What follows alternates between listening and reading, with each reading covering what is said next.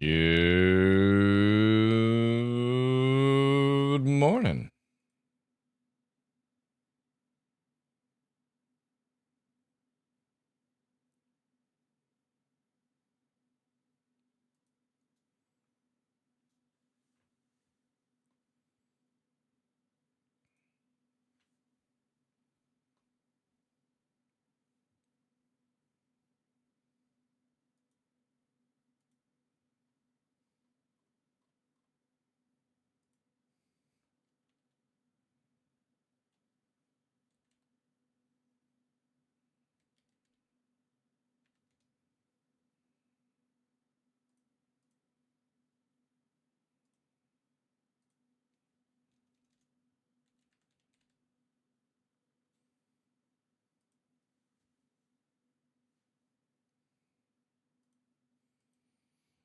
Welcome in, Seaman. Wyverx, TF, Sunrise, Bloodsucker. Good morning to you guys.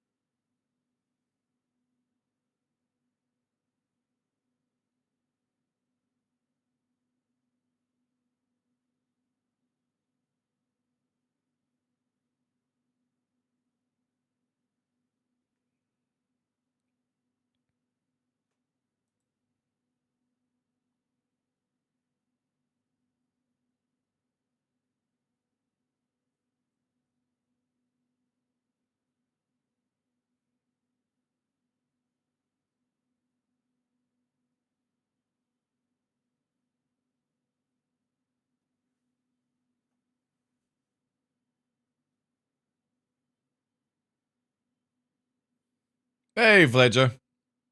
Welcome in, dude.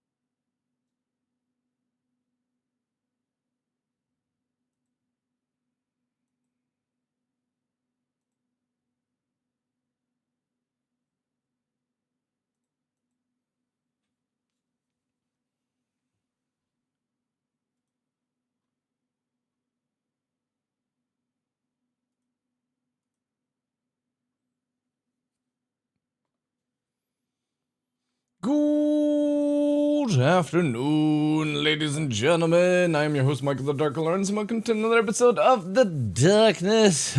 It is Saturday, chat, which means our science ship today.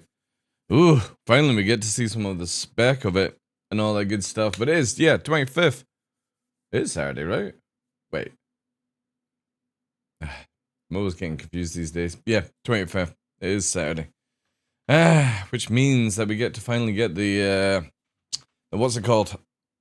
Get the CCU of the, Perseus. And all that good stuff. But welcome in, guys. Zeman, WiverXTF, Sunrise, Bloodsucker, Fledger. Hope you're all well, guys. Let me get this all set up here as well. We got the old, Spotify DJ on. What are you up to, White Wolf? No, just because I'm talking to people now doesn't mean that I'm talking to you. No.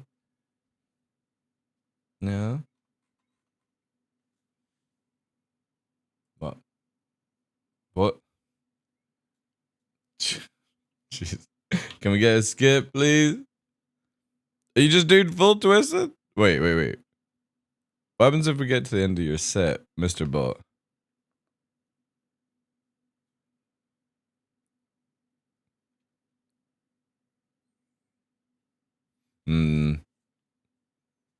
It's been a while since I've listened to this kind of music. That's crazy that it can pull that information. Yeah, so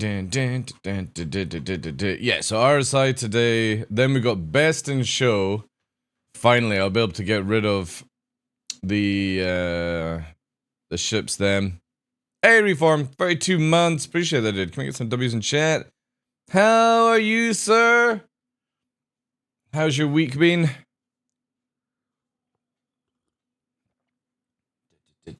Go lay down. No. I'm talking to the stream, not talking to you. Also, you're just throwing hair everywhere again. I'm well, yourself? Week from hell. Been super crazy, but weekend will fix that. Nice. Yeah, it's been a decent week. It's been quite rainy and stuff, but it's like super sunny right now outside, so it's pretty cool. So yeah, we got the RSI today. Then we'll get the Perseus upgrade that I need to get, because I'm going to upgrade my A1 to the Perseus. What's a weekend? I know, what's a weekend with you? Then we got Best in Show skins, which is going to be sick, because the 600i one looks really good. Then we got the grand finale, and it finishes on the 30th. So that is... wow, next Thursday? That's pretty cool. That is pretty cool.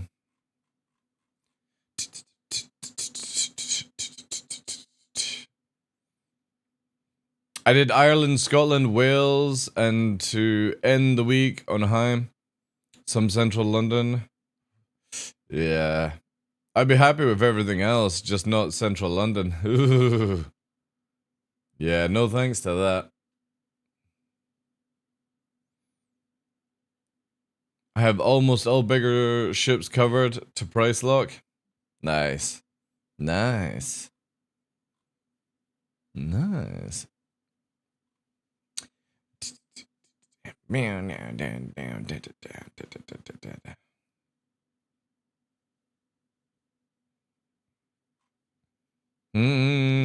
There's no new videos or anything. Alright. Doesn't Central London have a Pokemon Center? I don't know. I'm not a Pokemon fan.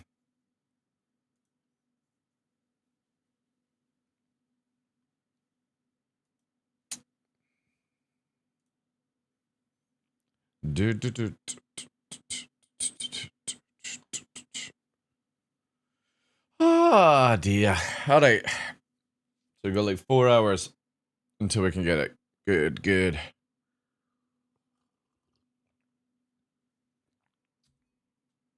Isn't that a kids game? Yeah, I wonder, right? When they were doing Pokemon. Okay, mouse. when they were doing Pokemon, right? Wait. All right, I need to change this. It's too much, Mr. Bot, for a Saturday. When they were doing like the pitching for Pokemon, they were like, yes, we'll target children, you know, stuff like that. I wonder if they ever thought it was going to be where adults would like take over it more than children would when they were doing the pitch for Pokemon. You know what I mean?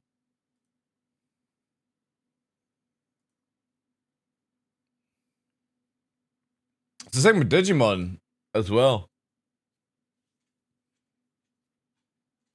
Like, it kind of feels like it started off as a kids thing and then obviously became like a cult. I think it's a generation thing. We're all kids when it... I wasn't a kid. When it hit, I was... When did it come out? Let's have a look. When did Pokemon come out?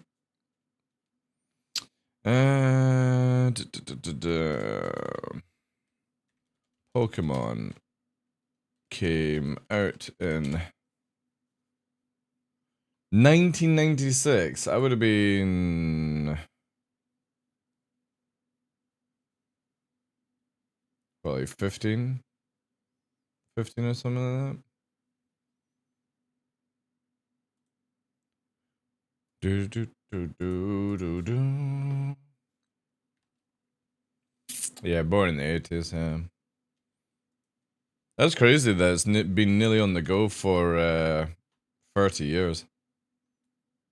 Is it 30 years? No, something like that. 20 years anyway.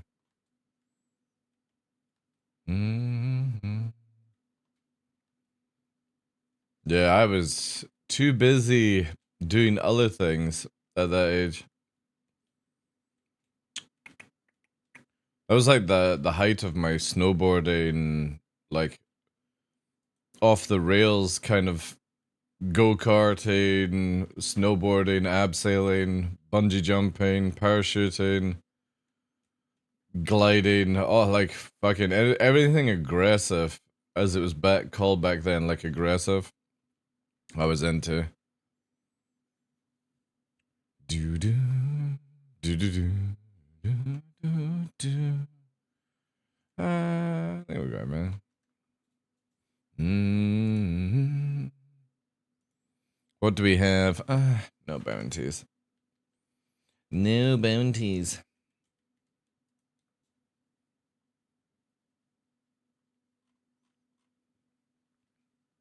And these things, like, pull you off really easy.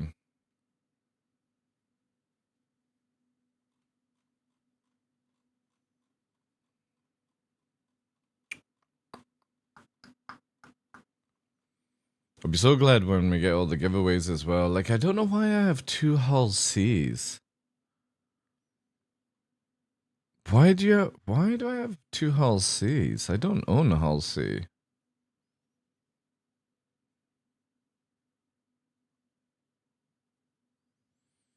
So we'll be getting rid of... I'm half tempted to melt the Kraken just to get rid of some of the loners. I really wish CIG would just allow us to disable loners. It's annoying. Cause I'll go for the ships I don't own. Don't own. Don't own. Don't own. Don't own. Only own one. The other one's from the Legionnaire. Don't own. Don't own because it comes with the Redeemer. Don't own. Don't own. Don't own. Don't own. Don't own. Don't own.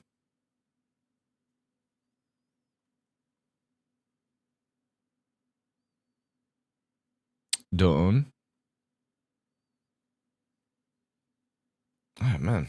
Why is it timing out? God damn it. Where we're at. Don't own. Don't own. Don't own. Don't own. Don't own. About to upgrade that. Don't own. Don't own. Don't own. Don't own. Don't own. Don't own. Don't own. Don't own. Don't own. Don't own. It's a giveaway. Don't own. Don't own. Giveaway. Giveaway. Don't own. Don't own. Don't own. Don't own. Don't own. Subscriber. It's man, it's crazy. Like, I really wish they would disable this for like or allow us.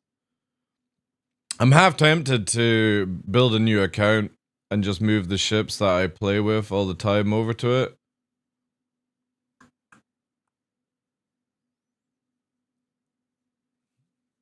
Because I could transfer some credit over and just have like an arrow and like an F8, and that would be it, really. Half tempted to try that, chat.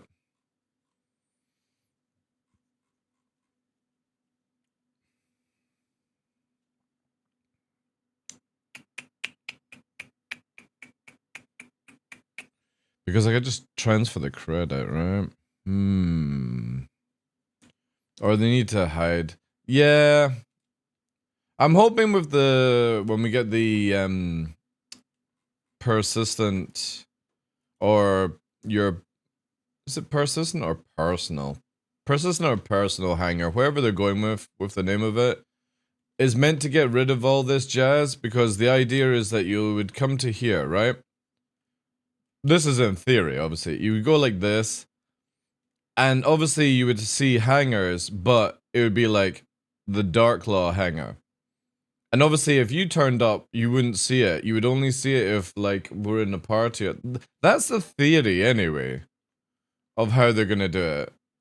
Because I can't see this being here when this will be inside your personal hangar. So I don't know what they're gonna do with this stuff. That's why I think personal hangars, it was meant to be out this year, but I think it's gonna be a lot longer. Too little, too late.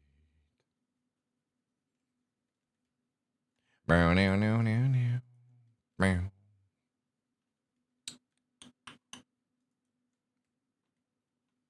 But yeah, literally having it where you could like sort it out or favorite, right? It'd be kind of cool if you could go to your ships and favorite, and then you only see your favorites on that window. I would love that. That would be a very, very nice feature. You like, even if you didn't favorite it there, you could press like Mobiglass, and on the ship select like this, right? I'll show you. Your way. You could go here and be like favorite. And then when you go to the ASOP, it only shows you those ones. Or like you could go to the tab that has like favorites and stuff. That would be really cool. I would love something like that.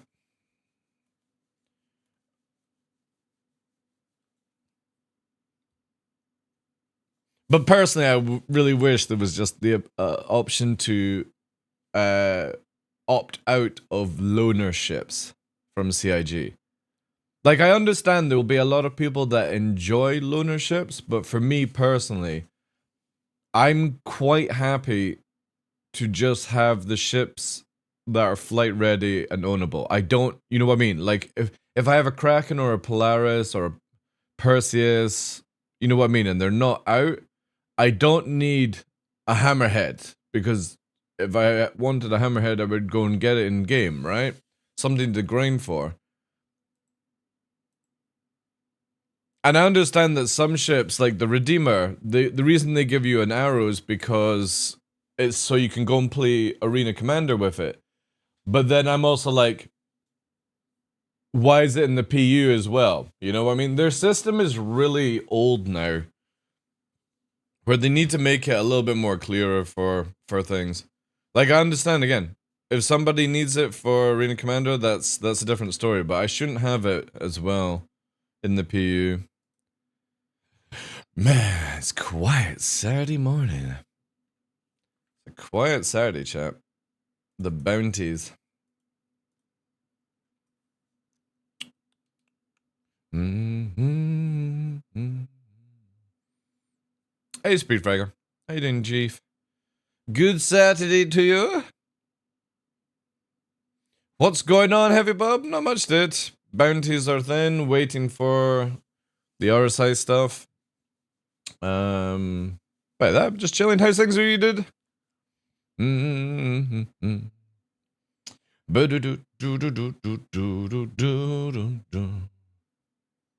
But yeah, also subscriber, like, on going on the idea of like opting out of loaners.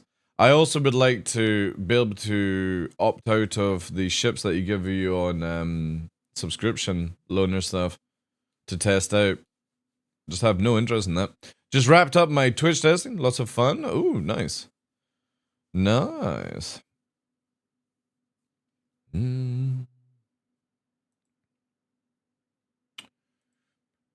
Do you remember?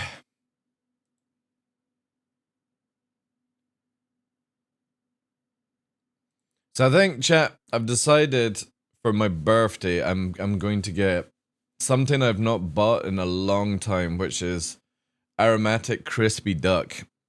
Or is it crispy aromatic duck from a Chinese restaurant? Well, no. Alcohol is an ongoing thing with me. But I have not had aromatic crispy duck from a Chinese restaurant in...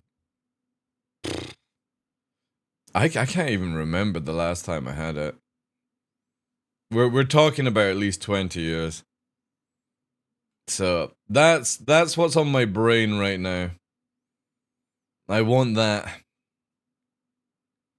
I'm sick with flu, but getting there to recover. Ah, nasty stuff. Yeah, it's that time of year, right? Flu. My mother just had her flu job, and she opted out of the COVID jab as well. Not job, jab. She had her flu jab.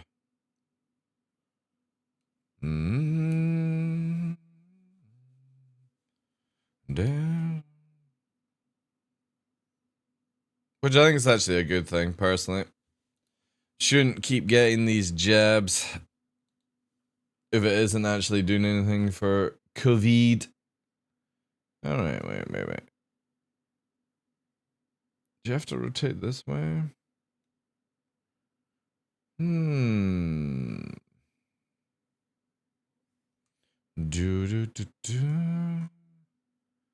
Where is this? Not that, it's...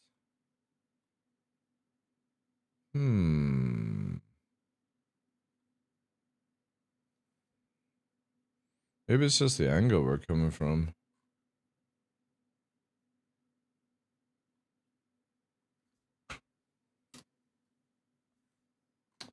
I kind of want to say it's here, but the planet textures are different. Maybe it's there.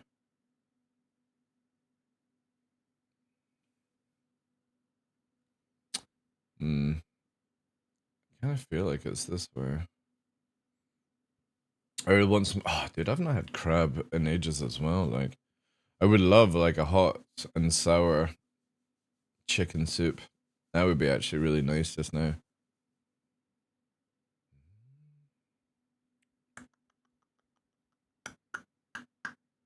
Oh.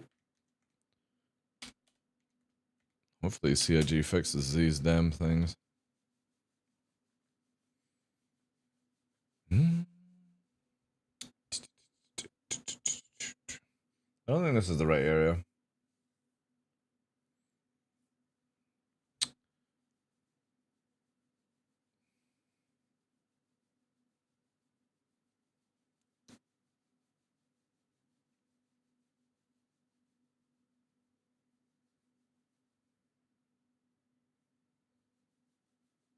Tie the room together. Like a proper oriental rug. None of those IKEA fakers. Yeah, this is not the right area. Nice. Yeah, this is not the right area. However, it might work.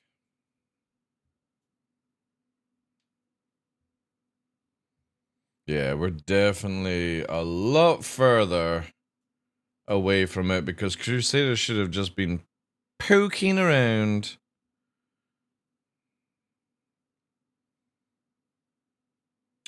We are a good 100 kilometers off target then. Damn! Quickly check this. Yep, quite a day, seems. The soup was too strong? Just imagine what it does to your guts, like. That's always like there's some things like, is that dude? Anybody remember that dude that ate a absolute bucket ton of carrots and his skin started to go orange?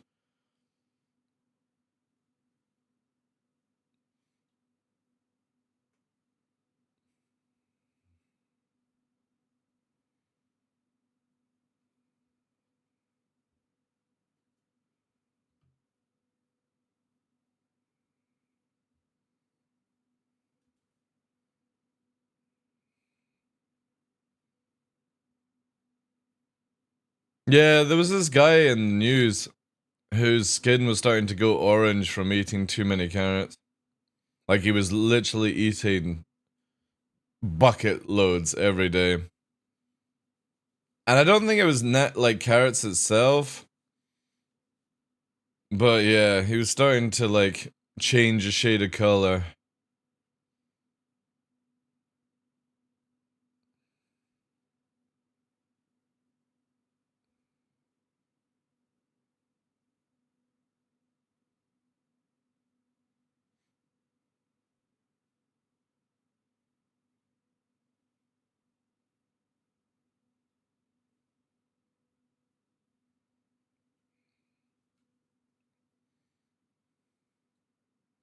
This is actually a not bad area.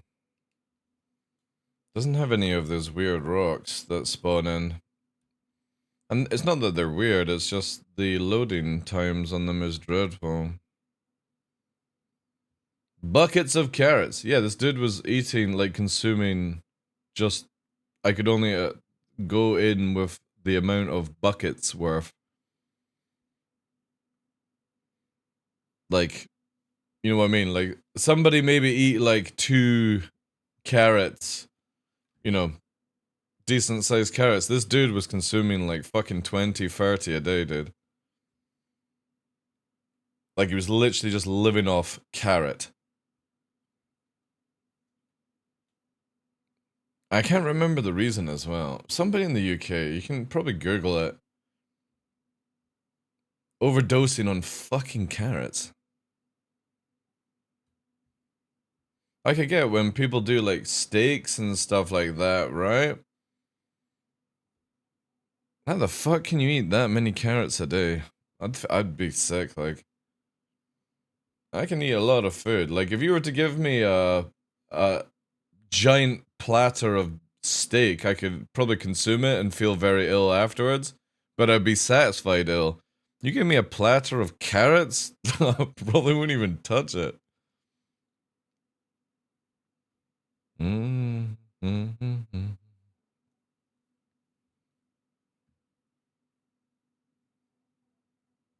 Steak bucket? I do like steak. Steak is one of my favorites. But it doesn't necessarily have to be beef, right? I do like ostrich, crocodile. Tasty, tasty.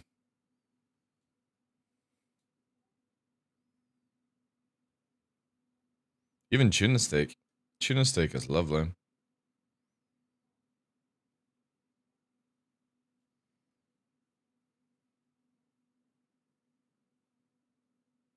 I'm not a big fan on lamb and pork, though.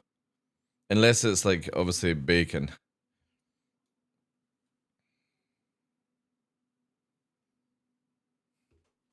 But yeah, I'm not a big fan on lamb. Same with mutton and stuff like that. Just... nah.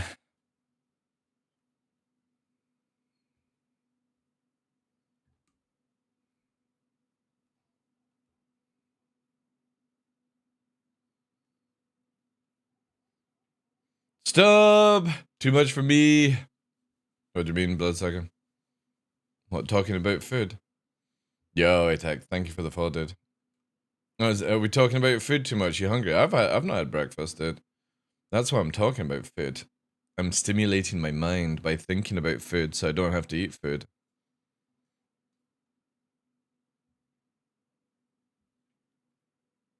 Hey, nice to see you, Tank. All the food talking making me hungry? Yeah, dude. Yeah. But that's good. Just wait till we start getting the videos and the pictures and stuff like that. See, I've never been somebody like that where I can talk, like even when I'm hungry, I can talk about food and stuff like that, watch videos, and I just more appreciate kind of stuff. I just had a 4-patty burger. Which our bloodsucker is gonna cry very shortly.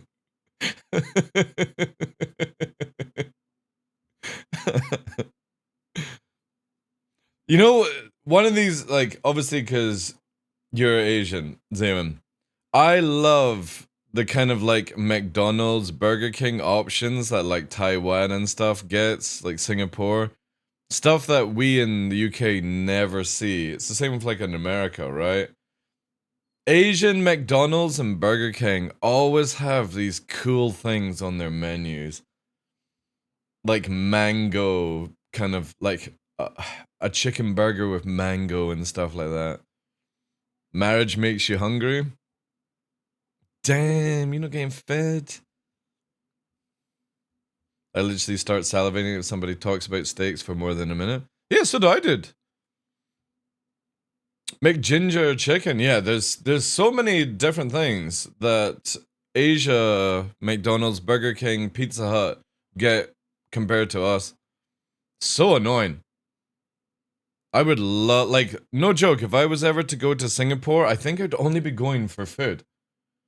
Especially to test out those 7-Elevens. Apparently Singapore is meant to have the best 7-Eleven in the world. Where it's like a fucking Michelin restaurant kind of quality. Which is crazy. I heard American McDonald's are the worst McDonald's. Well, I guess it just depends where you go, right? Because there's a lot of places in the UK where McDonald's is horrible, but then when you go to the rural places, they just seem to cook with a little bit more passion than the typical stuff, so... Yeah. It's like a world record or something like that. I would love to go and see that. Because there's a lot of Asian food I would like to try. Their buns look really, really good. And dumplings as well.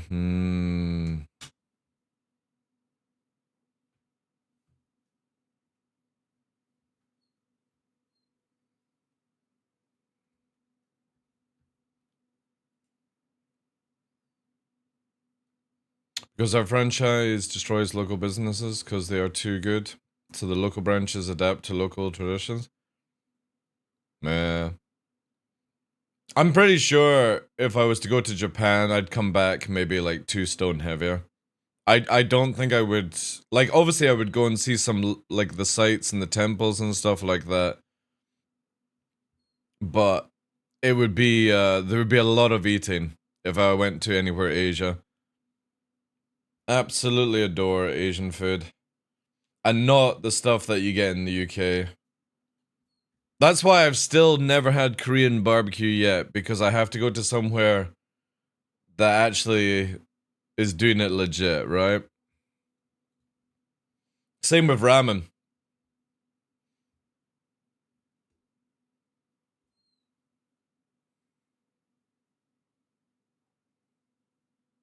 The worst things about Japan food is that you usually have to stand in line for hours. Dude, I'm fine with that. I am fine with that, dude. For good food, I'll stand in a line. I'll just bring some snacks. And good people to talk to. Mm. Mm. But then you guys also have amazing, like, street food as well, though. That's why you never tell anybody what's good, because things don't scale well. True. I heard about that. Like, when you find a place in Asia that serves really good food, you never tell anyone about it. Because you don't want the queues. Because queues usually mean good food, right? Or somebody's waiting like an hour before the place even opens. Then you know it's good food, yeah. Yeah.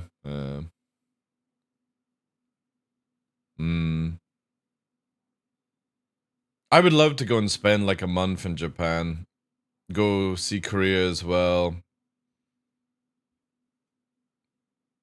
It'd be sick. But far too expensive. Too rich for me.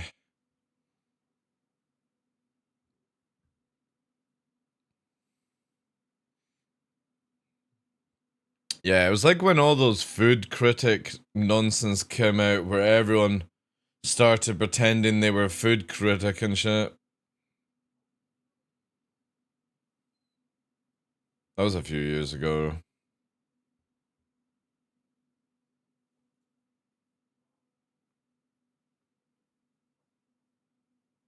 Oh, also, sorry guys. Forgot to give you sounds of the game. Hey Zeus, how you doing, dude?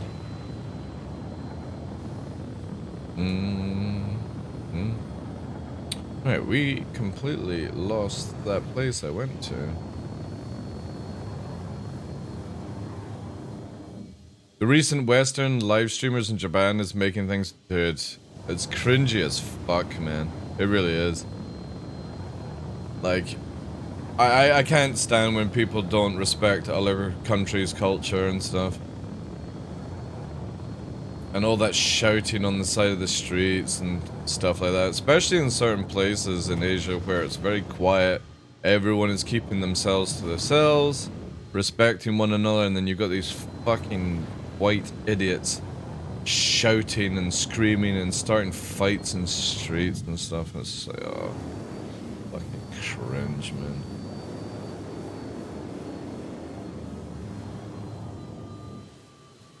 Too much fucking money.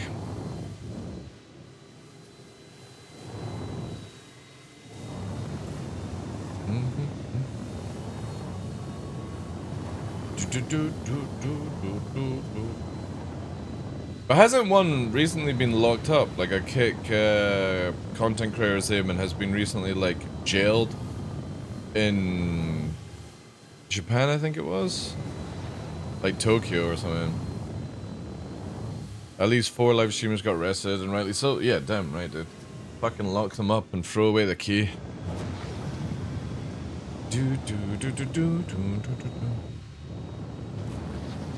Looking around for cheap fuel? Yeah. See, I live rural in Scotland, and that's a no-go, because cheap fuel does not exist out here. Because to go to another, like, garage to get fuel will cost you too much money to try and find it, you know? Just accept the price, because if you were to, you would have to do like 20 miles to find the next one.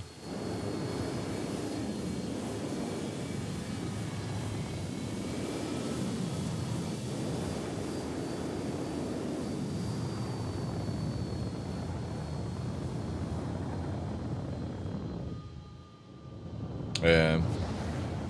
Ooh, that's a nice one, actually.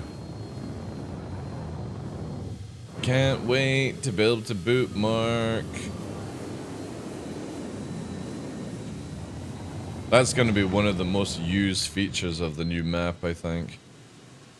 Yeah, this is a nice corner. Over the lip as well.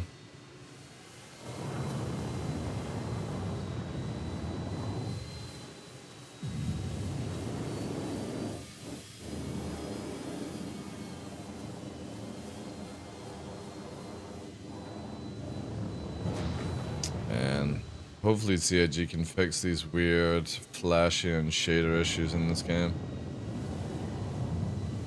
Seem to see it way more on Daymar than anywhere else. I'm the guy who pays extra and gets moving. It's the same with like peripherals and PC parts and stuff like that. I would rather pay a little bit more premium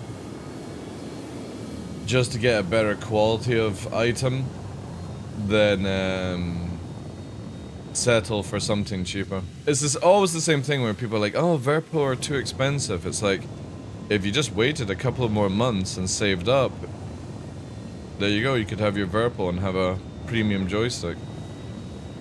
People are always in a rush to just buy straight away for some reason. Hydrogen fuel. Oh, God, I'm distracted by that. I do have it off, announce alive. That's the issue, dude. I've got it turned off. This doesn't do anything, by the way. This nonsense. It keeps going back to high for some reason. So when you do it in the console, for example, see, it's already off. Off, and then I always do TSA as well when I get in as well. They're both off. It's just so bad. I really wish you could disable even more shadows right now, but you don't have the option, sadly.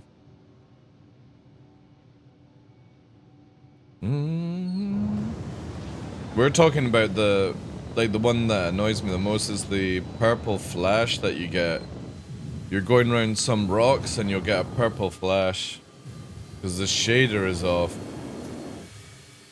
Hey devs, good afternoon to you, dude. But the also the shadows for the since like 3.19 have been off as well. Not just the one you're talking about. But a lot of, like, see, watch this, right? This is the issue that's going on in the game. Loads are completely out of whack, watch. See, look at that. See that shit? That's the issue we have right now in the game. Look at this. The loads are just fucked. Absolutely fucked. See how many times this rock changes because of the loading issue. Absolutely bonkers, man. And we've had this for a couple of patches now.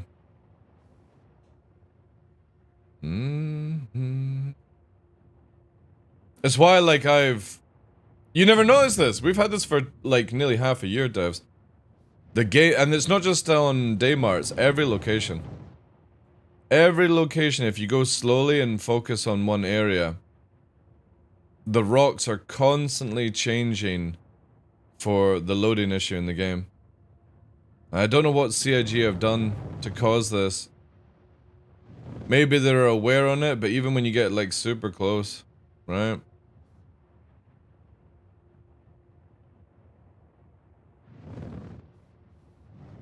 But it's everywhere. Everywhere does it. See the shadows here? Look at that. So you're looking where my camera is right now. See these rocks here? Watch this. Or maybe if I do it this way a bit more. No. So I have, like, my camera is blocking it. Let me try and move around so that the camera can see it.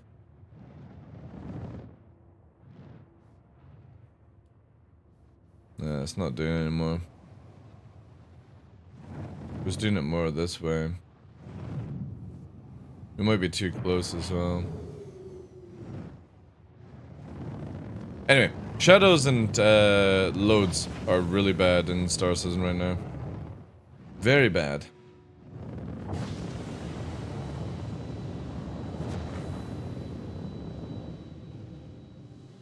There's not many things that can be tweaked for optimization open world, but that's the go-to thing.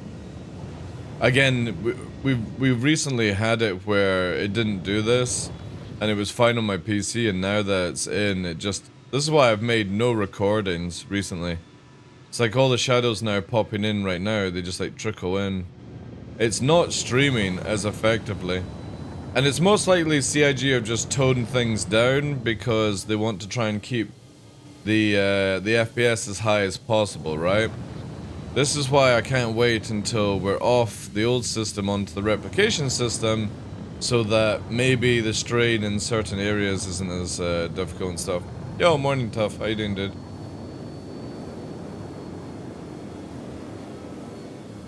But we shall see what they do. It's just super annoying, because I would love to do some recording, some low-fly videos, but nothing worse than you're doing a really good low-fly and the rocks are just teleporting around and doing stuff. Wasn't rendering until they literally right next to us. Yeah.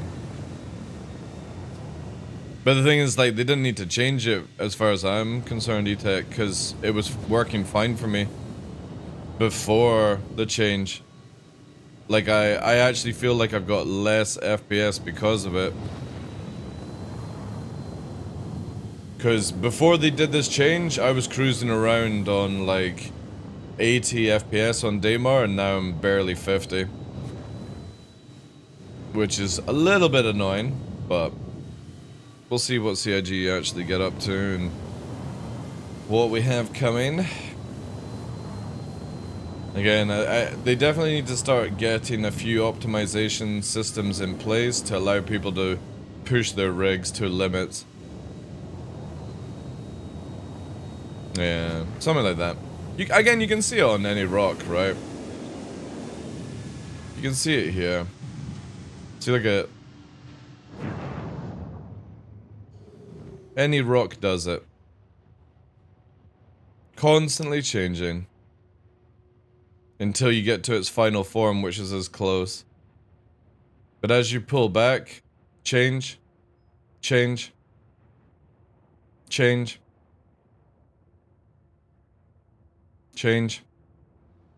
So it's going through like 3 stages, it's just not doing it smooth, it's just dumping it instantly. Change, change. And you can see here, we can start moving and the rocks even change, like the shadows and stuff like that. It's all because of this shadow stuff that they recently added in. It works really well on DCS World, but CIG have not got it good for Star Citizen yet. The faster you move, the quicker. I wonder if actually we can try and do this, right? I wonder if it's one of these, let's call it. Terrain tessellation distance. Let's put these to like low and see what happens.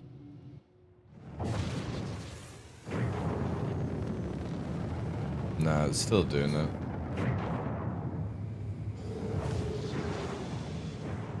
Yeah, it's definitely this shadow shit that they've added in.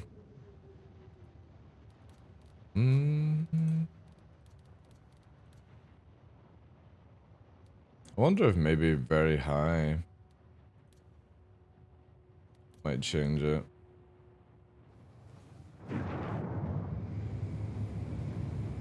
Nah.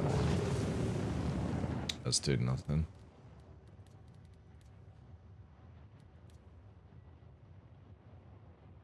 Oh, it's gonna drive you crazy, yeah. It's been driving me crazy for ages. And it's none of these things, like sharpening or anything like that, film grain. It's not that.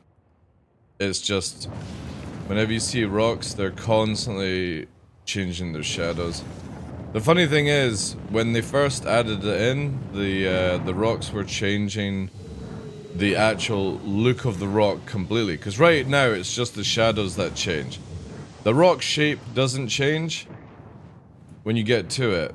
It's the shadows.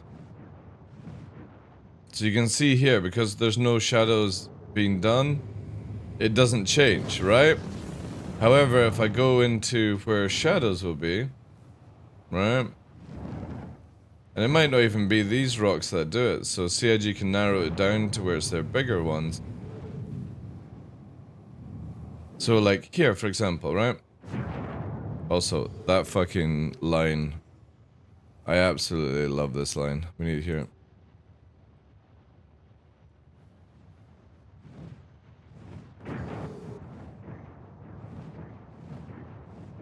See, it's not changing the...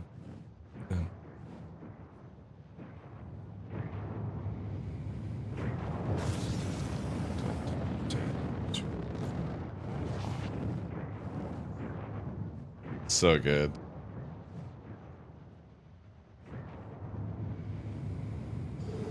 Yes, it's not actually changing the rock's shape. It's just changing the shadows on it. I would love to disable shadows or lower them down in this game.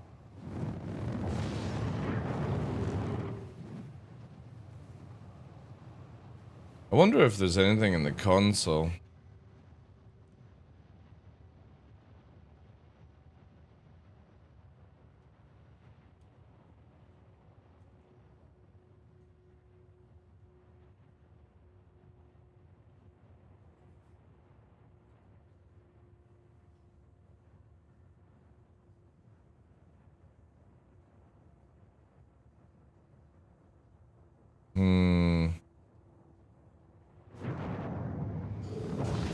Is there... what's under? What area is loaded under?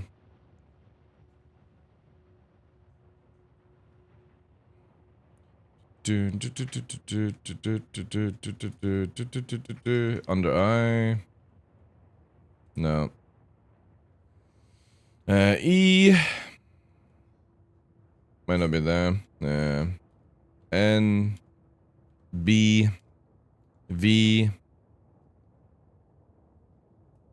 C. Grass Maestros. Yeah, I don't think there is a VOD. X. Z. L. K. J. H. G. Notifications. Friend requests. GRP. C. No. F. D. S. Silent shutdowns. Vector handler. No, they're all turned off. A. U. I. Is that? I don't think there is actually. Oh, wait. Shader shadows free. Wait. Q. Let's turn shader shadows to fucking 0. No. Still doing it. It's definitely a load issue. Put it to 1 maybe. Sky is free. Post particles free.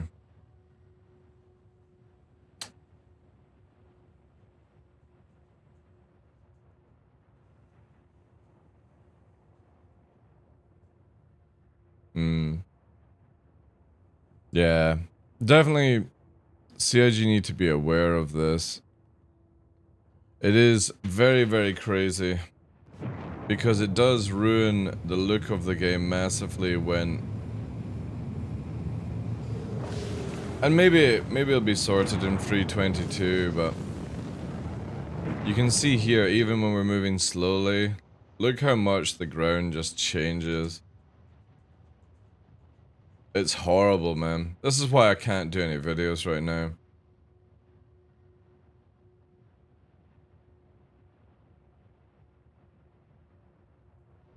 And it seems to just be on the big rocks as well.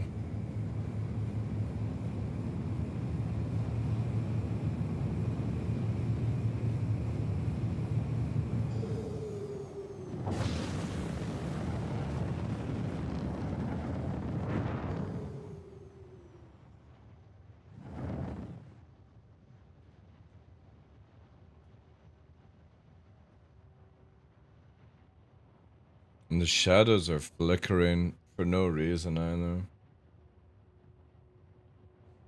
It's definitely like shadow load issues on the go.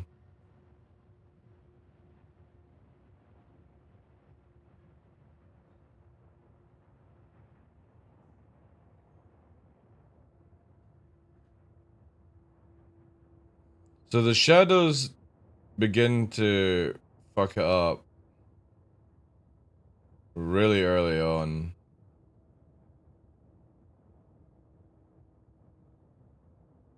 Then the loads are just going crazy now as we get closer to the ground.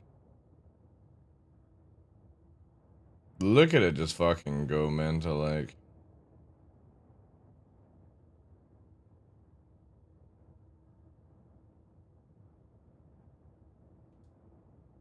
And this is super slow, like.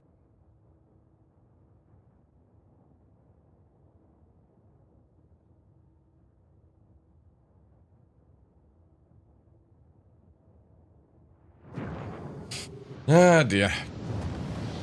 Yeah, dear. Yeah, it's not meant to happen if it's in view. And there was the purple flash. There's the shader kicking in there. That was the one I was talking about earlier on. See if it does it again.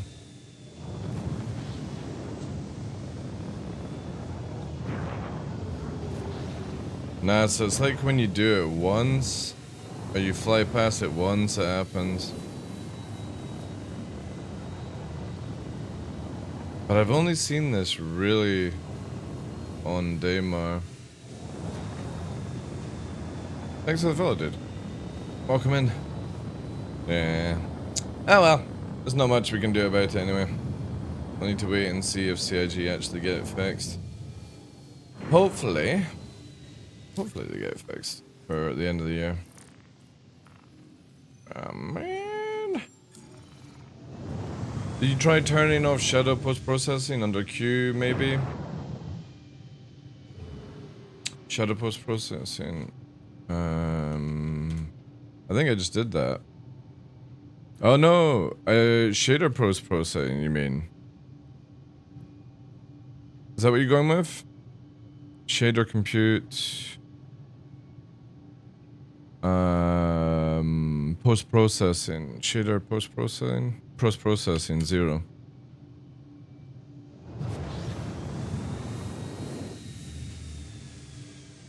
Nah, it's still doing it.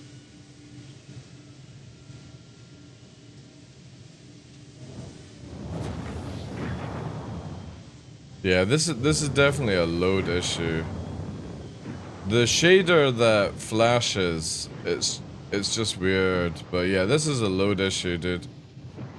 Shaders are not gonna sort that one out. That CIG's loading system is not meant to do that on rocks. You know what I mean? Like when you see it here, see how it changes? It's not meant to do that. It's constantly trying, like instead of it just streaming in smooth, it's going through all the stages, like just instant dump basically. So as we approach something, and we're doing this very slow. Yeah. Oh, there definitely needs to be way more options. It's crazy that we have to do stuff in the console, but CIG still haven't got somebody to do these things. Anyway, I don't think shader... We'll try, like, shader post-processing at 0, see if that actually eliminates the purple flash, at least. But... I did notice that... Did you guys notice that in the first engine video that they showcased at CitizenCon had massive load issues in certain areas? Like, it was doing the same thing that I'm pointing out here. And in the new video, it's fixed. So I'm hoping that means that maybe 322 or at least next year we'll get the system in. Because the previous, like within a month, it's been fixed on their end, it looks like, anyway. Again, if you watch the first video we got at CitizenCon when it was flying over Microtech, the loads were going insanely crazy. Where it was just doing the same thing but on a crazier scale. And then in the one that we got this week, it's fixed. There's hardly any, so I think CIG maybe have dialed it down a little bit. Which is good, because again, it's... I don't mind if, like, textures are sort of missing in certain areas and stuff like that, but as I'm flying around, the world should not be loading, right? Especially with what I'm trying to do. Thank God it doesn't change the shape of the rock, it's just changing the shadow nonsense around it. Just needs to be dialed in, but it's very frustrating. We had this a while back, actually. Like a couple of years ago when they were adding in new stuff and changed. Like, you can, again, you can see all the shadows, like... It's mainly just shadows is the issue. CIG need to add in the ability to tone down shadows. To go, you know what I mean? In some games, like, changing shadows from high to low massively fixes FPS in video games. Yeah, I would rather that as well, E-Tech, right? Because it's not doing it on the small rocks, right? These small rocks are just not doing it. See? Doesn't do it. It's this shit. These big ones. And I would rather just CIG disable the big rocks to begin with, just for the time being, right? See how it's going there? The wee ones are not doing it.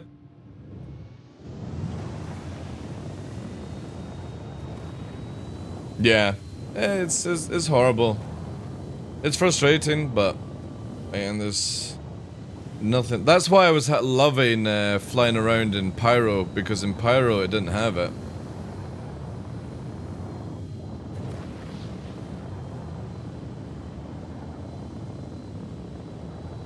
I know. I know.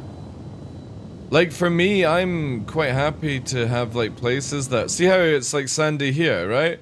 This feels more natural to me than... And with, like, the odd little rock here and stuff, but when you get these big clutters here, this doesn't feel natural at all. I've never been anywhere on Earth where it just starts doing this and then it just disappears, right? Like, you would have to have, like, a reason. Why have the rocks just been thrown over here, right? You know what I mean? Like, for rocks like this to form, something have had to smash them to be like that, or rain, sand corroding, but then if the sand was corroding these rocks, they wouldn't be sticking out so much. It just doesn't feel natural, right? It feels very placed when you deal with these sort of things.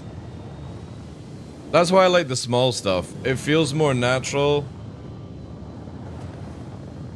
Just to give sort of like a little texture and stuff. It's the same when you go to the new atmosphere map on Arena Commander. Have you seen how many rocks are on the ground? The whole ground is covered in this rock stuff, and it doesn't work like that. It just looks really bad. There has to be a reason why things corrode. Erosion and all that stuff, right? Again, I'm not a fucking master... It falls under geography, doesn't it? I think it's geoist and stuff.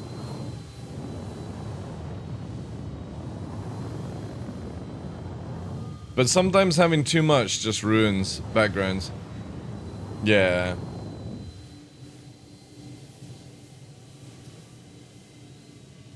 Your VKB stuff just arrived, wasn't expecting this for another week. Yeah, sometimes they get early stuff out, right? It's the same with Verpal. I remember I was waiting for a joystick and it was meant to be out like at the end of February one year, and I got it at the start of the month, which was amazing.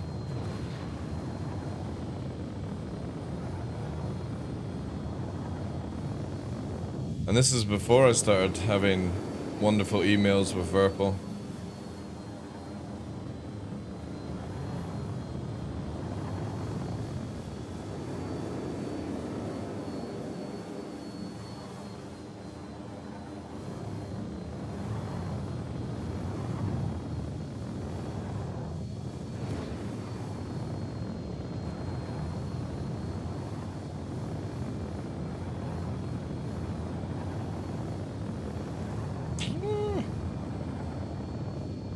We could have made that a little bit tighter there, but the rocks are changing. We get some trees? It's the same with Microtech. Some places on Microtech have too many trees.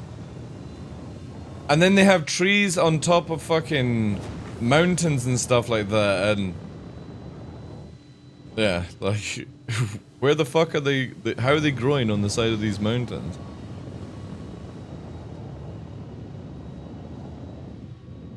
Yeah. Again, they can do a lot of toning down.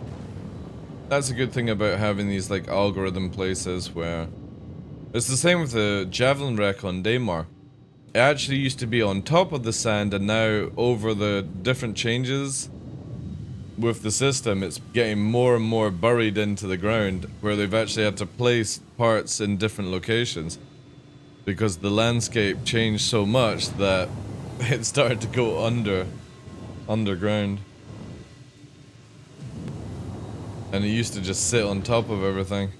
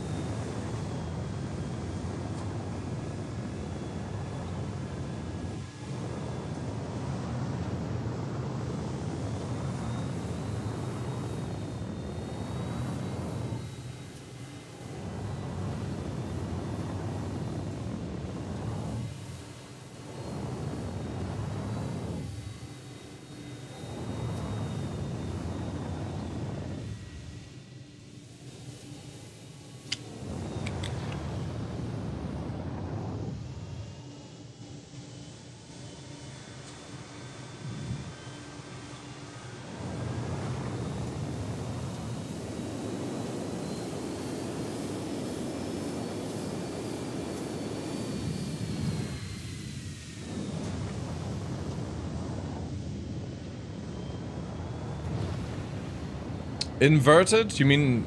do you want me to fly upside down? I do it all the time, but it's just like... the problem is, the arrow tail fins stick up too high, dude. So you can't really hug it as you would if you were going the other way around.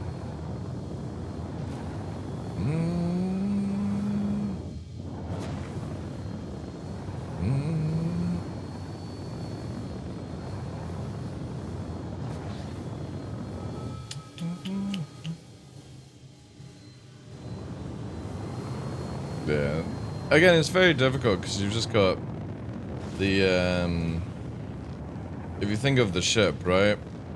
When you're going this way, it's a lot flatter. But when you're doing inverted, you've got to add in the extra bit.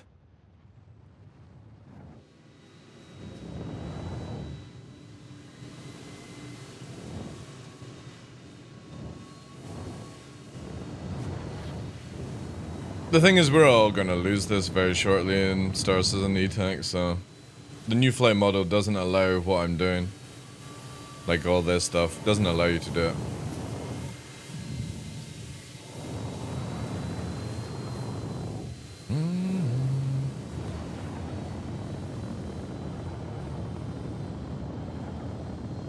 The Master Mode system for Atmosphere of Flying doesn't allow what I'm doing right now.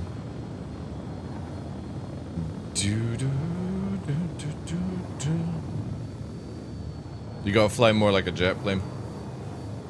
Aerodynamics will fuck people in the new system, even on moons. Oh, it's broken in this patch. Alright, we're gonna disable that then. We're going to disable that if it is actually fully broken. Or we'll tone it down maybe. No, it's fully broken. TIG have broken it in this patch.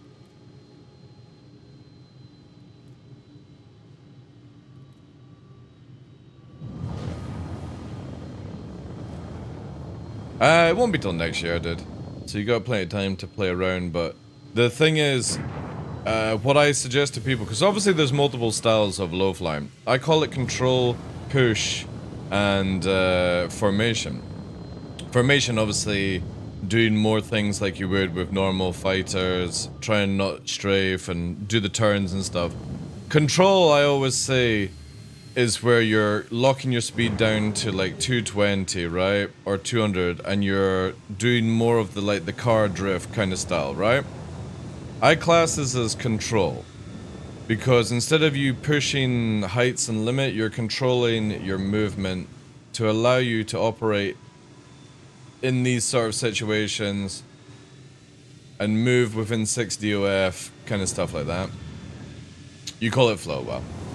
It's controlling your ship to be able to do certain things. So control is gone, as far as I'm concerned. You won't be able to do any of this stuff. Because what happens is the slower you go in atmosphere, even in moons and stuff like that, puts you into a secondary flight model. So, say for example, you'll start to stall basically, and what it does is it brings you down where you'll have to hold your nose up to then maneuver, right? So you're always going to need thrust. No. You forget that in the new system, or if you're not sure if the new system is, you can't always strafe in these new ones, right? So the slower you go, you're going to overheat your engines and you'll eventually fall out of the sky. You can't do what I'm doing right now, unless you have a VTOL ship. You only can come to a halt to then land, basically. So wings with lift, yeah. So if we were to do this where, for example, let's lock our speed right down, put cruise control on at 100, and I'm not allowed to have strafe, this is how you're going to fly in low flying. If you were to stay at 100. Not using your strafes, this is literally where I'm not strafing, I'm just yawing, rolling, and pitching, right? And that's without afterburn or anything like that, but you can see how I'm literally pulling it around. But in the future, you won't be able to do something like this whilst you're flying. Can't do this in the new system. And the reason for that is they want to make it where you can't shoot people on the ground and do this kind of style, right? So what they do is they make it where you stall and you have to then pitch down and stuff. So a lot of people who do control or flow, as you're saying, fly like this. And they've got into this very bad habit of where they fly like this. This is completely gone in the new system because your main thruster outpowers your upthrust. Upthrust in this game is very powerful, right? You'll burn your engines out. The moment you go into atmosphere, you can't just do what we're doing just now. You burn your engines out in the new system if you overuse them.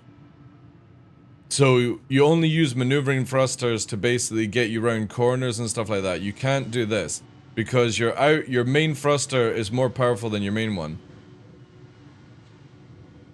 Max vertical thrust probably ain't enough though. No, it's not. So again, your main engine outpowers your maneuvering thrusters in the new system. So when you're doing something like this would be, out of all the habits that everyone has, I would say everyone should start learning not to fly like this, right? Best to try and start learning to low fly by keeping into the positive horizon on the ladder, because then you've got way more chance of maybe being able to do stuff that we do, right? But if you're doing this, your up thrust can't help against the main thrust. So when you push forward, you would have to do thing, but again, this is going to throw you into the new landing system where you're not allowed to do this. It literally forces you to bring your nose up or you crash. So I actually see low flying going from this sort of height to this height. And this is actually going to be skillful. Because when you then do your turns and stuff, you'll have enough area to stall and bring yourself back up. Hey Skylum, how you doing, dude? So I would say that more low flying will be like this, where if we lock our speed down and let's do like default, right? This is how you're gonna low fly. Obviously you'll have your afterburn, you will have your strafes to go around, but this is where I see a lot of people having to change their style. Because again, when you dip your nose to say do an inverted turn like this, you're gonna stall. And you're gonna be fucked. So, again, we need to fully see how the system will work, but it's definitely going to be in a situation where pointing the nose to the ground is going to be a very bad thing. Is the Cutlass, for example, going to be more viable in atmosphere? For landing, you've got to remember that any ship that's moving forward like this, Dog Paddy, is not going to be using its VTOL system or its upstrafes or anything like that. It's just going to be using aerodynamics, right? And when you use your afterburner upstrafe like that, like I've just done, you can burn your engines out in the new system. Which means that for somebody in an Arrow who has very, very small maneuvering thrusters, you're going to be governed by, instead of just doing this shit in atmosphere, right? Instead of doing stuff like that, you're going to have to more roll over instead of inverted. So keeping your nose up so that when you do stall, you can then afterburner and push forward to get yourself back in to it, kind of thing. So I doubt there's going to be a lot of this, right? This is going to be suicide. Because you're never going to be able to pull yourself around a bit, right?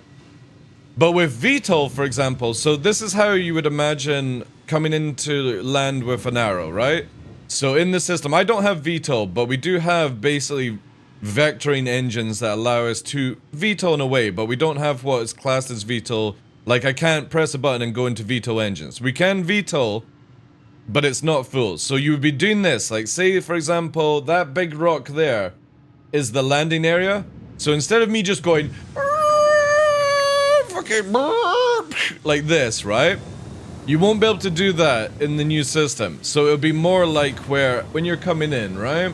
You're flying around, you see your landing spot, and you'll be like, right, I'm lined up, wings in, into the hovering system like this. So now we're into the new VTOL system for landing, and you'll be doing something like this. Alright, I need to park myself like that. It'll be very, very small movement, right? And then you're doing this, because again, you'll burn your engines out if you use them too much. And then you go down, like this. Now the difference is, when I take off in an Arrow in the future, I'm going to have to get some serious height before I actually gears down, and I would have to do this, get my airspeed up, and then I'm off, right? That's how you would have to be in the new system. But for example, with VTOL ships, like Cutlass and stuff, you will still have to do the same thing. The difference is, you're not going to have to do it as slowly. You'll be able to come in and go VTOL mode engaged, and you'll be like, right, we're now in the landing system. Because you've got actually the ability to turn the engines. And the difference is when you take off with VTOL is you'll be able to go helicopter mode, which is more like that, right? And as you get the speed and the height up, you will then do this, and then you activate out of VTOL mode and you're away. Basically like how Ospreys and stuff fly. Landing gear raised. And that's what you'll probably see with the new system. Ships that don't have VTOL will have to do very gentle lands and very gentle takeoffs instead of this fucking bullshit that we've got right now, which is just basically, oh look, I was going Mach 1, now I'm going 20 meters a second. It's gotta stop, right?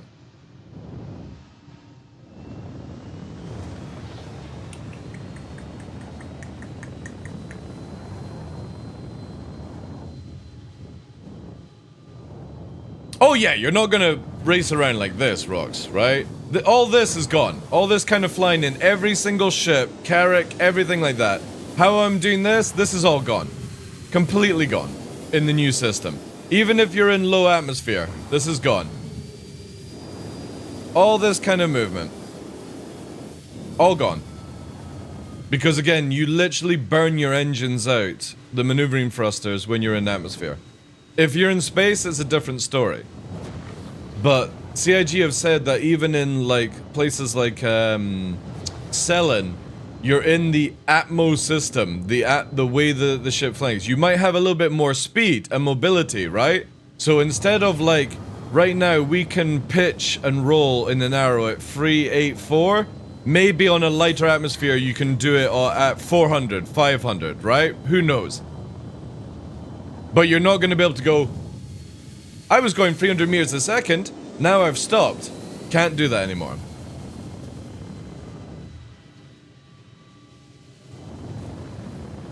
Yeah, but they're doing it for game balance, not for realism though, E-Tech, right? That was the way CIG has looked on it. Because the biggest issue we have in the game right now is if somebody in a fighter turns up and goes, oh look, you're on the ground. Oh yeah, this is easy mode. Why ever get out of my ship when I can just do this to you? This is why it's changing. Because they don't want you to nose down anymore, you know? They want it where, again, you got to fly a little bit more natural. Then the Gladiator, it all depends on where they go with aerodynamics, Gamma. You have to look at it from this. The Arrow is like an F-22, very sleek. You know, low, like, center of mass, stuff like that. Very lower weight as well than a Gladiator, so I think the Gladiator will be really good in flying, but you have to remember the turret on the top doesn't really add to aerodynamics and stuff, so you'll find that fighters, or like the Arrow and the Gladius and the Saber, the F8, not the M50, because you've got to remember for the M50, it's literally a rocket with tiny little wings. They won't be good.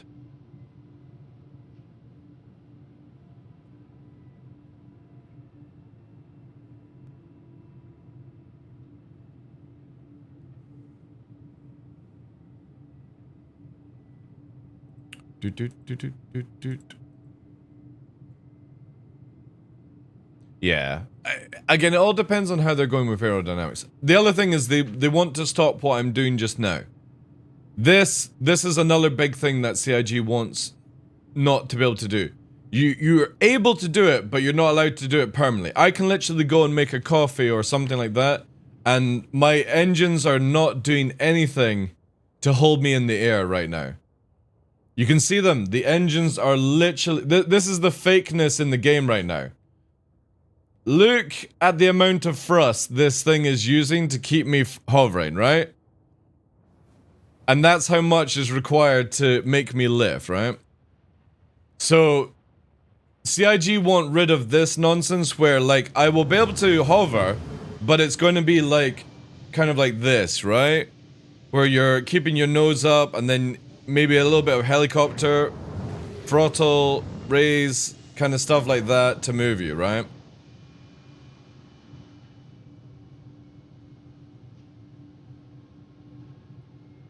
Because then they would have to redesign all the ships, right? And which is easier to do? Make a game choice, balance sort of choice, E-Tech, or literally go and remodel all the ships, right? Yeah, it might not be for the system, though. Yeah, that's actually a more fair way of saying that. Because you've got to remember that right now they only have 60 people working on all the ships, and that's including small, medium, large. You know what I mean? If they had maybe like 300 engineers, yeah, I think they could go through it, but I think CIG are scared to start doing what you're suggesting, which would be fun. I think that would be a lot of fun, and it would be also more sci-fi future kind of gameplay. I just don't think they have the manpower to be able to pull off. They should have done it from the very beginning. Instead of going with, oh, let's have the ships move in every direction and stuff. No, I didn't buy a Terrapin yet. I'm holding back on it. I went with the Legionnaire instead. Tough. So I've got, for group play, I've got the Valkyrie, Prowler, Hoplite, and a Legionnaire for the dropship pilot mentality. Means I can do anything for you guys, or for anyone, man. I think the Terrapin for me is like, maybe down the line it won't be as useful as it is right now, and I'll just get in game, it's not expensive, so.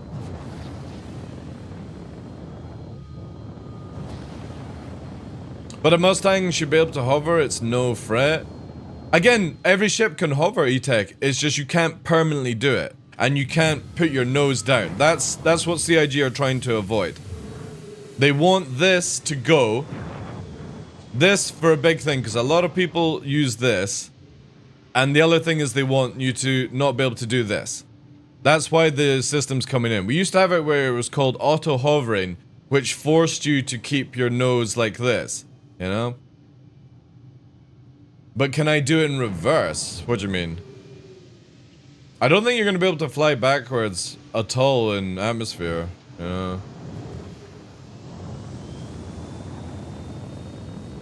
Again, it's mainly, if you can't fly backwards, then how do you take off? Well, you can fly backwards, you just can't go Mach 1 backwards, because if you look at this, right? Let's just use 1G terminology for this, right? I'm literally about to hit Mach 1 going backwards. They want this to be gone. You shouldn't be able to do it. I'm 400, 500 meters a second going backwards. I think you'll be able to move around backwards. You're just not going to be able to fly backwards anymore. So for example, like if you're coming into a hover here, you're going to be able to actually go backwards. For example, like I could go there and I could start doing this, right? To get to the pads and stuff like that. Proper like VTOL system. You're going to be able to do this up, down, all that jazz. I just don't think you're going to be able to go whee kind of shit, right? I think that will change.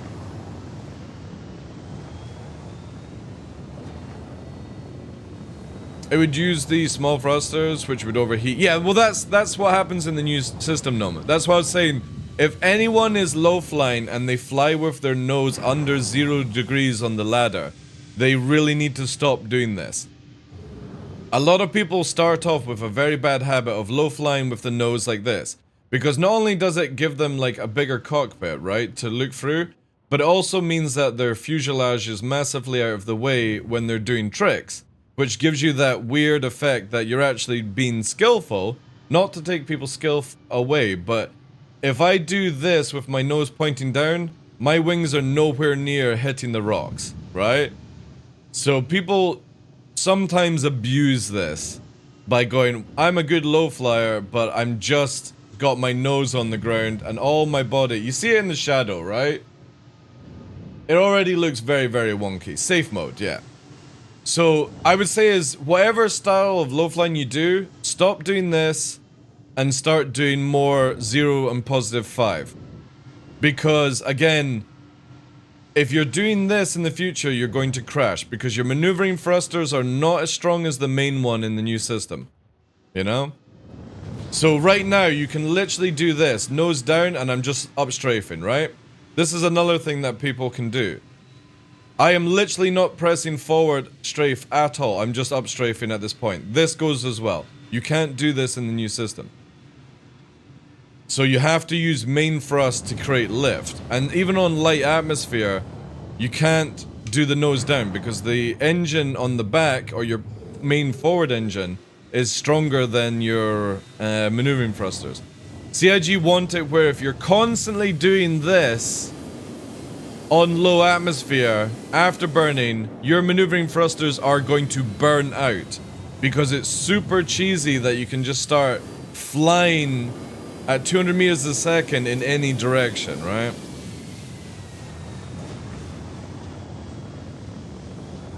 Depends if they're putting hot air pushes in, though, E-Tech, right? We have no idea how advanced their air surface thing is going to be. We don't even know if they're putting in the ground effect. If they put the ground effect in, then nobody's flying low to the ground. Apart from, wait a moment, what ship do we have? Maybe the the Eclipse might be able to fly low in ground effect. It has sort of like that rounded sort of shape to it. But you wouldn't be able to do this if they add in ground effect. You'd crash.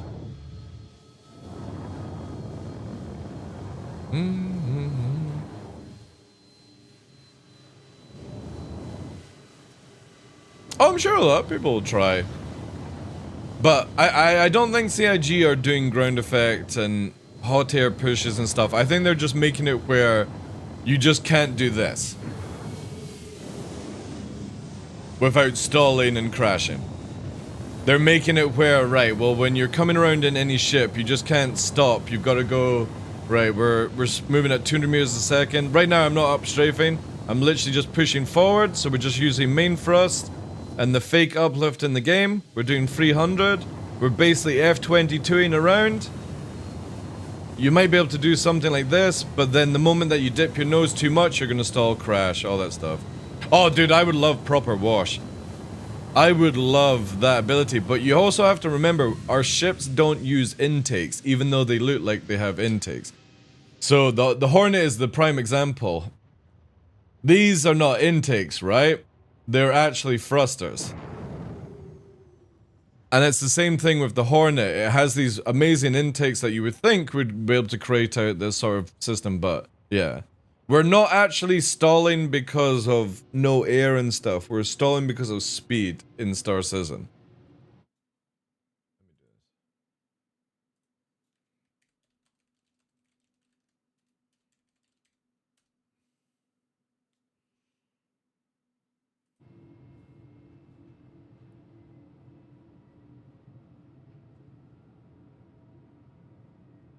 Well, yeah, the current system is very faked, though, E-Tech, around how thrusters work in the game. That's a big issue, for example. Like, we don't have, like, I've seen a lot of videos of people where, yes, right, now you're getting affected by aerodynamics. There's no aerodynamics in Star Citizen at all right now. And they're like, alright, you can feel the air. There is no air in Star Citizen. It is literally a fake simulation on, for example, if I do cruise control and I do this, I'm not creating any lift. It's the thrusters underneath making it feel like we've got lift to do something like this, right? See, the thrusters are underneath. See it? See how they're pulsing? They're doing that shit to make it feel like you're able to do that stuff. In the new system, it won't do it this way. You'll actually have to get airspeed up to be able to do it. So whenever I see videos of like, yes, in the current Star Citizen, we've got air, we've got aerodynamics. No, you don't. You don't. It's all faked around how maneuvering thrusters work. Because if I stop, the ship stops. I would naturally crash in that situation. I'm here to play, but I want it fun and good mechanics. But you've also got to remember, E-Tech, not everyone will think like you, right? And this is not to disrespect you. The game is not built for people like you and me. It's built for people that literally want to roll their face over a keyboard and play the game.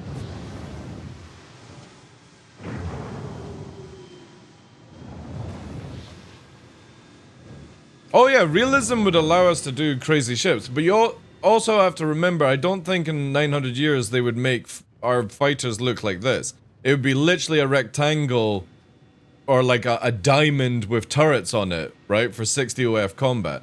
You wouldn't need an actual fighter. It's built for my grandchildren. Exactly, yeah. So, for me, long as we get it where people are not able to do Mach 1 going backwards, and people are not able to cheat by just doing this above tanks and killing them, because that has to massively stop, in my opinion. It's ridiculous. I took on, in my F8 Lightning, I took on 4 Storm AAs, pounding missiles at me, and I could dodge them for fucking days by just standing on top of them, and just doing that. And then when somebody else fired, I would go behind a wall, but I was literally doing this. They couldn't even aim up.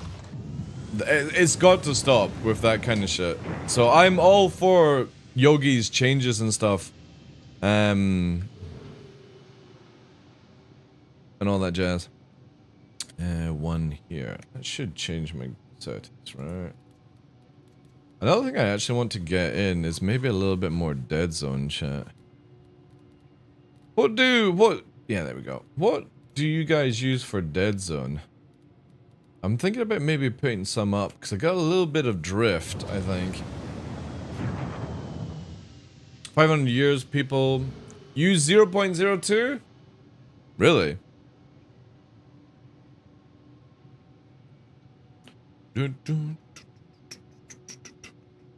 500 years, people will not be flying with them in the body. G-forces ship. Yeah, you'd be fucking surrogating into an AI system or anything like that. Yeah. 900 years in the future, we ain't flying shit. A fucking brain in a jar. Remote controlling stuff is doing it. You know what I would like to see, Tech, with the new changes, is CIG not to bring out snub fighters, but aero fighters and helicopters that stay in the atmosphere. You can't take them to space, and if you go up high, you get fucked. I would love for CIG to start adding in things like that. Make it where it's very, very fucking like a quadcopter, basically. High in maneuverability, able to do tricks, great for low flying, but you can't go to space with it, you know? It would be so cool. Because you could just have it where it's got like 2 size 1s on it and stuff like that, you know? This is where CIG can go with it, the moment that we get aerodynamics, is basically, alright, I can't do this shit that I'm doing in an arrow anymore, but now I can do it in a quad fucking quopter kind of thing. I can fly super low to the ground, I can do shit like this, you know what I mean? And the fucking fucking flips that they do with the wee drones. But I only have like a couple of little guns like beep beep beep beep beep beep kind of shit. It would be cool. It would be really cool. And I think CIG could easily do it. And I think it would sell very, very well for people like wanting to, say you've got a place like troops are forming here, right? And we want to get over to those hills. We don't want to use high signature ships. You got a little fucking quad hummingbird. And it's got like 4 troopers on it. And you're just basically fucking droning across here like that. Very low signature. Can't see it because it's fucking tiny. And then it's like, right, over the hill is the hostiles. And you're dropping off people here. Drop, drop, drop, drop. And then you're like going back to the fucking zone like, but you can't, like, if a fighter comes behind you, it's like insta dead, right? No shields, none of that bullshit. Because again, it's not leaving the atmosphere. You don't need a shield. It just needs to have like no signature. Very difficult to missile lock it. Very difficult to see it. But it allows you to stay close to the ground and do these things. And then you need a ship to carry them off site, you know? It'd be sick. CIG could do this, and I think it would do very well in the game.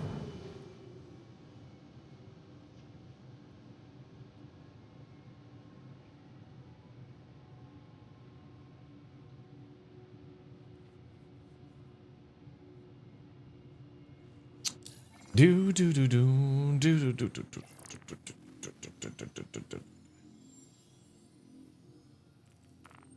Ah, finally.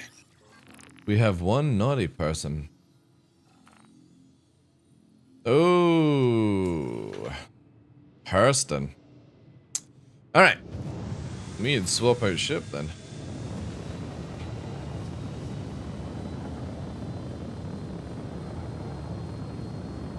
Have you seen the, we were recently showing on the channel, E-Tech, the, RC, like, fighters, F-14 and stuff like that, where in the pilot chair is a gimbal camera connected to the FPV.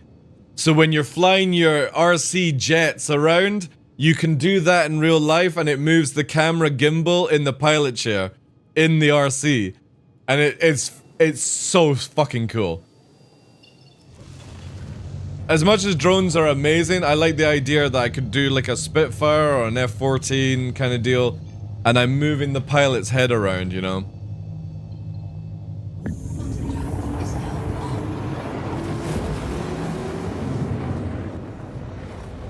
Yeah, exactly, yeah. I'm pretty sure we'll see a lot of ships that can do the quadcopter kind of stuff. But I think CIG I know it, again, this is going to sound really weird. They're wanting the game to be more like World War kind of dogfighting. World War II, you know, not even 4th gen kind of dogfighting. Because 4th gen is like a lot of 4th and 5th gen is just long distance missiling each other, right? Nice, yeah. Vulcan's gonna be a really good ship for making money in the future, I think.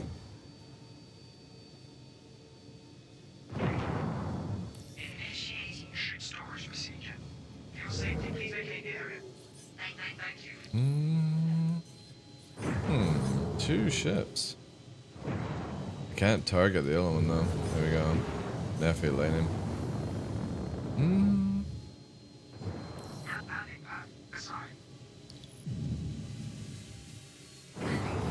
I need to get a long distance out.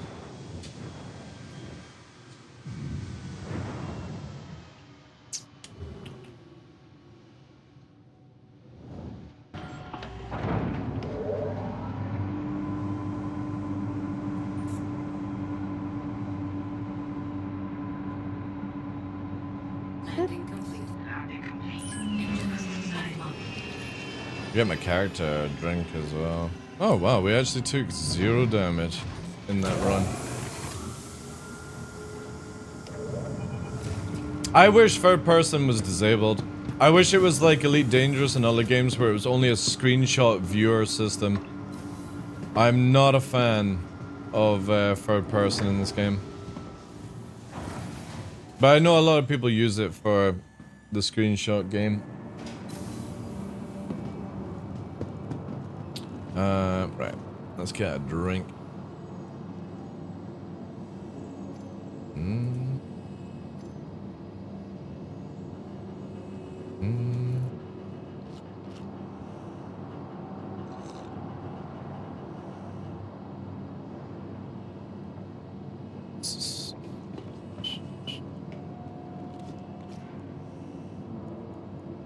I wish they had a...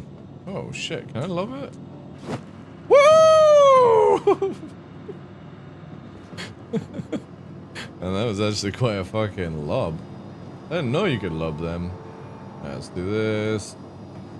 We're just gonna take 1 medipen. Nah, 2 actually. Just in case.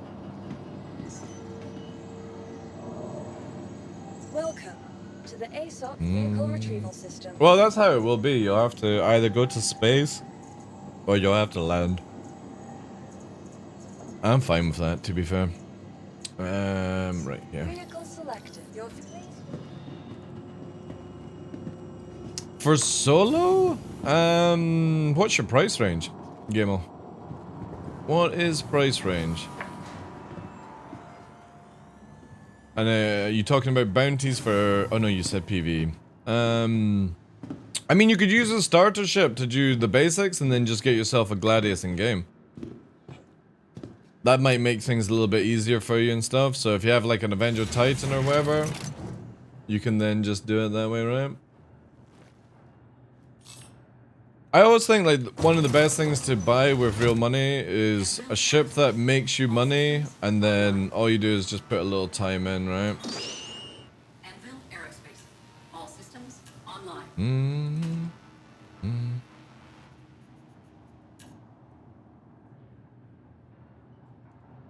Engines online.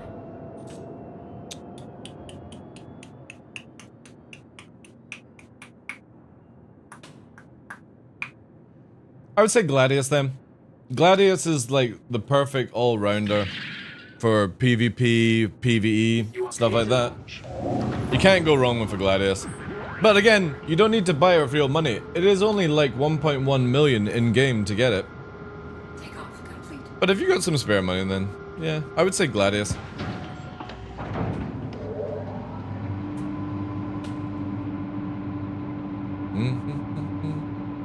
I'm still wanting Rio positions in fighters. I'm so bored of every fighter always being about having a turret I would prefer to have like a Rio position. Maybe have it where it's like advanced missiles or something. Long distance. Controlling countermeasures, advanced radar. Be cool. I would like that.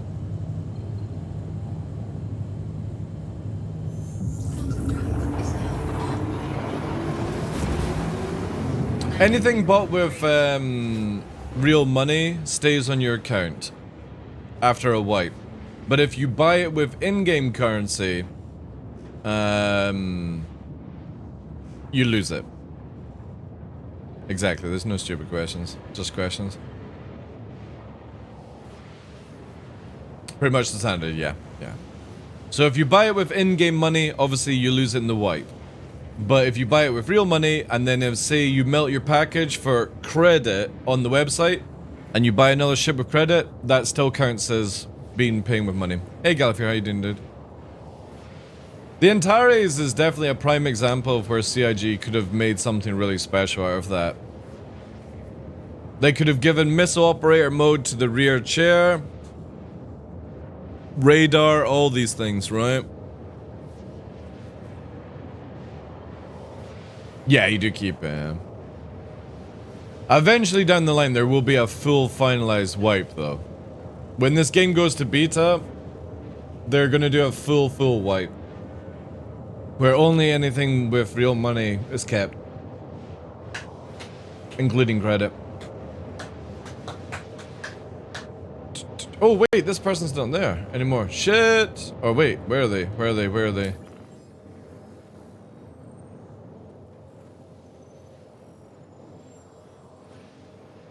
Wait. They're behind us, chat. God damn it.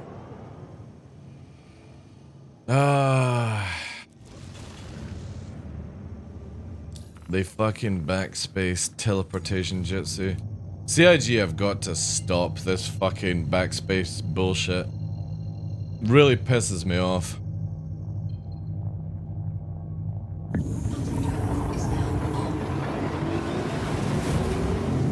I kind of assume that will happen in 4.0. I think so as well, but CIG have got a long way to do to fix their persistence though.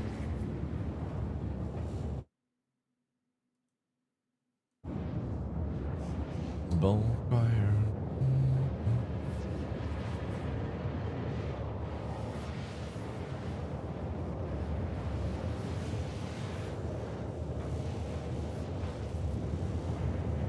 Holy mother of all midnight.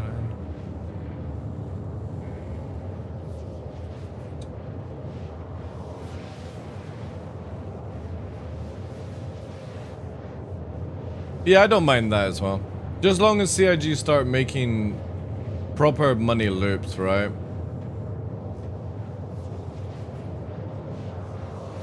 Proper money loops where you start watching your money drain down if you're not careful.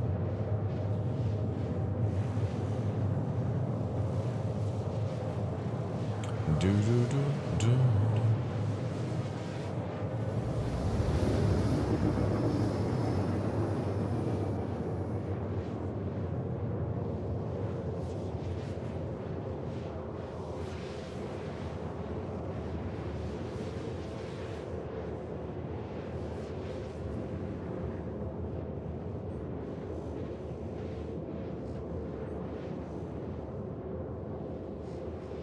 Yeah, I know. I hate when I see that, Rocks.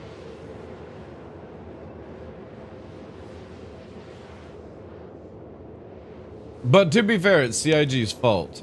The insurance timers are all short. Making money is too easy. No rearm, repair, refuel, big prices. You know what I mean? Like, CIG have made it where it's too comfortable for some people. And whenever CIG do some changes, they take to Spectrum and Reddit to cry, right? Can't help it, sadly.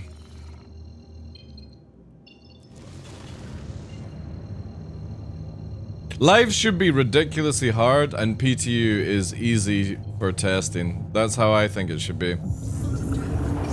Live should be the live environment, and you see how difficult the game's going to be, and when you're on PTU, you get to see everything's easy with testing. Where it's meant to be tested, right? Alright, this dude's active. Thank you.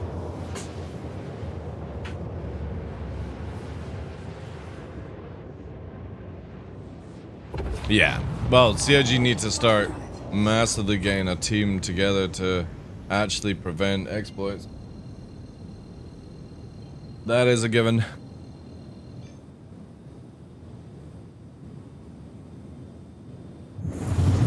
Is now on. Quantum drive is now off.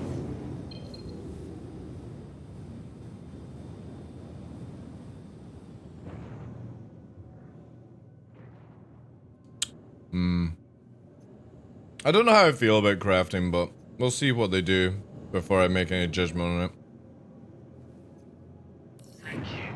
Just long as players can't craft spaceships, that's all I care about. Because then it becomes very broken.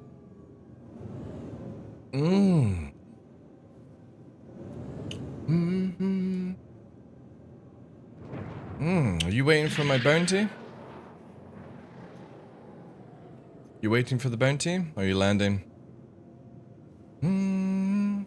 I've already the night so soon. Oof. Are you landing or you not? Because if you don't land, I'm gonna kill you both. This is my bounty. You wanna see a magic trick, chat? Ever we do. Let's see, yeah. Alright. Here's a magic trick, and then we're gonna kill the Mako, right?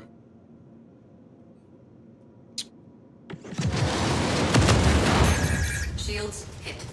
There we go.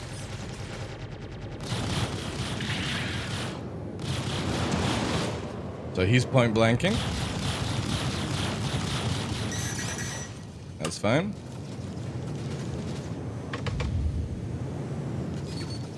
Ooh, there's a bird here. Let's kill this then.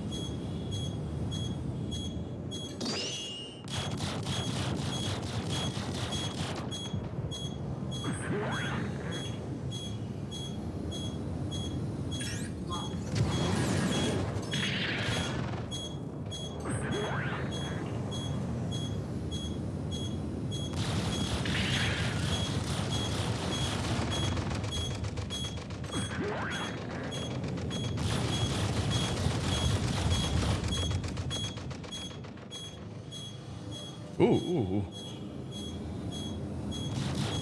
The lag!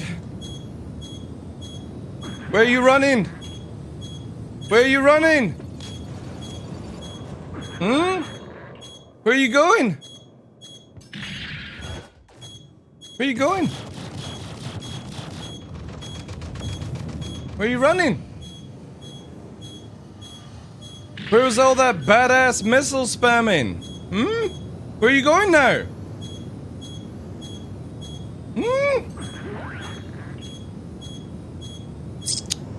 Oh dear.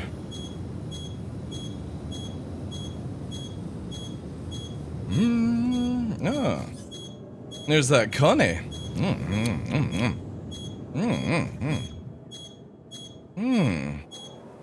Hey boys. Where are you going?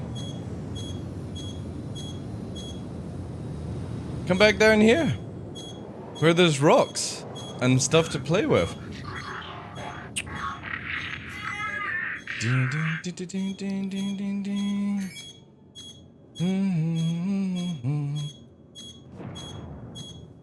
I gotta wait for my bounty. I can't let this guy escape. Even though it's quite easy to escape, right? This dude doesn't even know where the fuck we've gone. But the Connie's so damaged, chat.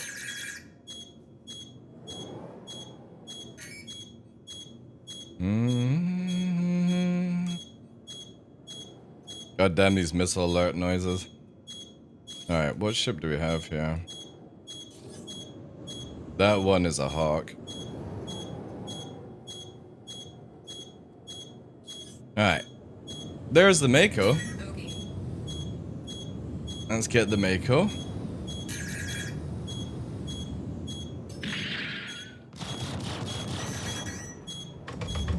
This dude's firing more missiles.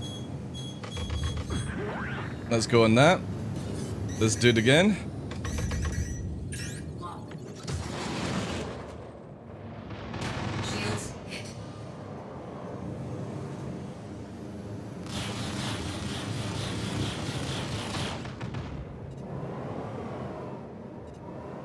Look at him fucking going at hyper speed, chat.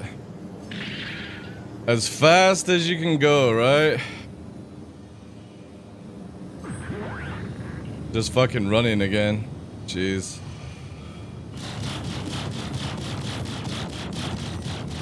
Fuck it, we'll take him to here.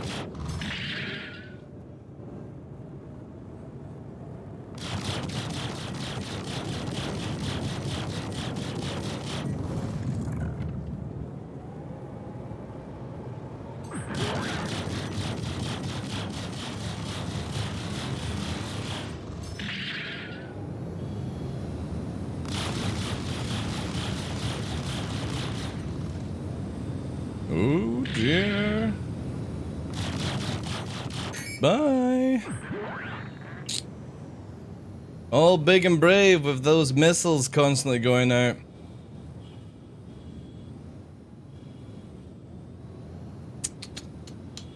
Nah, I'm not gonna follow him, dude. I don't want a crime stat.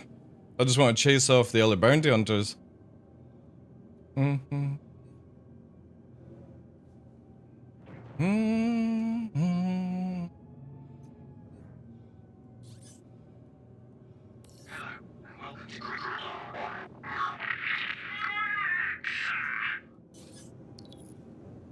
Yeah, look at all these red fucking ships, though. Alright, let's get some flares. Mm.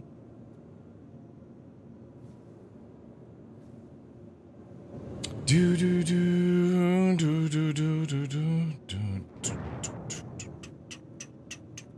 Oh, there's the Connie. That's why.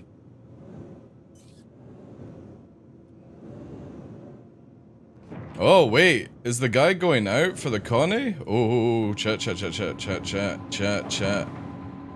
They might be trying to get out in the Connie. Let's see if we can just get flares at least. Hold you little shit. There you go. Nova, go away. Stop camping the food pop. Oh wait. Oh wait. Go away. Go away. Both of you. Oh wait. You're not getting it. I hate when you do that. Go away. Same with you, Nix. I see you behind me, you cheeky little shit.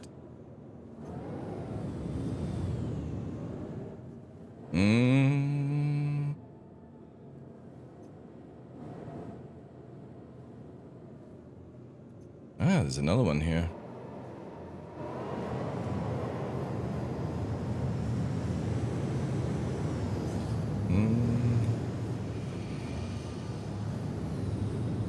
Landing gear raised.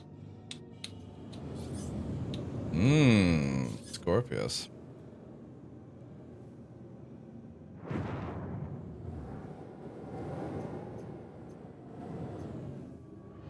Alright, give me a sec, chat. I gotta get this out. This nonsense.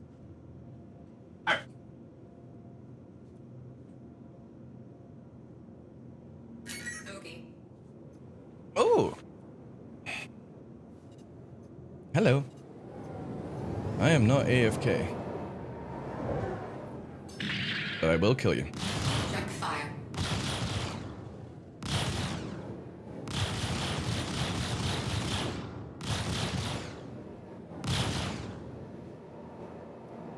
Jeez. Shields hit. The fuck do you learn to fly?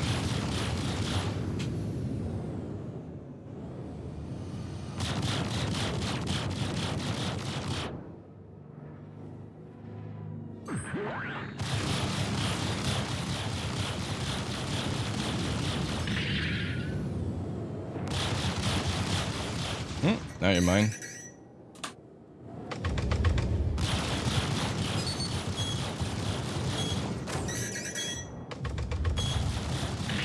Alright. Let's get this one. Where is he? Where's he hiding? Where is he hiding? Missiles coming from here, chat. Where is it coming from? There he is.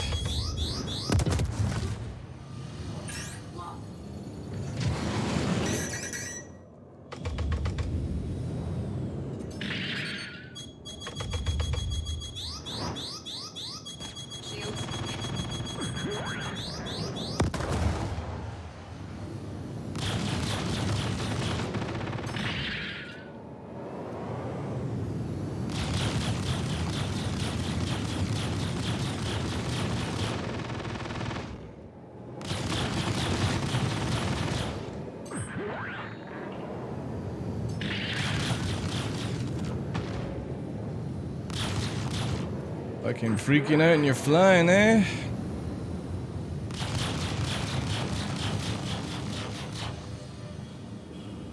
Alright, I'm gonna fucking spam everything on you then, since you like to spam on me.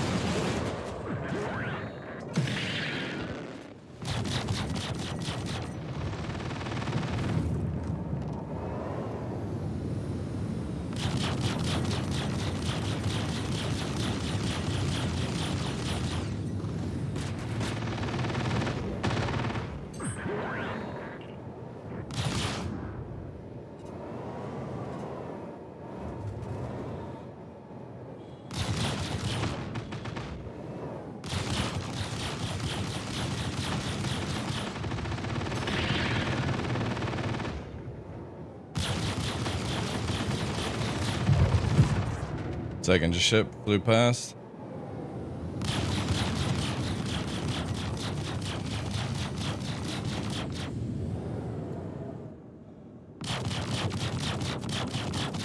This guy's just going fast. Running away again. Nope. Slowing down. This hyperspeed fucking gameplay.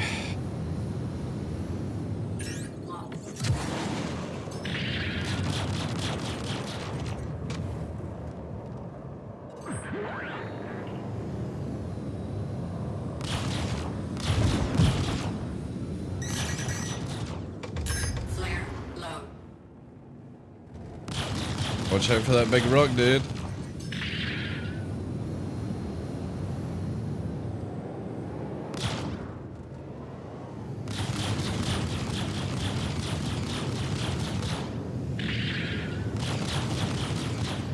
Shields.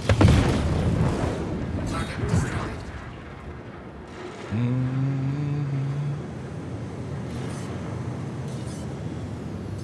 Another inferno. It's a free V1 actually, chat. EMs as well. No, there's 5 now. 5 ships. Taurus. Yeah, there's spammy missiles, chat. Time for us to go.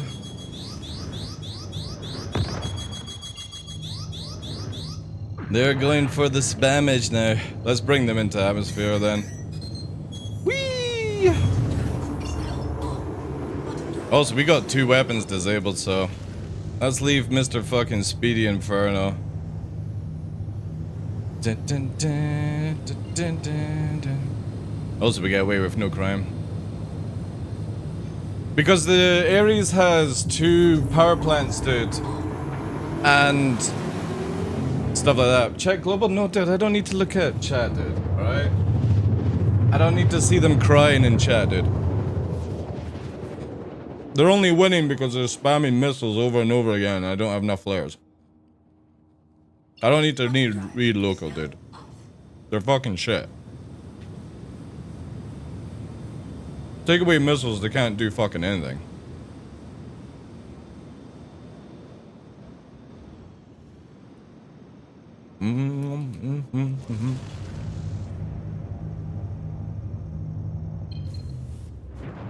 Also, we got one of their guys in the Scorpius is literally rolling around, 5 minutes powered off. So that's 2 of them fucking out the box just now. Again, I just need, my guns are not firing. It's the annoying thing about the F8, is that it's very prone to missile damage. So I just need to, I don't need to actually like repair the ship. Like the torque and balance is not an issue. It's the fact I'm out of flares and these guys are just constantly fucking firing that ship. Hey Skyborn, how you doing, dude? So we just need flares. That's it. Oh wait! I'm not gonna tell you again. Get out! Not in the mood for cupboard love, Nova.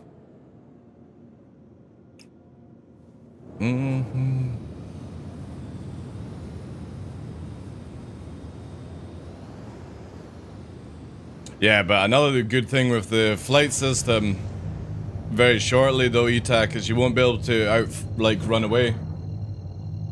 That's the issue of this game, is that you can do combat and then just keep fucking going 1,000 meters a second, right? It's got fast acceleration. I can catch up with it. It's just typical fucking holding the afterburner and flying away kind of nonsense.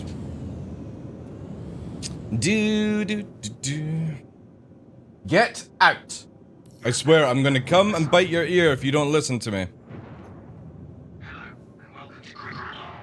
Alright, where are all the lovely infernos and shit like that? Where are you? There's a glaive. Alright, that can be one. Oh look, there's one. A shrike! Oh, that might have been what was misleading us. Let's just fucking kill this then. That'll go boomy zoomy. Whee! Look at that. Look at that fucking stupid disengage, like. I'm not actually gonna fire this because it's gonna warp. Maybe. Actually, no. Yes. Let's chase. Glaives are so stupid because they're the same thing as like the Hornet, where they can just disengage far too easily. Alright, let's slow it right down here. Yeah, he's already lost his shields again. Alright, slow, slow, slow. We're at 200. Where the fuck are you aiming, dude? You're at 2K. Jeez.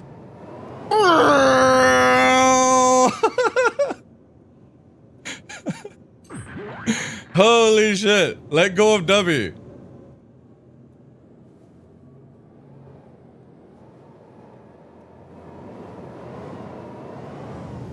That's it. That's it. Let's play in.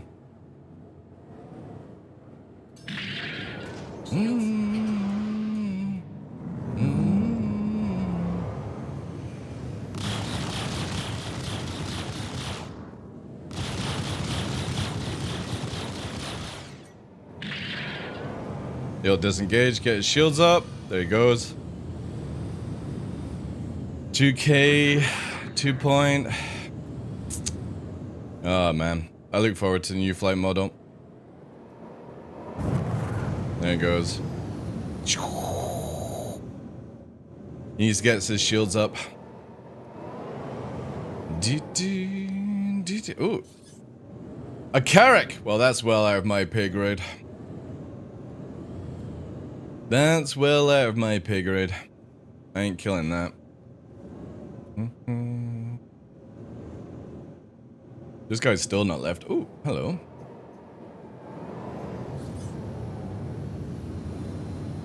Something here.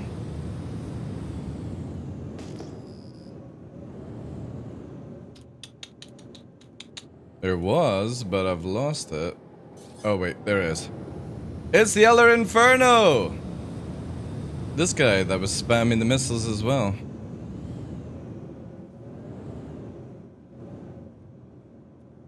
Now we'll just sneak into his DMs here.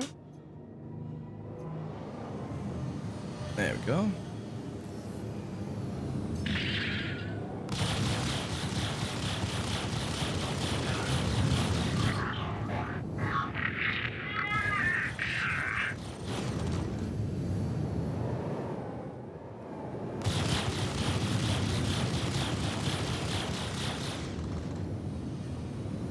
Why is this one's not going hyperspeed fucking runny yet?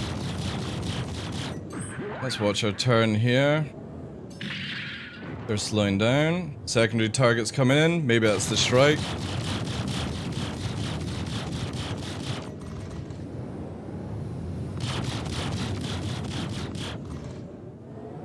Oh, I get enough damage in. We'll kill now.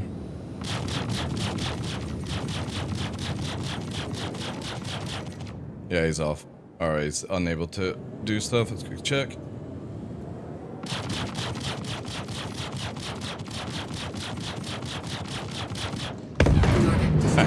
That's that. This one approaching at speed. A Taurus! Andre! It's fucking... What the fuck, man? What's this one here? That's the carrot, right?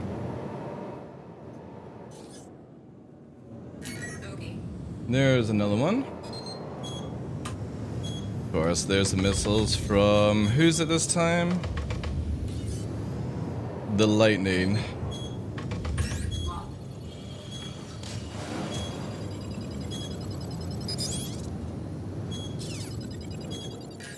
Oh, it's ballistics as well. Or maybe it's not ballistics.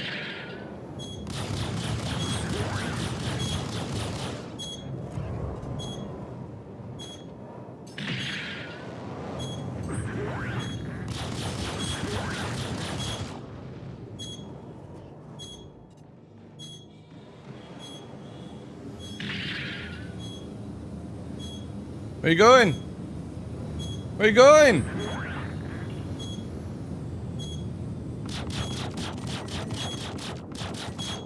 Where you going?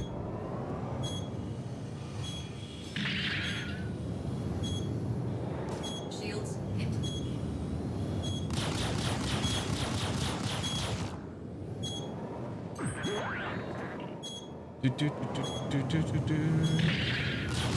Oh, wow. Chat, we got 4 coming in on us. Woo!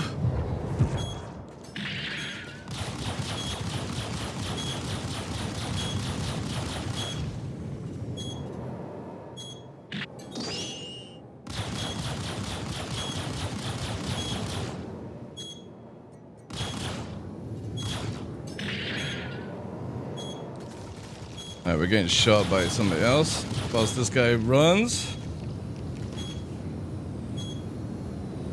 This guy's trying to get his shields back.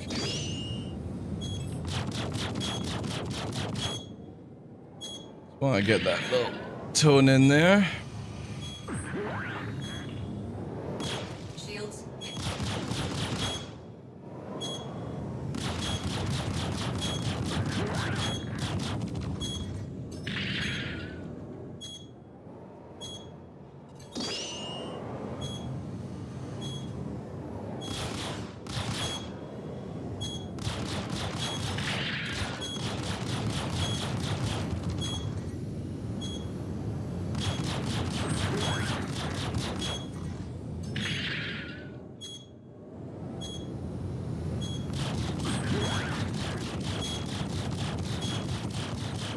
Target destroyed. Alright, 2. Next one. Who is it? Still the Taurus, that's why. Okay.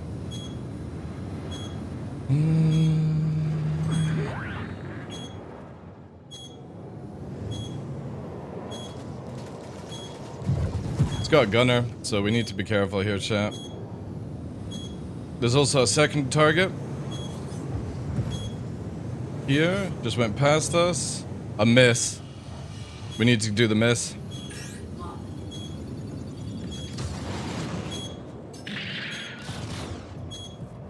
Let's cut the circle.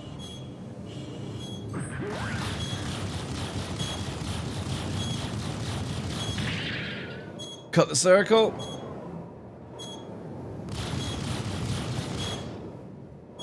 Shields. We'll have to just forget about this just now. Let's dodge the thing whilst we're rotating. Target Alright, that's 4. Dealing with the Connie is going to be a difficult one because it does have a gunner, so... But it is shooting at like far range. What we need to do is maybe... Yeah, see, it really can't actually hit us, and we're only moving at 300 meters a second, so... Ugh. It's just going hyper zoom. You know what we need to do, chat? We need to take it into some rocks. Let's make it where it can't go fast. Yeah, that's the kind of shit we're looking for. Tight turns here. And then up strafe this way. Like that. There's the rock. Shields hit. See how I mean? See how I had to slow down? There we go. Alright. Now we've got in position.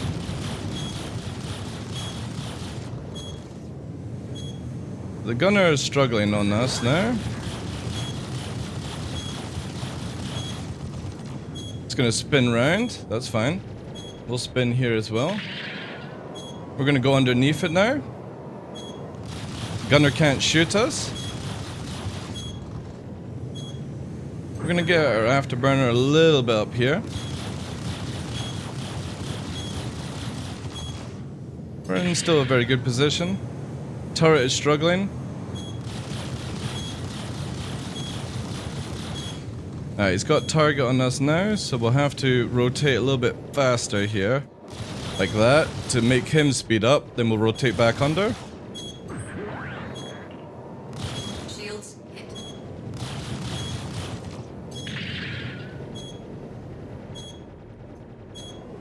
Alright, there we go. Beautiful.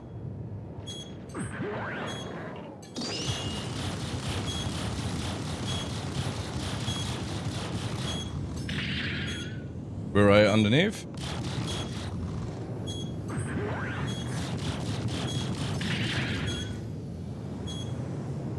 Shift right.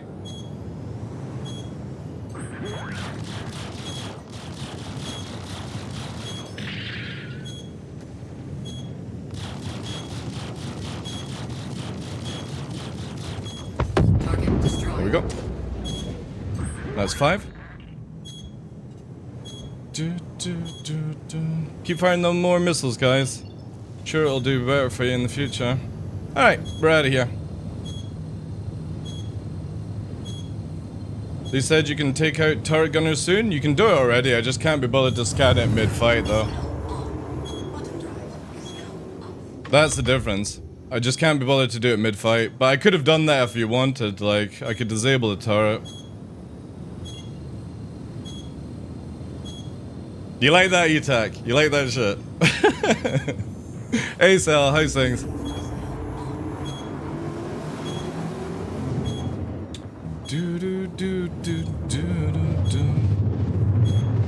I've got, because I'm playing solo, I've got 4 distortion on, 4 neutrons, Mach Delta. If I had a wingman, I would drop the distortion for more damage. Is now off. So it's pretty much just a very, like, I could have killed them so much faster if I had a different build on. It's just, we're playing very safe right now, that's all.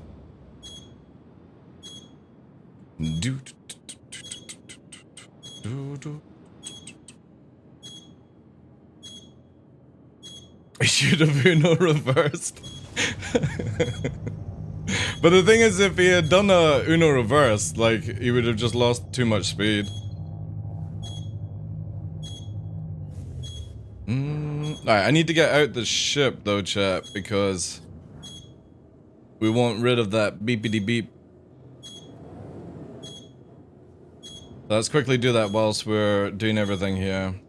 Landing gear deployed. One of the most annoying features with missiles. I hope they get this one reworked. Alright, we can just do all this. Let's get rid of that beep. Is your F8 with special paint? It's the exclusive one you get for being a wing commander, I think? Or maybe it's more. No, Praetorian.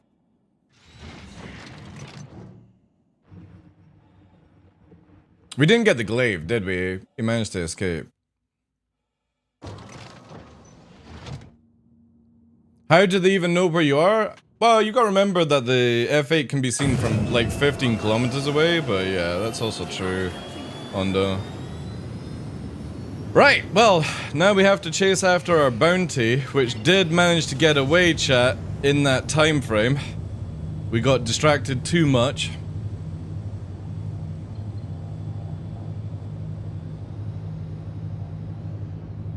Do do do do do do do.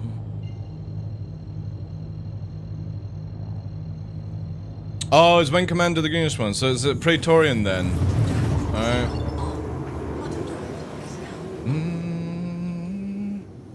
Ooh, reds? Wait. Oh, it's just a... Damn it! I got distracted. I should have just looked at radar. Hate how sometimes these things go red and blue.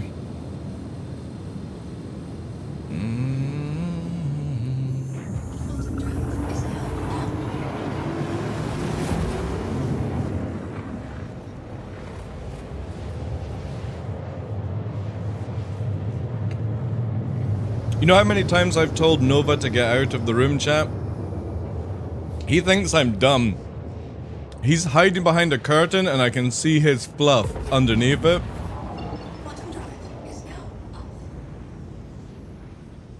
Oh, he's at Comrade.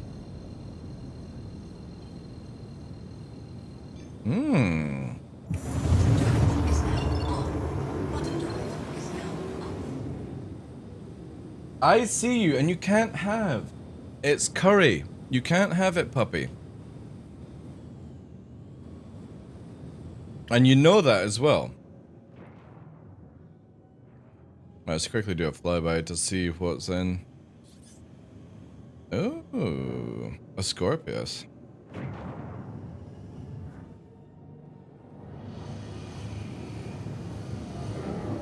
Not got a gunner because the dude's inside, right?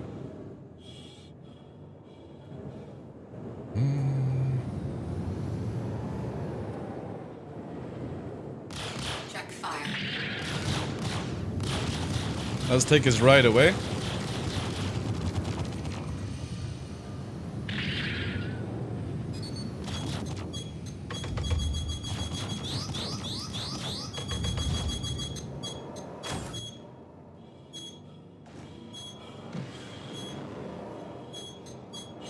Shields hit.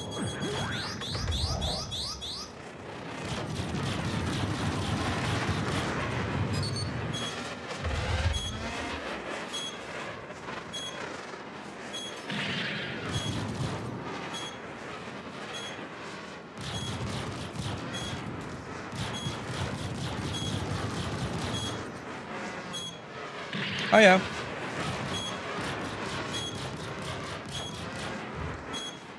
Oh, somebody turned off.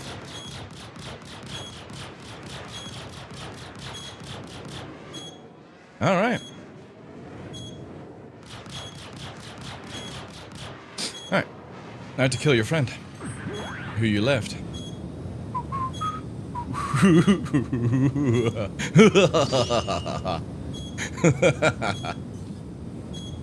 Alright, that gets rid of that. No, I've turned him off. I've disabled him with distortion. Again, I don't want the crime stat, I just want rid of... so I can deal with this.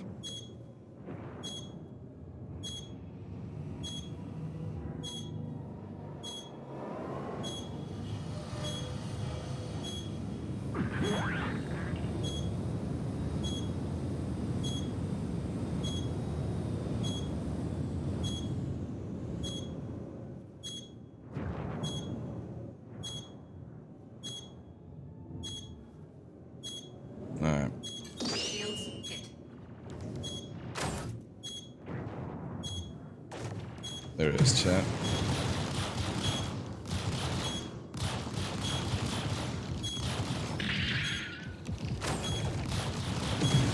Down. We got hit by the size 10, I think.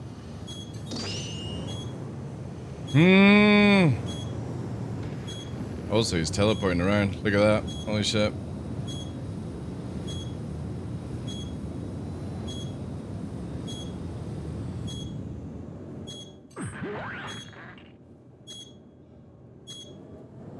I'm gonna kill the turrets.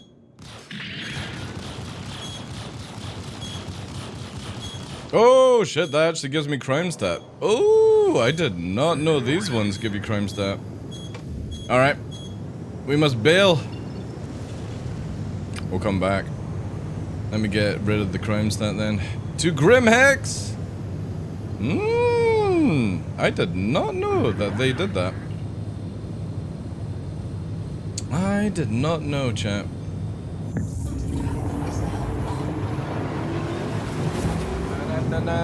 Hey, Showman. Ah.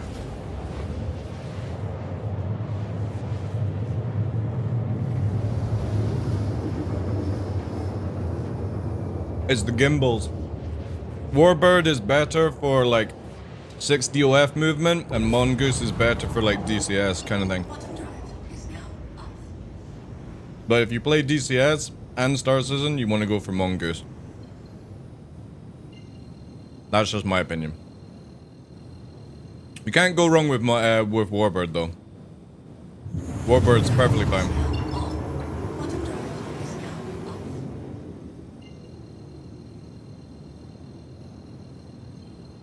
Yeah, Warbird then. Just save money and go Warbird. You can still use, even if you picked up DCS, you can still use the Warbird. Yeah, I would definitely say Mongoose will be better in atmosphere combat in the future, Ondo. But Warbird now with the clutch and everything like that is really good. However, for somebody that used Warbirds for so long, when I moved over to the Mongoose, my low flying was so much better. I've got way more precision in my flying. Maybe not my aiming, but I've definitely felt that the Mongoose has massively helped out in what I actually love to do in this game, and that's just fly about. My aim is off, who cares? Alright, there's a lightning.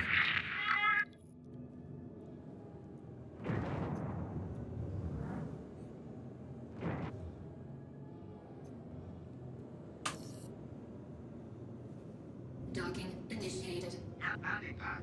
Right. I'm gonna land, chat, and then I'm gonna eat. Landing gear deployed.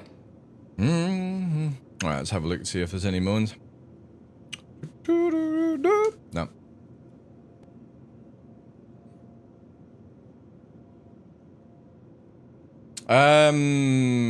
Verpal, VKB all have Black Friday deals on just now, so does Toby, Monster Tech. You can do exclamation mark VPC in chat, or exclamation mark TOBII, exclamation mark Monster Tech. So depending on what you're looking for sticks, peripherals, all that jazz, they're all available right now on a discount. Right, let me do a full on that, because we do have a little bit of damage. And I'm gonna go cam off chat and have my very cold lunch.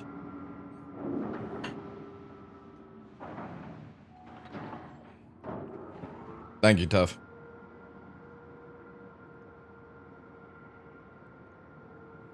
I'll be back in a sec, guys.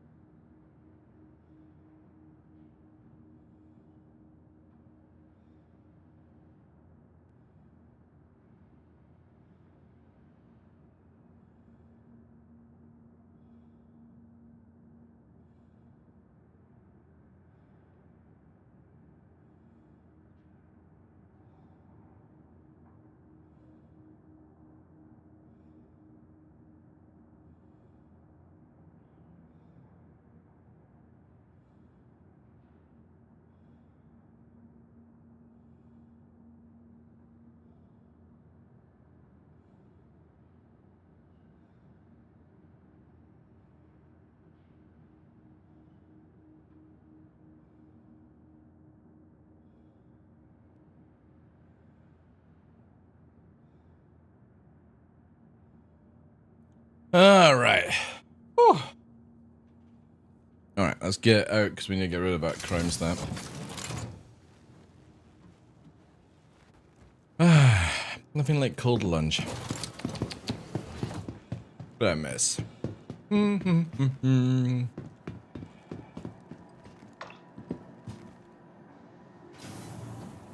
Well, it was actually meant to be a hot lunch, Zeman, but we got distracted so much with the content and the shooting. Yeah.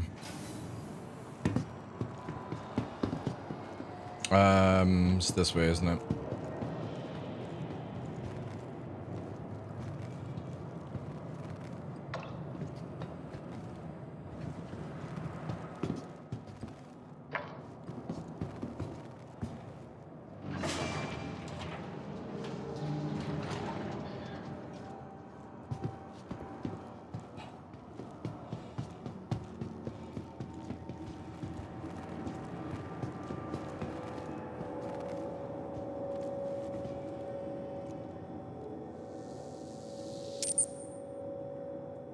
Damn.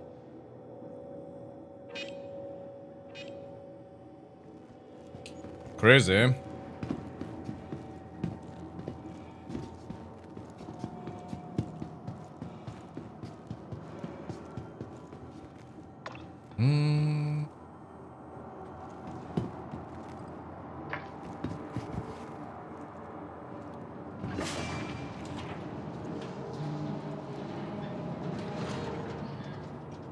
They're definitely trying to go to SPK.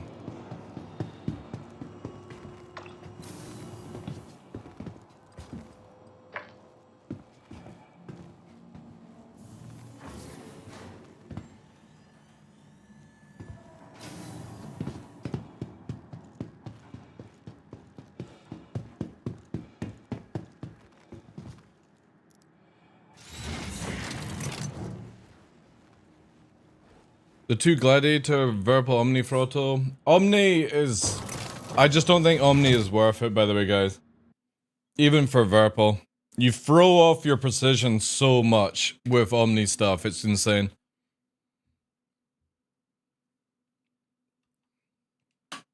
No, I didn't change my loadout, no, I'm still solo, that's why.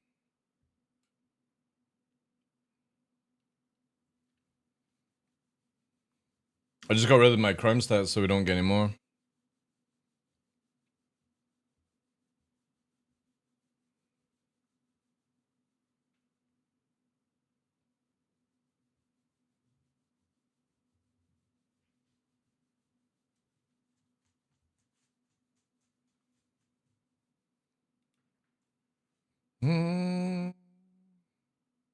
But the good thing with those Omni things is you should be able to take them off.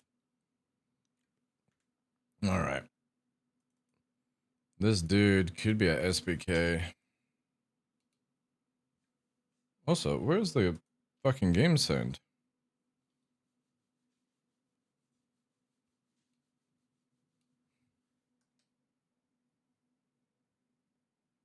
Yeah, where's game sound?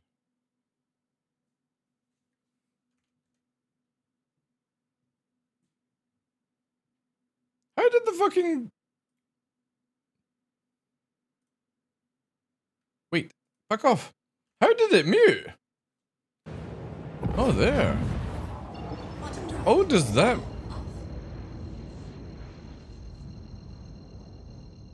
No? Oh, shit! That's a fucking mute button on the keyboard. Alright. Did not know, chat. This guy's still stuck at this fucking comrade.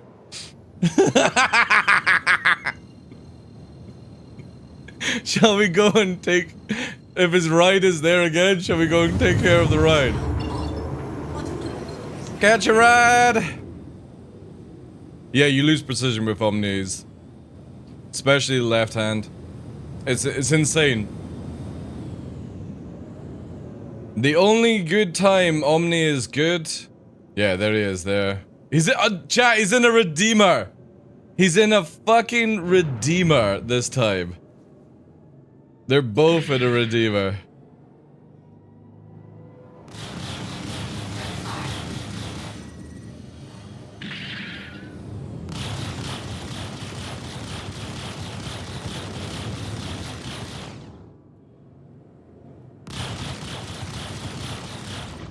Shields hit. Oh, he's in the gunner seat now.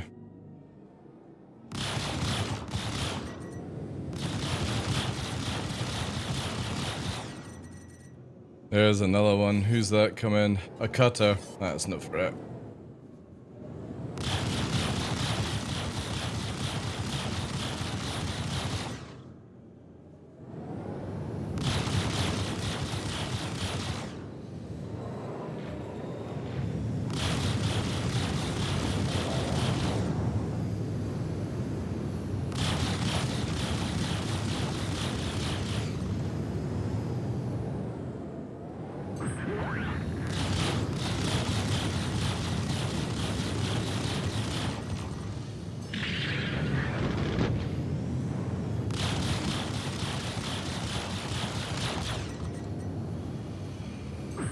Pull them away from the guns a bit. Shields hit.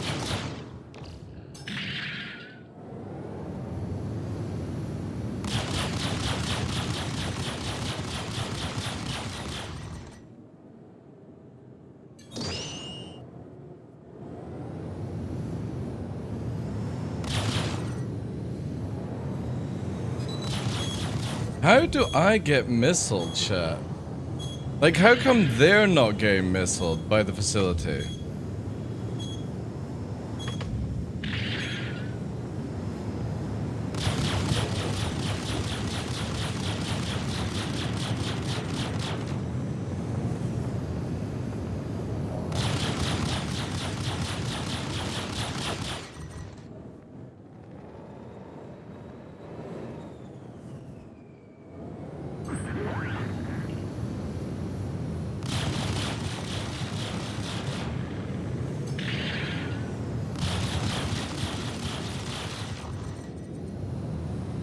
This dude's not been picked up yet.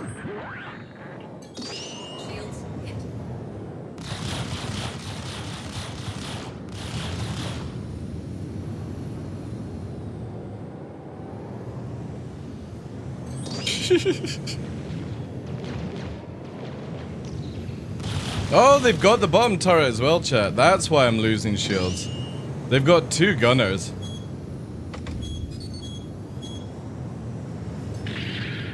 That's why. And the facility is still going for me instead of them, right? That's what I don't get. Oh, secondary target. Oh, we're getting spammed. A lightning. Alright, let's go for the lightning.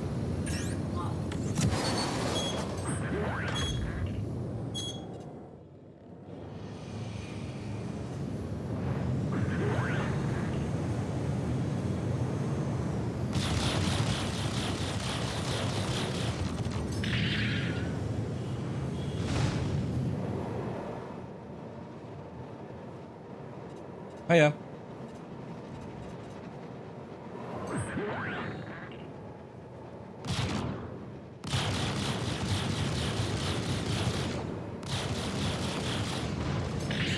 Hit.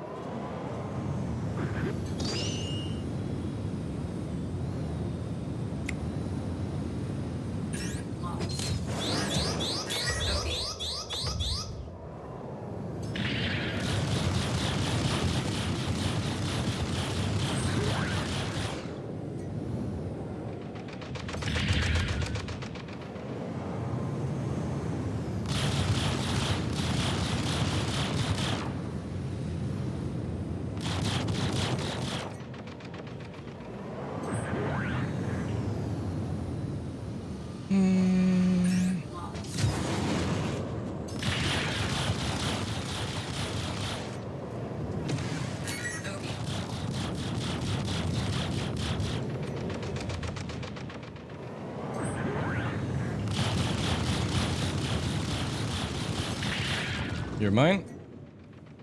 Shield. Target destroyed. One dead. Now it's just the fucking Redeemer. Which has ridiculous fucking HP. And it's just blapping for fucking no reason, like.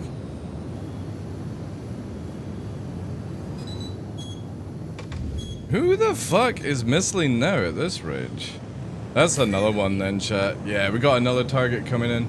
I got crime stat for this dude that fucking shot me first? How the fuck do I get that? How do I get crime stat when he shot me? Like, fucking stupid. This guy coming in with an eclipse. This guy's not going for me, I don't think. Nah, he's warped out.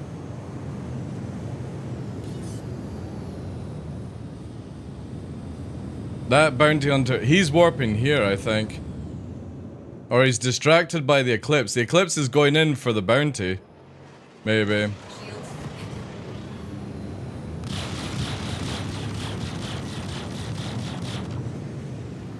Ugh. Wee.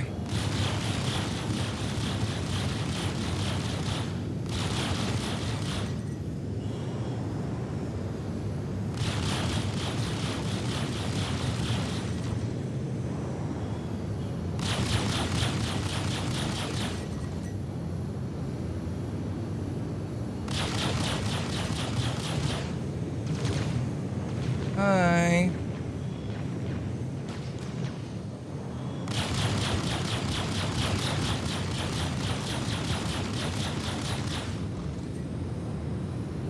Crazy amount of HP, right, to chew through.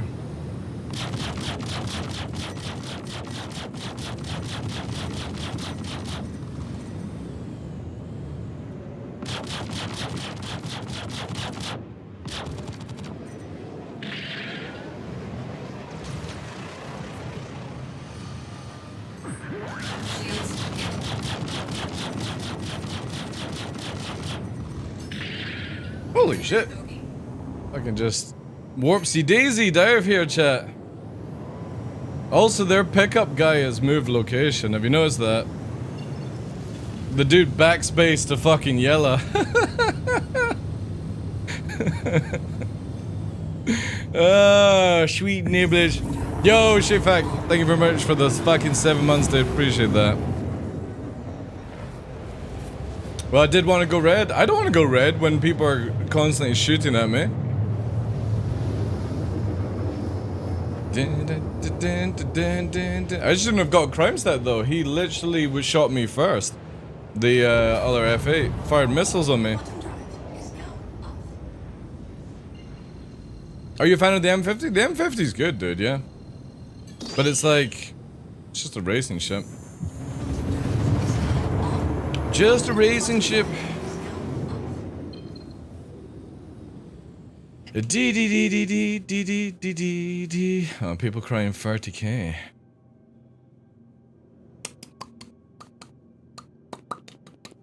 Alright, we need to pay another bit of money.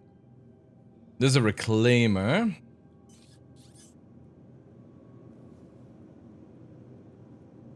Still the reds there.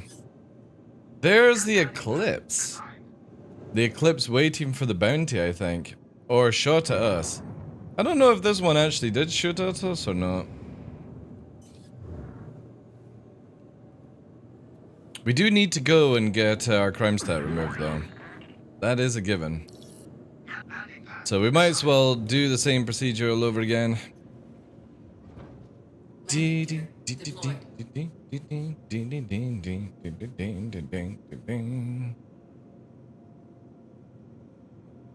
I don't know why they can't just put the console inside.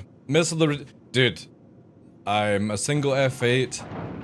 I don't have the DPS to kill a Redeemer that has 2 gunners, 2 large shields, and a fuck ton of HP. Also, we're dying as we enter the hangar. That's good.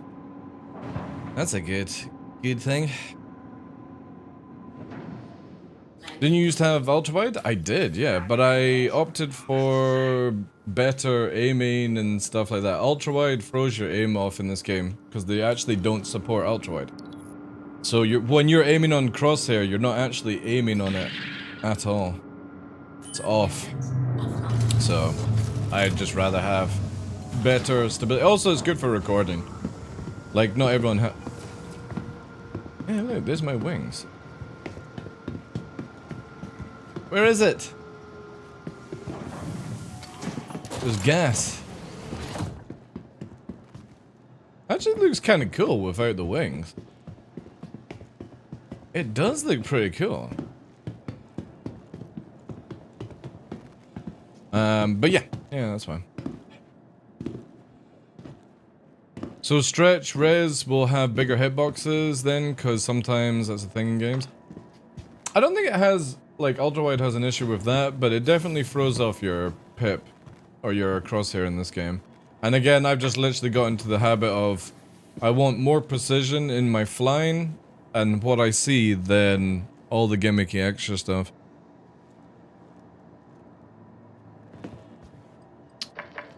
Does look more aggressive without it. But yeah, that's a situation where you're up against a Redeemer, you're in one ship that's not designed to take it out. Southern Cross, like it's not, you know what I mean, like you just play with that shit. It's not even worth your time going into it. Well, I was gonna do an option here, chat. Ah, fuck, I had it in my head for a split second then I forgot to do it. Oh yeah, that was it. Got it. I did know when I wanted to look over my shoulders there.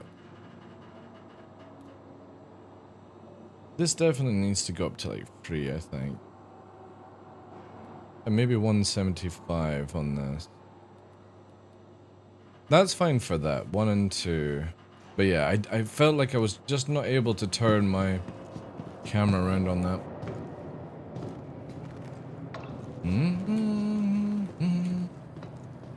But yeah, I got rid of all the gimmicky stuff like the omni throttles, the ultra wides, all that jazz.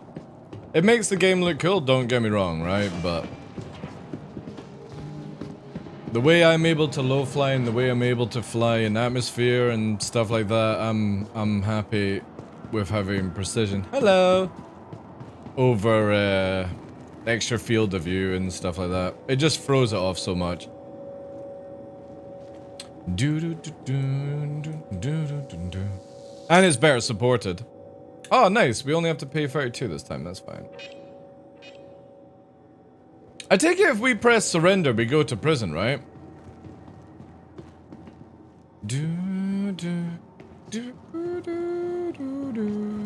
Also, we've got like, what, an hour? Maybe let's find a different server? We've been on this one for quite a while. This dude needs to get rid of his crime stat. Yeah, let's try a different server. We've been on this one for like 3 hours and a bit, or 2 hours and a bit. 1 in a million, you surrendered to Chris Roberts and you end up in his bedroom. That's not really a bad thing, though. What server is Vinny on? Let's spy on Vinny. What's he up to? I bet he's low fly making a TikTok. Aren't you, Vinny? I know you're lurking in there somewhere. He's like, yeah, I'm gonna make a TikTok. He'll be around. Oh man. I need to start making more stuff. I have no inspiration at all to do anything.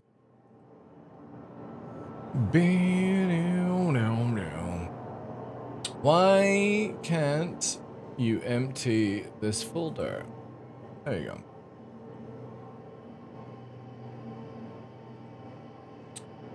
The way I see it, if he's got a bigger ship than me, I hope he takes me alive.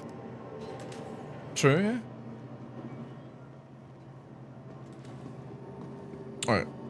Are we on an American server? I bet we're on an American server, right? No, we're actually on an EU server. Wait, did he bring me back onto the same one? Was he on mine to begin with? Maybe not. Oh! Nice! Oh, no. No, I'm reading it wrong. Never mind.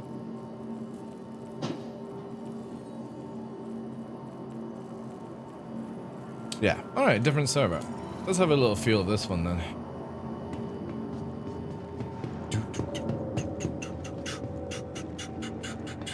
But I'm looking forward to in the future, where when we've got the different flight system, we can like shoot the turret or like aim on the turrets and do all that stuff.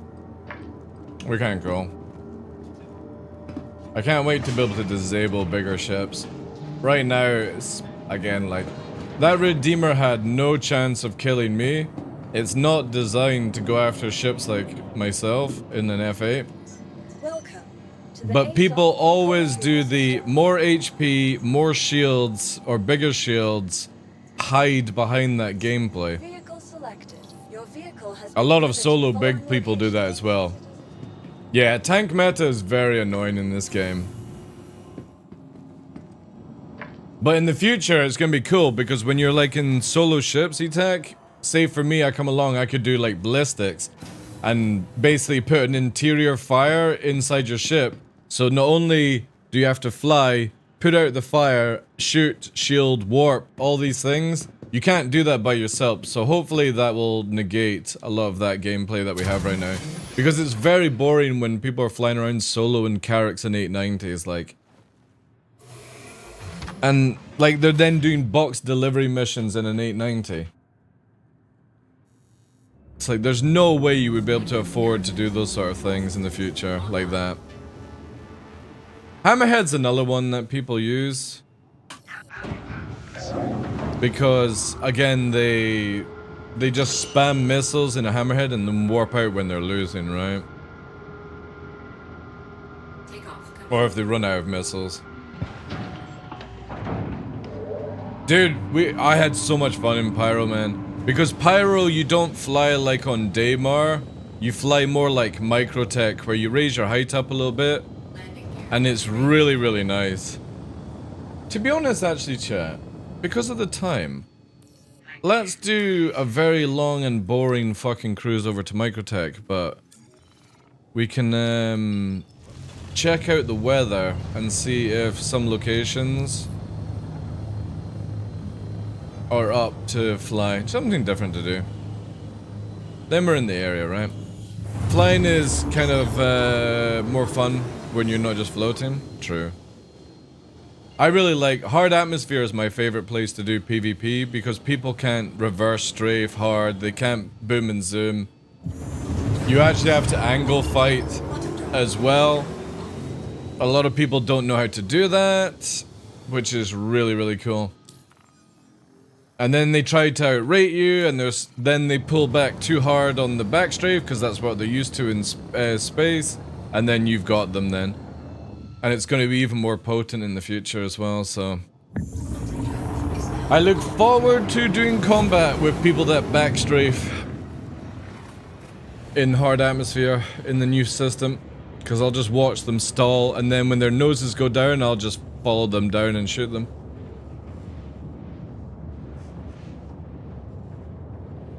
It did used to be like that, but we've had so many changes in the game and stuff like that. Right, wait. I need to check on time zone. So, Star Citizen, TDL, this one here. Oh, it's 1500, but we are looking for Microtech. And we're looking for, what was it? The one that me, Vinny, and Smashley found. I think it was 13. It's at night just now. So we have 54 minutes and before it's sunrise.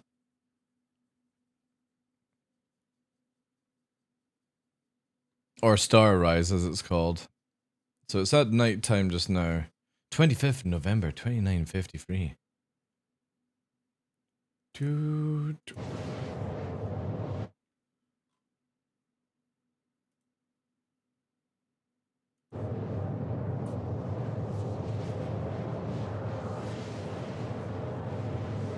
But I feel it would be more easy in some cases. Because the new way was confusing when I came back. Hard to know when you leave atmosphere besides speed. Well, the new HUD actually shows you when you're in atmosphere now, which is cool.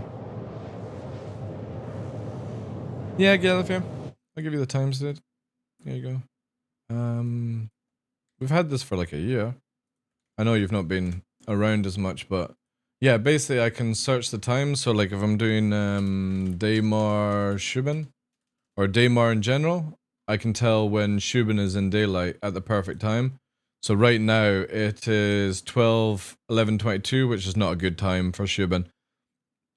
So you've got 2 hours until the reset. So say you were going to do Prashad. Prashad is star rise in 15 minutes, so you'd be prepping for that and stuff like that. But also you can go to this button on map and you can see them all if you're just looking at a location, right? So I can basically see that Tharkway's at 9:34 and all that jazz. But obviously we can make opticity up as well. And you can see the shadow line. Let's turn it up here. So you can see the sun moving just now. And then obviously, but we're going to Microtech. And then obviously we can go here. Oh wait, Microtech. Let's just actually just get to... Is it not going to do it for us? Alright. I thought you could just do it. So we're wanting this. We're wanting the map of Microtech. We can see the sun right now. So right now we could go to the Necropolis. We can go to these sort of areas. 16, Ghost Hollow is 13, but we're wanting something more in the morning, so we're going to head to here, which then shows you that there's grass around this area. So right now, our prime example is going to be Data Center NSG, or we can do Frostbite and head inland. Frostbite inland actually might be a good one by the time we arrive, you know? I know, but I know, dude.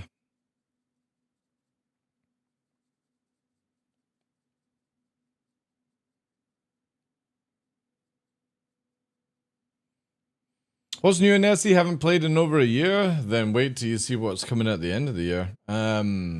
There's lots, dude. It's not so much more content has been added. It's more just CIG are working on stability stuff, server meshing, these kind of things. So we'll see a big change next year. The amount of stuff they're adding in by Q1 next year is huge. Everyone should be excited for that.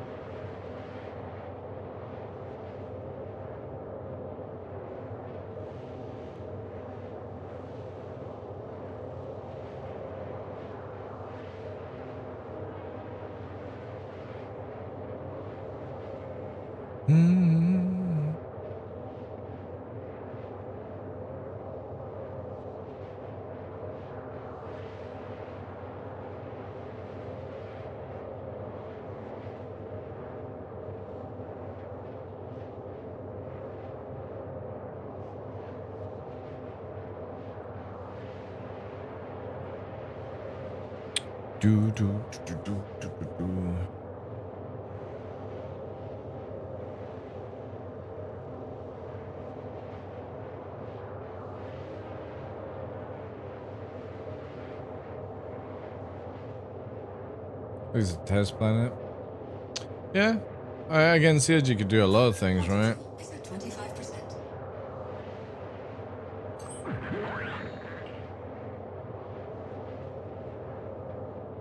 But I would have thought CIG would have probably done that beforehand, right? Like, or many years ago.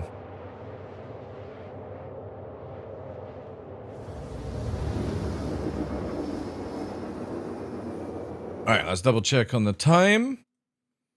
So we have the light here. Ghost Hollow's in a good time. I think Frostbite's the bet right now. Or by the time we arrive, EQ2 is going to be the best, and then We'll need to cross maybe some of the water, sadly.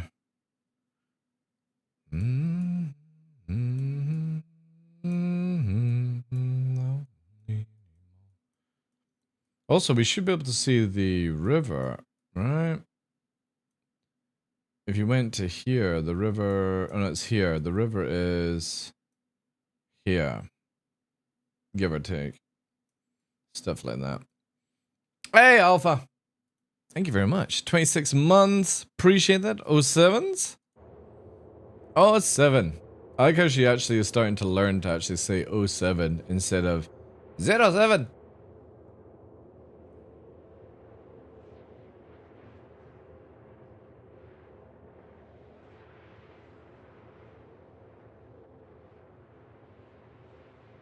Someone was saying in Uber Nerds that there's 18 rivers on Microtech. I don't think there's 18. I think there's 18 in the game. But maybe there is. I don't know. It's been a while since I actually went there. Right, let's quickly put ourselves at Port Tresla.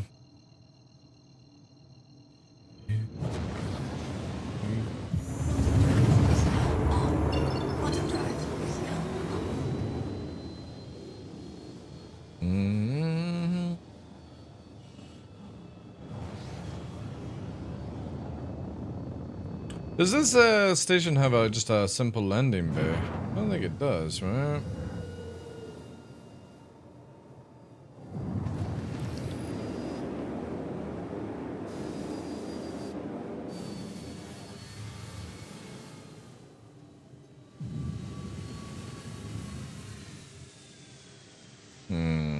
No.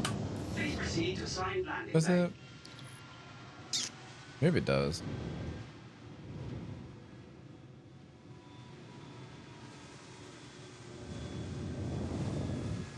Oh, it does. Nice. Alright, we'll just do that then. Oh, there's a Sulin! Masulin! And a cutlass with its ramp down. Oh. And an upside down cutter. Excuse me. Landing complete. Engines offline.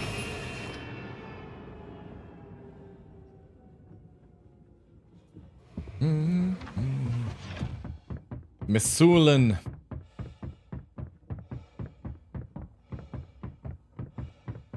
That's how you land cutters? Well, upside down.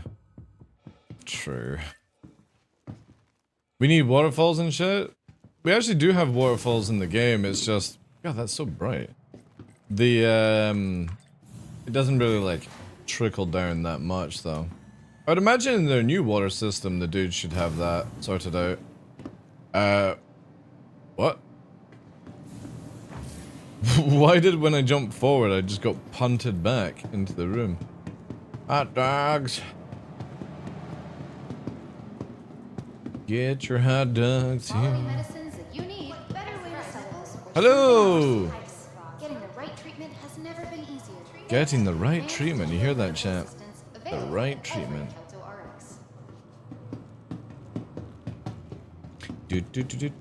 Ah, crap. What pad were we on?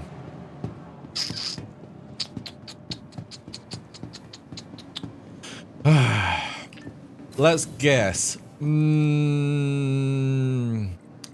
meeny, miny, mo. Was it 1? Yeah, good call. It was 1.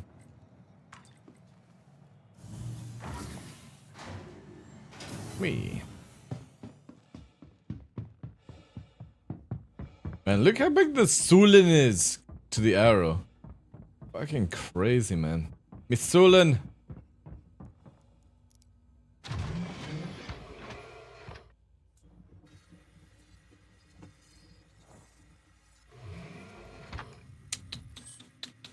Engines online. Takeoff complete. Takeoff is complete.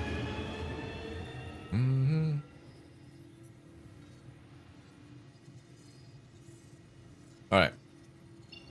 Landing gear The frozen zone. Oh shit, what's that? Oh, it's a Hull C. Oh, it's a fucking satellite at first. It's like, why is there a fucking satellite flying past? Shoban, Mitholin. Actually, we could go to 13, right? 13 or 18. No. Yeah, still in the dark. So, frostbite. We need frostbite.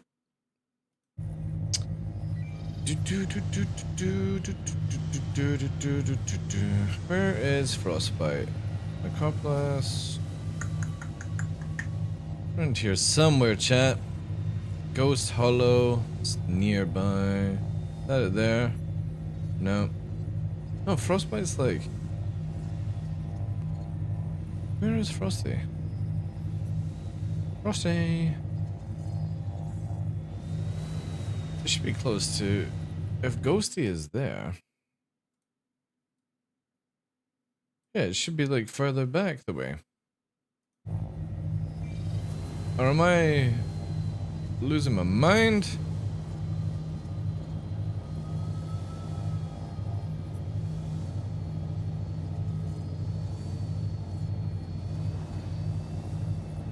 Guess it's maybe not a warpable location.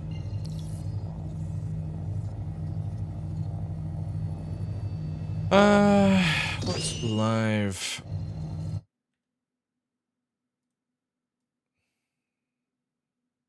NSG. There we go. Frostbite would actually be further up that way then. Bob Ross removed it in silence, yeah.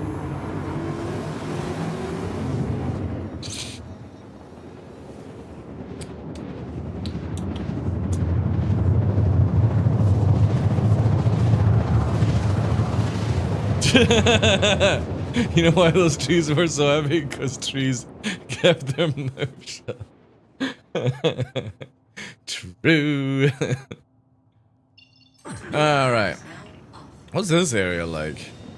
It's a little small playground. Or should we just try here maybe? For the clouds? Little playground here? No, that's snowy. Let's do this way.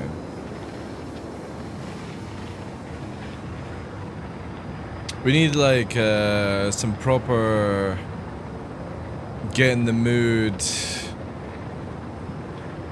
kind of vibe, which I think is this on high volume. Yeah, that's the shit.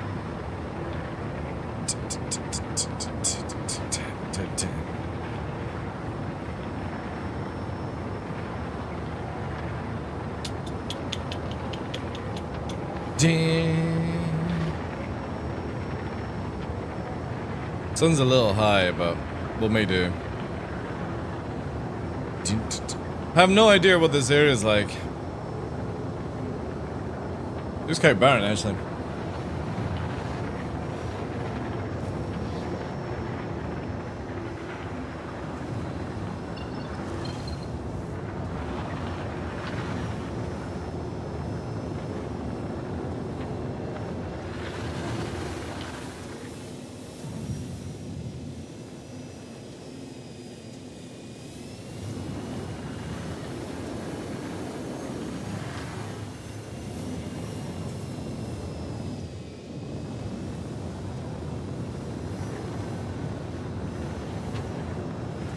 Bloody water, I forgot about this.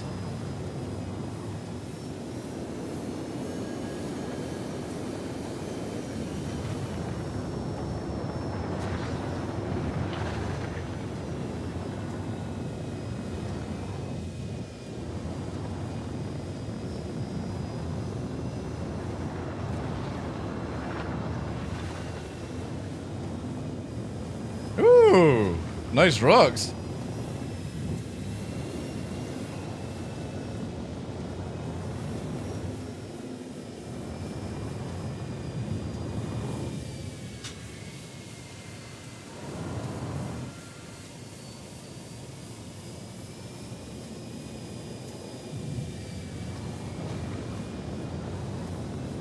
get the water off the screen, man.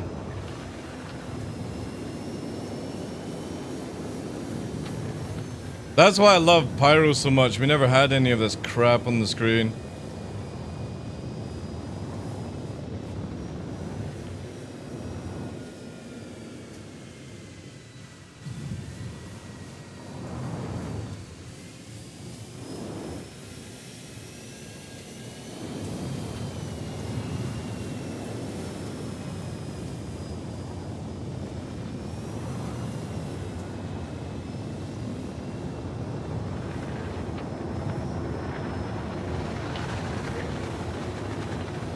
Let's try something, yeah.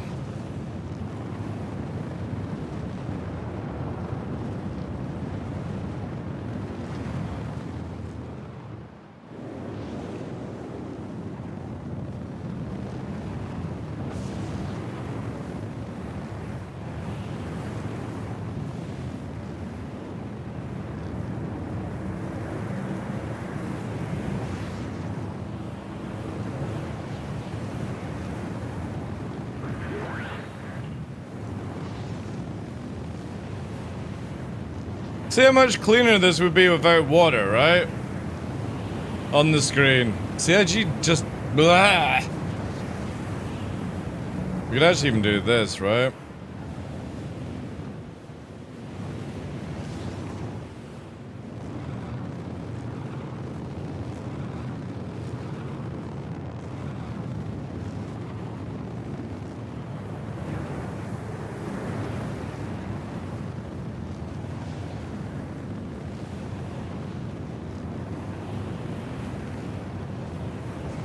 Bad graphics. Eek.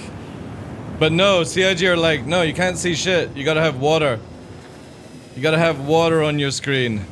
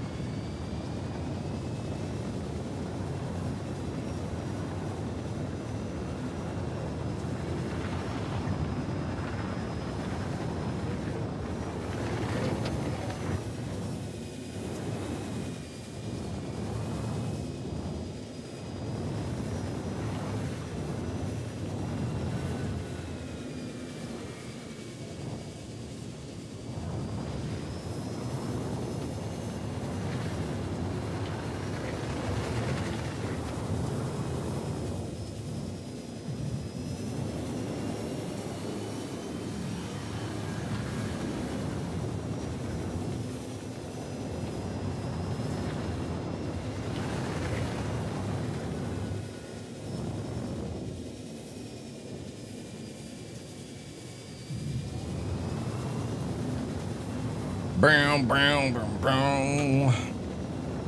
Top Gun.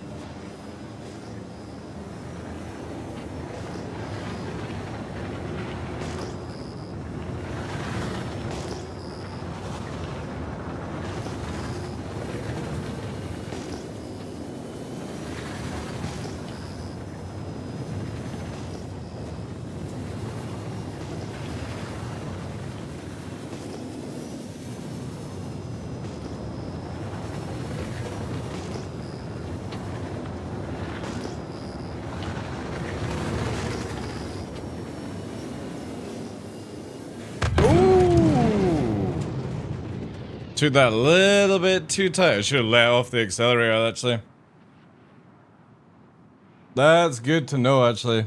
I don't fly a lot in Microtech, so knowing actually what she can do and can't do here. So yeah, I should have let go of the accelerator now and cut through. But I thought she was gonna drift, but she didn't drift a fucking bit.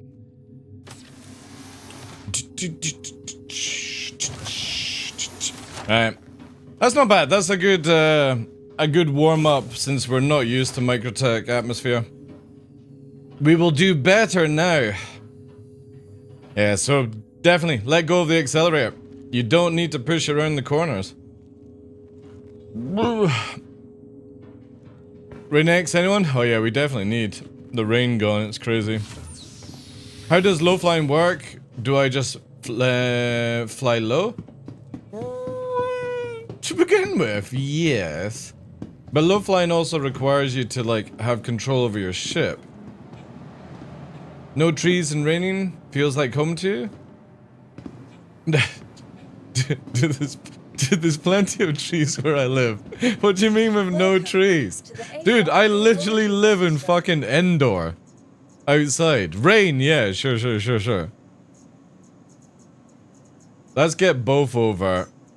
So we can get double pigment. How you doing today, Sanlaya? Hope your weekend's good, sir. Your insurance claim has been sent. That's a jammer of a gap, though. Again, if I let go of the afterburner, I would have caught through a little bit more, I think. All I had to do was really just pitch the nose up a bit more. It's the water that's the biggest issue, man. Like, I get that CIG are wanting to do, like, something to distract you, but that's not how it works, like. Whenever you watch any fighter moving around on Earth, especially in like heavy rain, the visibility is not like that. It's not inside either, it's on the outside. It should be, yeah. It's like we've had this for like 4 years now, by the way. This water effect. CIG really need to just turn it off. It's really bad. Or at least make it better, like when you're cruising around at 300 ms, the water ain't gonna be like moving like a car up the thing. Like, it's gone, man. Well, again, it's just, it needs to be more active to how fast you're flying. Like, if you were landing, obviously it's going to be on your screen. But when you're moving at, you know what I mean? Like, I'm literally doing a Mach push to a certain degree of doing like 340 on a 1G planet. Actually, Microtech's a little heavier than 1G. That water should not be on the screen at all. It should be pushed right off at that speed. And that's the only thing I hate about Microtech. I hate flying here because the water just annoys me. Because we could do crazier things without it. Still cool though, but priorities over time can change, and that's okay. Yeah, but you know what I mean? You could just be like, right, well, we've not worked on this in 3 or 4 years, let's just turn it off, right? Until we have something better. I just hope CIG start making it where the faster you go, the less water is on your screen. Like, all you have to do is work that one out. Faster I go, less water stays on the screen. Simple as that.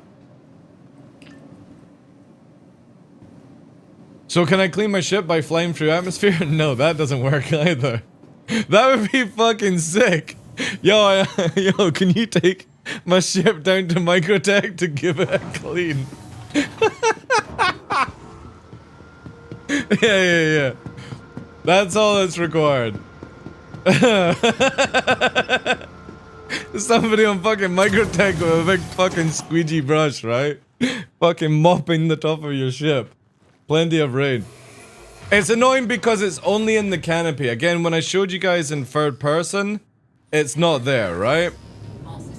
It's why I hate the water so much, because when you're on the outside of the screen, it's not there. It's literally just a filter on canopies. And it's not actually raining. That's why I hate it. Because whilst there's no storms or anything, there shouldn't be any, like... Ooh, look! Misulin! Misulin flying away with the purple. Landing gear. It just shouldn't be like that, but... Whatever, man. It'll get there.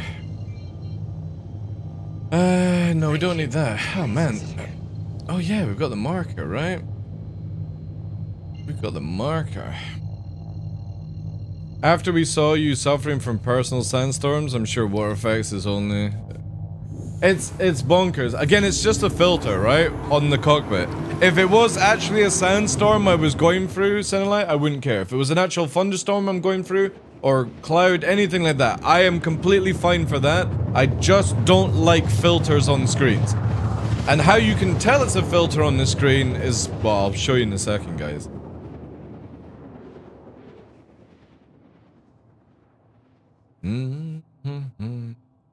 So the moment we start getting water, right, Quantum drive. on the canopy. Good thing is I should be able to find that rock again now, right?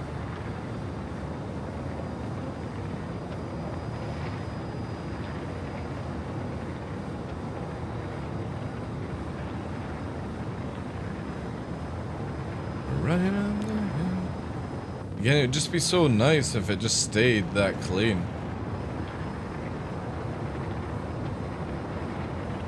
Like, I just don't understand why CIG constantly blind people in this game.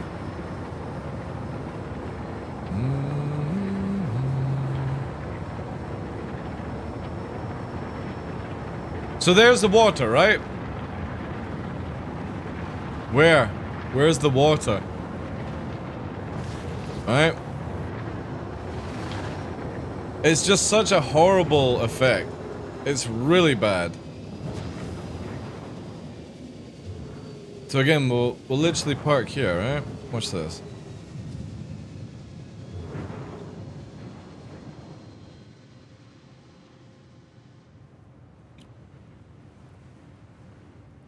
Where's that rain?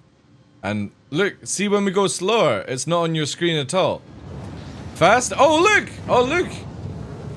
Seems to... More water coming from nowhere the faster we go, right? But when we slow down, where's all the rain, right? Little blobs, right? Man, that's a big ass storm we're pushing through, right? But you can see it here, watch. It's literally on the canopy, the effect, because watch, see how it's like trickling here? But when we're in this view, right? Watch.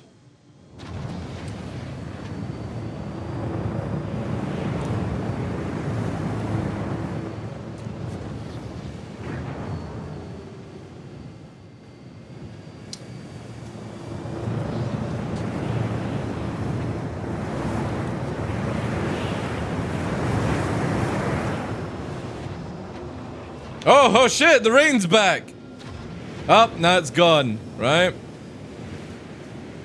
Not on the helmet at all, eh?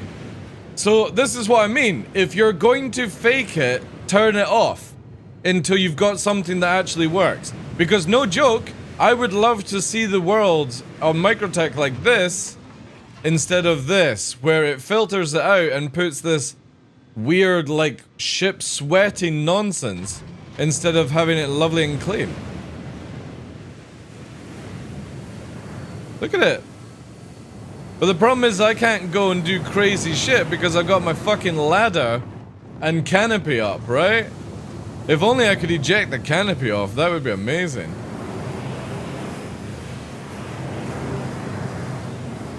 See what I mean? Look at the shit we can do because I can actually see where the fuck we're going. But again, when we go into this view, my view is so blocked.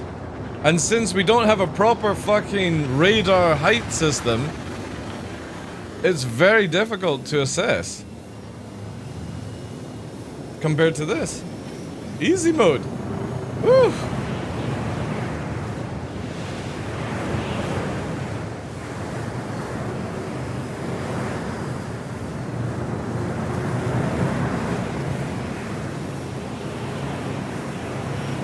This is why I've never been able to have fun on Microtech. Ever since they brought this in. 310 was when we got it. God damn it, CIG. All you have to do is disable it.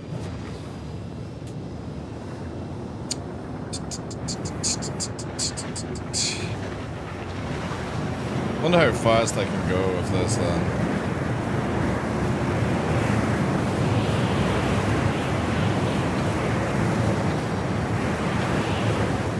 To be honest, actually, I know something. Can't we just lower the ladder?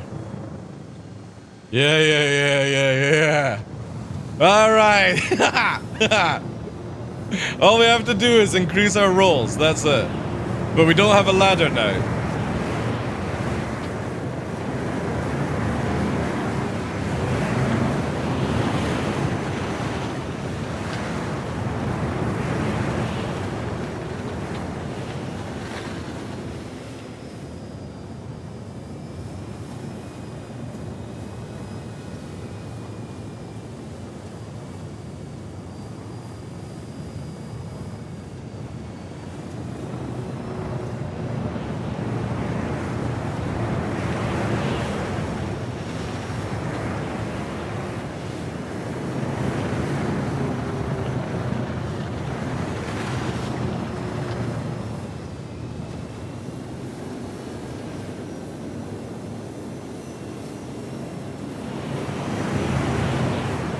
And these fucking crazy shaders that flash in.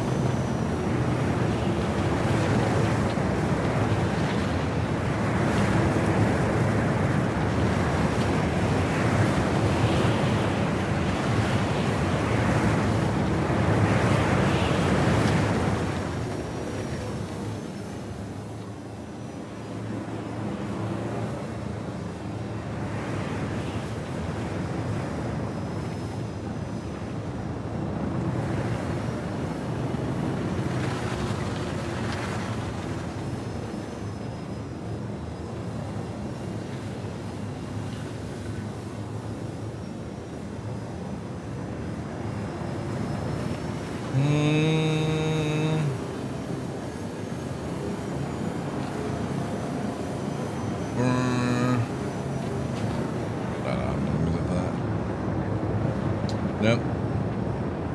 Yep. Nope. Nope. Yeah, that'll do. Whoop!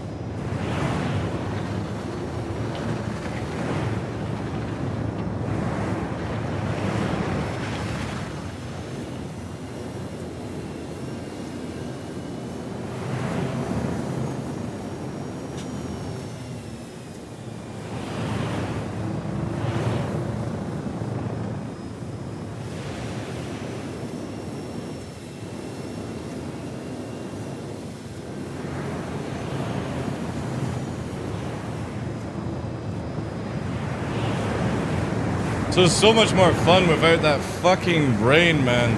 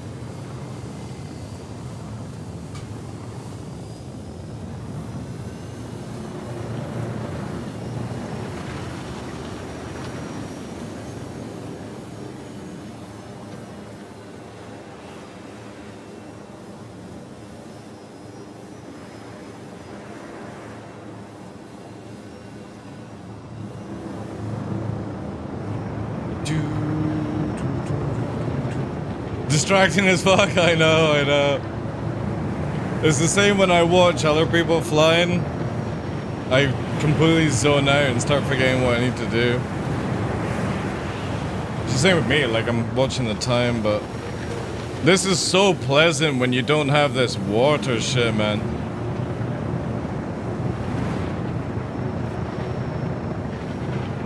Oh, also.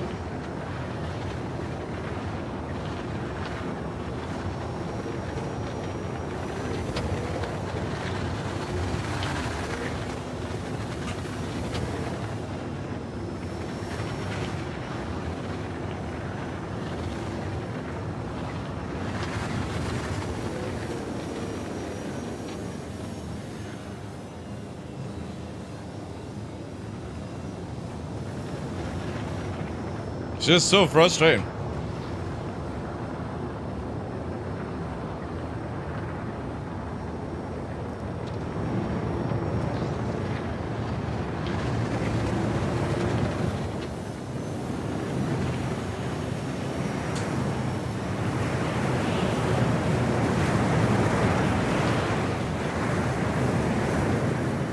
Oh, damage wing on that one.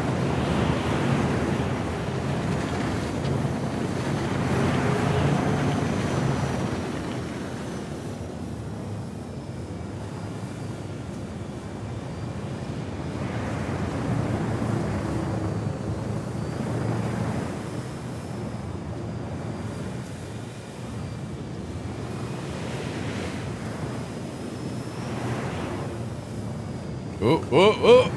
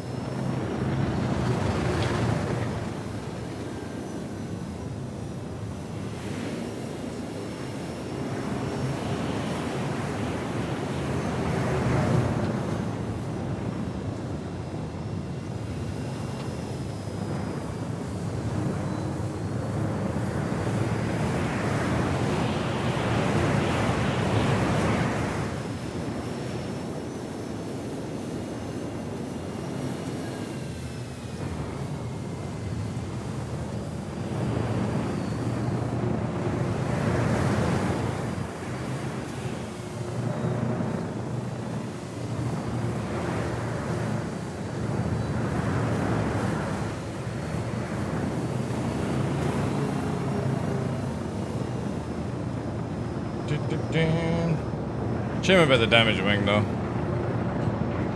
Drone tricks going to work in game? Dude, drones in this game would be sick to actually have. It would be really, really cool. Bow, bow, bow. Alright, let's play with maybe some snow, right?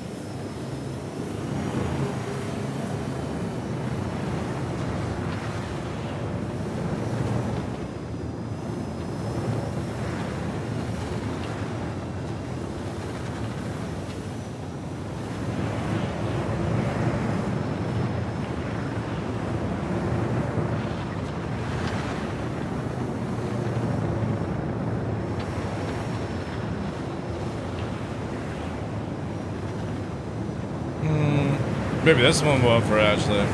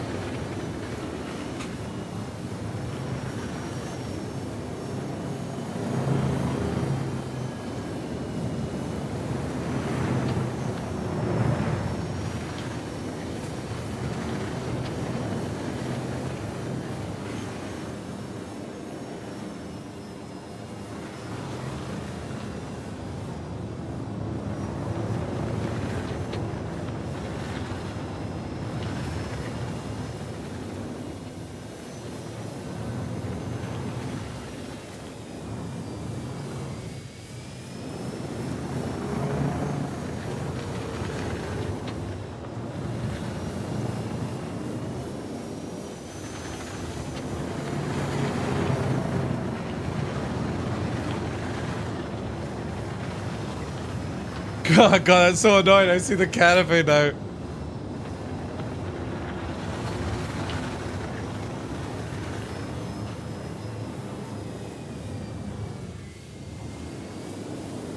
Whoa! Whoa, that was dodgy. Too many loop-de-loops. Come on, come on, come on, come on. Talk to me, chappie. Talk to me.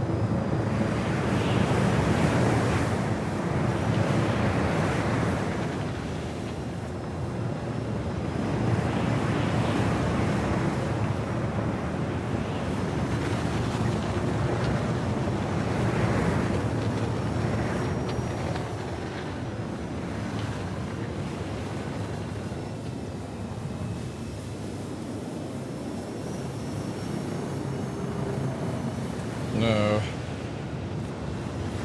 No.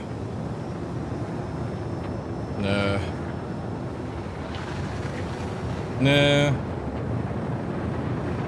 No. Oh yeah, I'll do.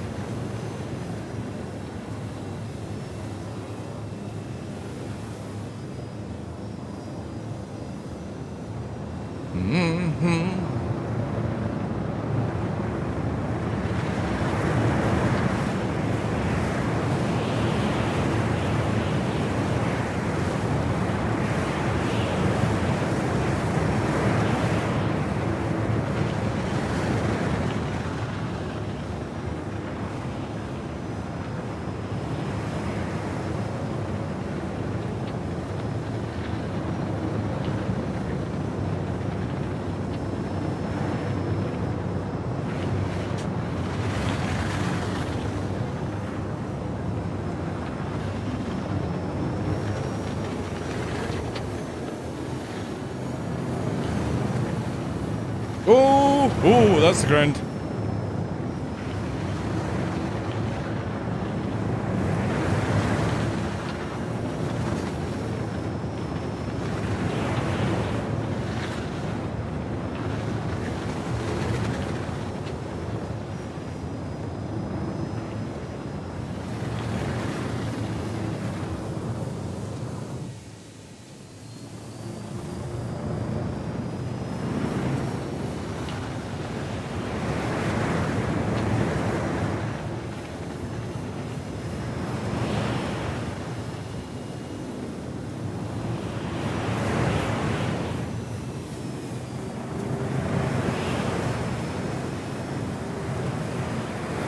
Ooh. Shit! Man, this thing must be fucking invincible, like. Yeah, boink. This thing actually fucking pushed me up in the air, like.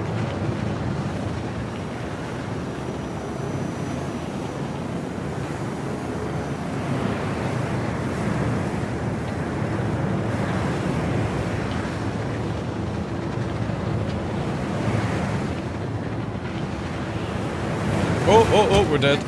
Eject! Wendy! Eject! Whee! Ah, yeah, that's it. We went through the planet. We're safe, chat. We're safe. Technically, we didn't die. Ah, where are we off to now? Oh, fried chicken. All right, man, look at that. This is what it's like to be inside Microtech. All right, we're nearly at time where we can buy a Perseus. Whee!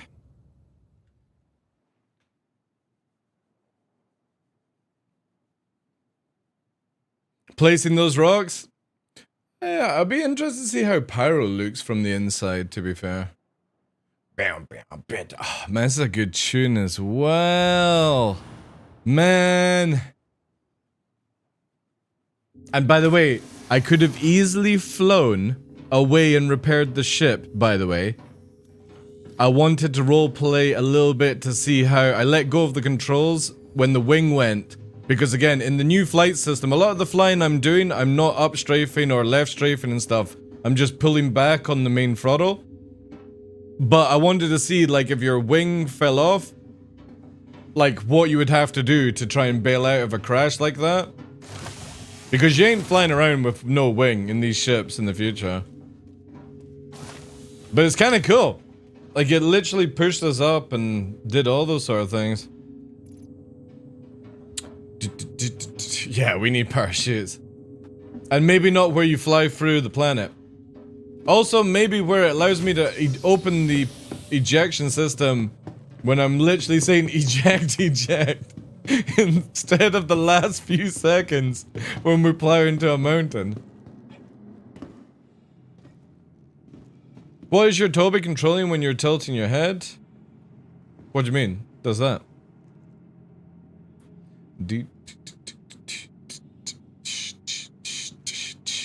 But when I tilt my head like this, I'm creating it where I can see with my peripheral view a horizon to go around corners. It's the same as when you're on a motorbike. Like when you're going around on a motorbike, you stable your head like that so you can still see the horizon. I even do it in the car. When I'm going around like hard corners in my car, I'm leaning my head depending on where it's going. Welcome to the ASOP vehicle retrieval. No. It's helping with field of view. To do a lot of these turns that I'm doing, especially with not upstrafing and stuff like that, and we're just literally cruising around like you would, and maybe the new model with Yogi and stuff like that, who knows. But the idea is that you're making sure that you can see where you're going. The same as when we're doing those hard things, you know? Dude, no joke, so I don't own a car anymore, but I used to own a Subaru Impreza, Denny. And no joke, I had the bucket seats, the straps, everything. And as I'm going around like hard corners at 90 miles per hour, whilst everyone's in the car just like that, I'm like, around fucking corners, man. It's the same on the back of a motorbike, like when we're going hard corners, the fucking knee is out leaning into it and shit. I just love it, man. I love flying, I love cars, anything that goes fast. Like, I'm so annoyed that the only thing that held me back from being a fighter pilot was maths. That's it. I just can't do quick maths. I have every other qualification, and even right now, I could probably go and do, like, a fitness check and get health up and stuff, but I can't do maths. So I wasn't allowed to be a pilot because of that. Which sucks, man.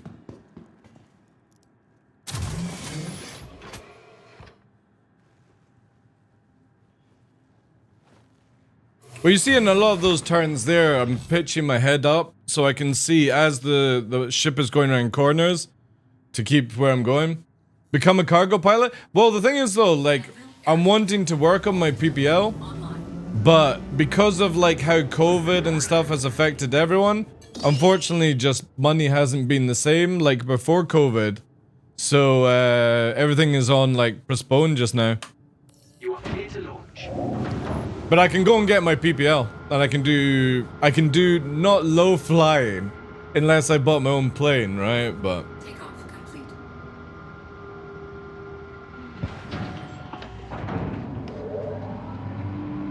yeah, exactly, Nova. Like for me, like maths is the only thing. I can multitask like 5 things at once. Perfect color, coordination, good eyesight, reactions are on top form, even at my age right now. But I can't do maths at all. My brain just literally will not do it, chat, and it sucks. Wait, let's quickly check on the time. We should be able to go to Schmo 10, Schmo 13, yeah, they've just coming up. Nice, nice, the good stuff. Schmo, where's Schmo 13? Schmo 10, there we go. Go for that one. I tried to get to Army to be able to be pilot, but as you, I failed the maths. It's the hardest part, man. Thank you, Duff. Landing gear raised. Commercial flying would be... Not if it was round the Highlands, though, Etak. Like, if I was flying people from Edinburgh to the Highlands... Dude, when I went to CitizenCon 2019, I flew from the airport to Inverness, which is just a tiny little runway, no international. Like little Cessnas, basically. And the dude, there was like 50 people on the plane. It was like that. This dude was pulling some G's where at one point I felt my face do this in a commercial plane. He's going around the fucking mountains up here, and my face twitched like that. That dude was well going over the limit that he should have done with those kind of people. But I would like, everyone's fucking like going, oh, oh, oh, and I'm like that, yeah! Fucking let's go. Oh, this is not gonna work, this place. Schmo 13 it is then, we're gonna need. Obviously it wasn't very high fucking G's and stuff, but it was still really cool to feel a little commercial plane doing that shit.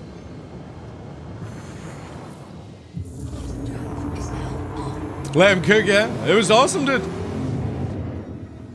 Well, he didn't do a barrel roll, but he was up at one point like that, turning. And normally with commercial, you're meant to sort of be on a 90 degrees and do a nice slow. This dude was up where he was about to go inverted. And people were freaking out and stuff like that, and I'm just like, this is the best fucking trip. Yeah, I've done parachuting yet, dude. The only thing I've not tried, obviously I can't go by myself. I've not done enough jumps to do solo. But I would love to actually get to a solo point. I think it's this way, right? A solo point to be able to do wing gliding. I would love to go wing gliding. Or wingsuit. Is it wing gliding or wingsuit? Whatever it's called. Jumpsuit, wingsuit, whatever the fuck. I would love to do some of that. But guys, you know I'm fucking dead if I get the ability to go wingsuiting by myself. I'll thread the needle and I'll thread myself into a pancake. And I won't even fucking care. I'll be having the time of my life, like. That's too dangerous, send the drone, nah, send me.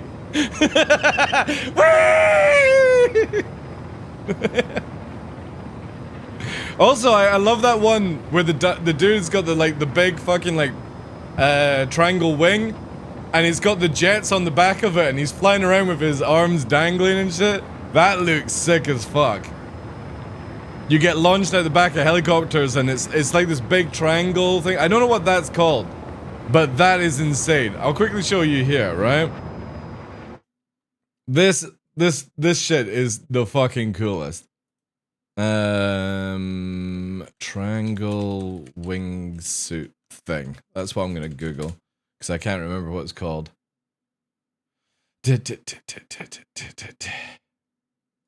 You want to see something fucking crazy before we go, though, right? Penso che nel punto più largo fosse. If you suffer from anxiety, you might not want to watch this, by the way. Woo! Let's fucking go! You've seen this? This shit is insane, dude. This is the best kind of like, I've got terminal cancer, what can I do, right? We need the tunes up. Dun, dun, dun, dun, dun, dun, dun, dun, dun, dun, dun, dun, dun, dun, dun, dun, dun, dun.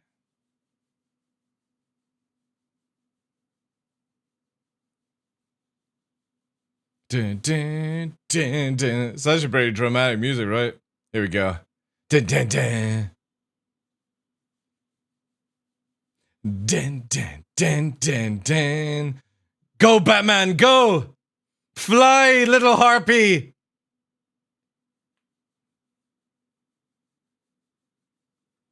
Dun, dun, dun, dun, dun. Here he goes! Close the arms! Woo!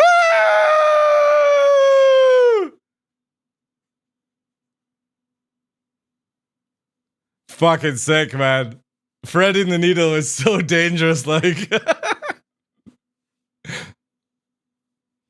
You would have the largest erection afterwards, though. The adrenaline would be crazy, alright. Yeah, Mr. Anderson, people do this shit. Fucking mental, eh? Just a flesh wound. Yeah. A lot of people die, though. A lot of people die. But these guys are some of the best fucking wingsuiters around the world. Like, look at this shit, man.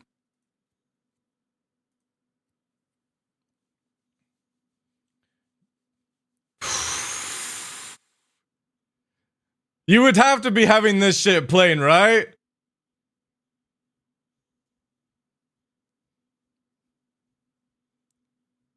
It's why they have the disclaimers, yeah. I would love to do this. Obviously, after multiple jumps to understand how to do it, but I would love to be at this skill level. And doing that with people. I think this is fucking sick.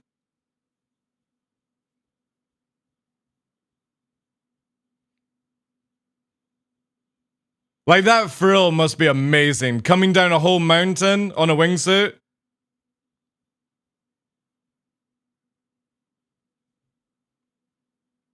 No, you don't do this on your first day. I know. You've got to understand it, right? But it's so cool, man. Look at that. No, because you would throw off your resistance. The way you move your arms and stuff is very, like, it helps a lot.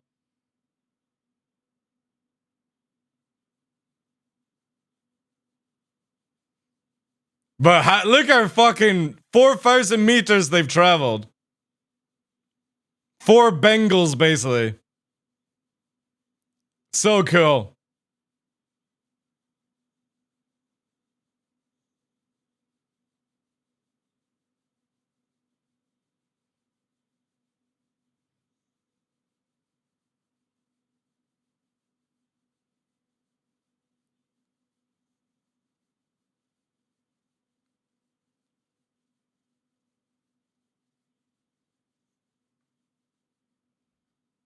This is how I get to work? Dude, I would imagine there are some people that maybe get to work in wingsuits around the world. But the thing is, to get up to these heights, you have to be helicoptered up. That's cool.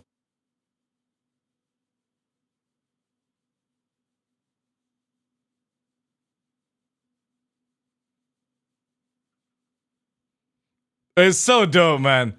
Imagine living in this area. What beautiful scenery.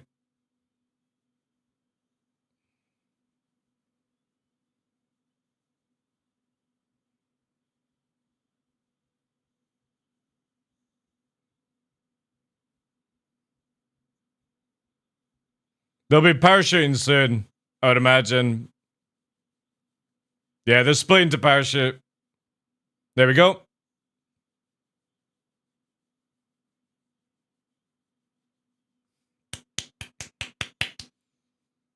7,000 fucking meters, like, crazy shit, man. Absolutely crazy shit.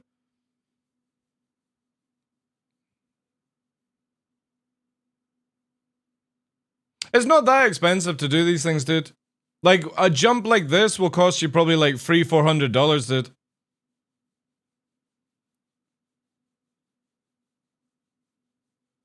It's more like having the medical crew and yeah.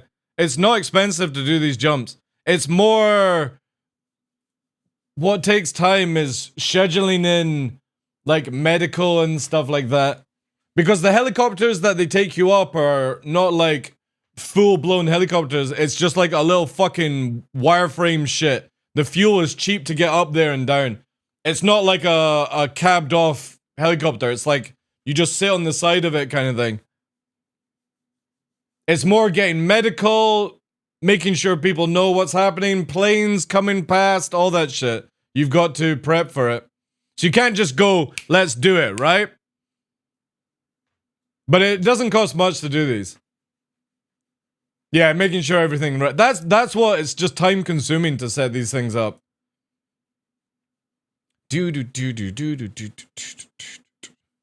Fucking sick though, man. Again, you don't need the helicopter to take you up. You can go for like a hike, basically, and then fucking wingsuit down. Alright, perfect. Conditions are better now. No, because I've done parachuting, Anderson, but I don't have... I think you need to do, what, like 5 or 10 jumps or something like that before you're allowed to jump by yourself. You have to to do wingsuit, you have to have the license or the permit to parachute by yourself without aid. So I can't, because I don't have the ability to do that. Like I parachute or jumped basically, but yeah, I can't. I'm not allowed to do it by myself. Come on, there we go. But I would love to. I would love to, chat. I'd be all over that. We need to do this again.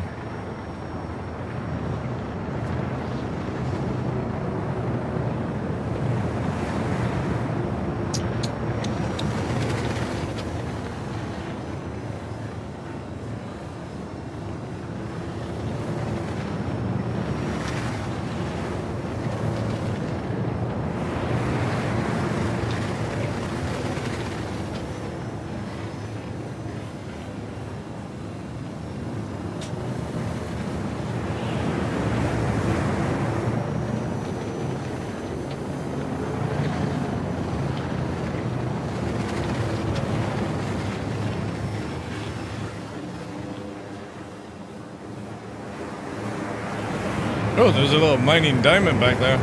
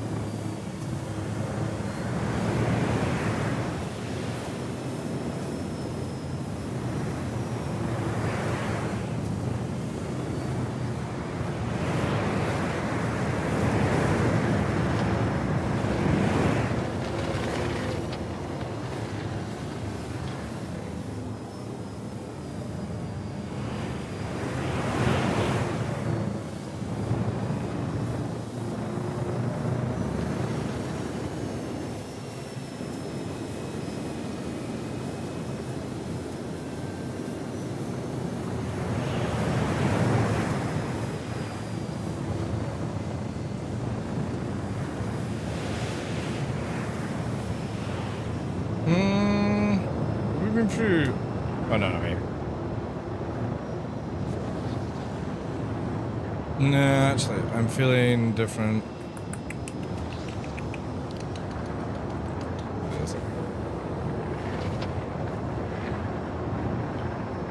Soldier on low flying? It's good as well, because most of the style that I'm doing here is not using many strafes. Only in like short emergencies. So this, for example, is just main thrust. Main thrust, main thrust, main thrust. Main thrust. Roll, main thrust, not strafed once. Still not strafing. Just using the main thrust for these, so.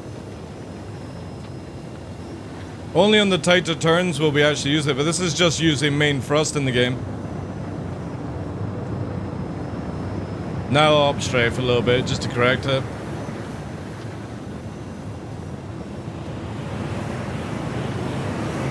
And the reason why we've got the canopy up is because CIG has this really annoying, like, water on the cockpit. And it's just very difficult to see stuff because of it. And it's just so fake. So I really don't like flying with it.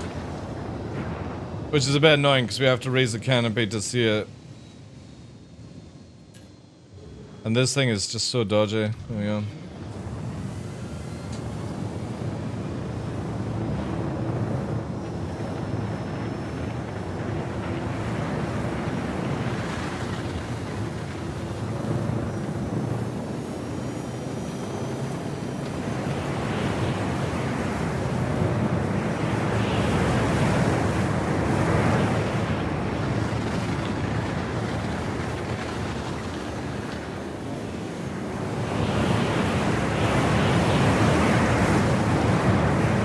Plus you get the noises as well.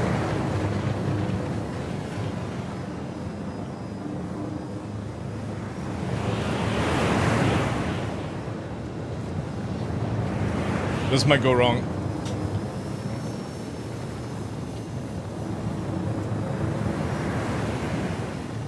Or it goes now.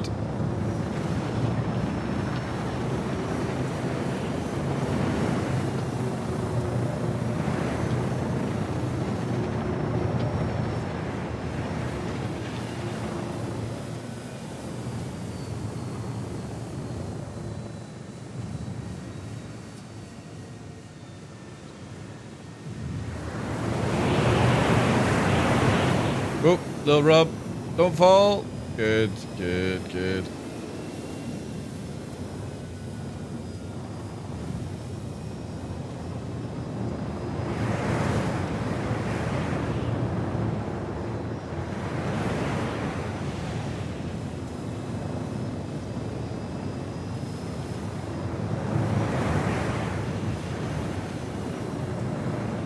We can also do this for you if you want.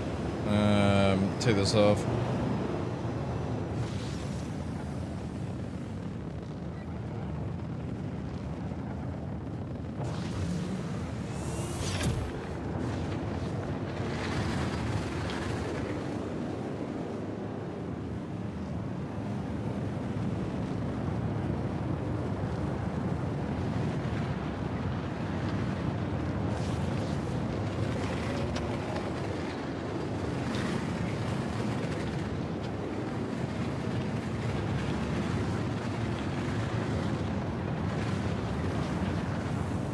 R2-D2 view? Yeah, true.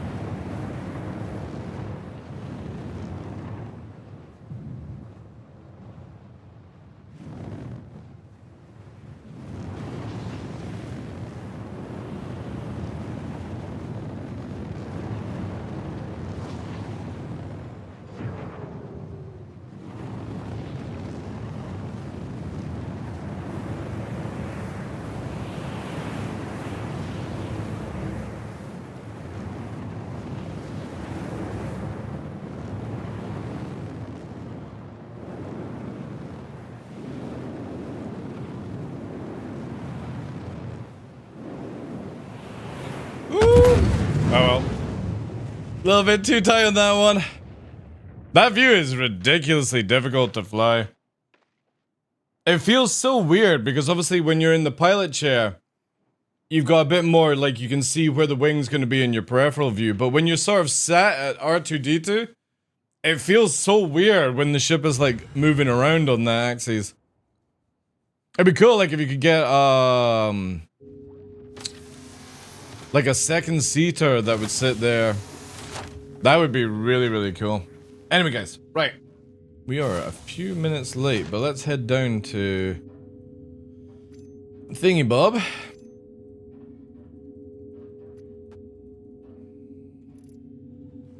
Because the expo has started. And this is the last day, I think, and then we've got...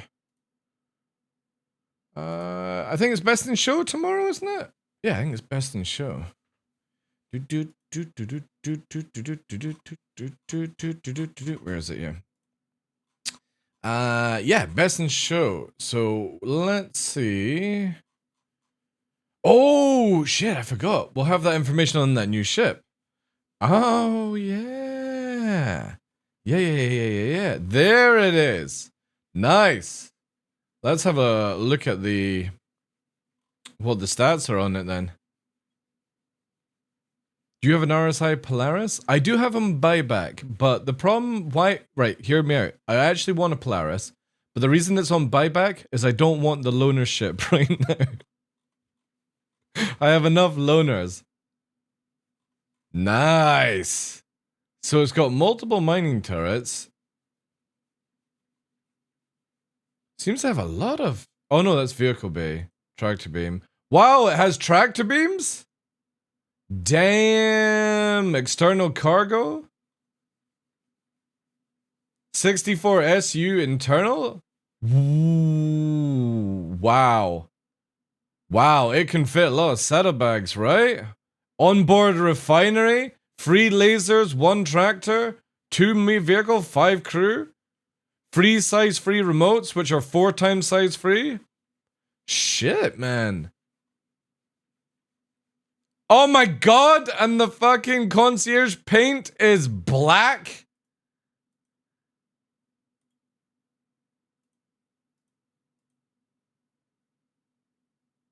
Fuck, why is it a mining ship?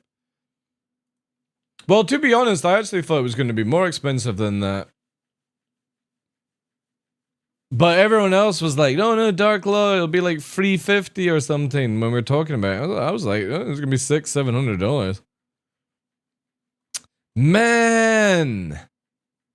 Alright, well, we're adding the paint. I'm not buying the ship, but that paint is sick. That is sick, chat. Look at that cockpit as well. I know it's concept, right? Let's do this just in case fucking... some weird ass shit pops up. Look at that. Damn, that's such a beautiful cockpit. Or bridge. I like how there's a crosshair. There's a crosshair for the fucking laser dude here. That's pretty sick. 24 missiles? This thing's got missiles? It didn't say missiles. Maybe it's got missiles. Damn. That's nice, chat. That's nice. I'm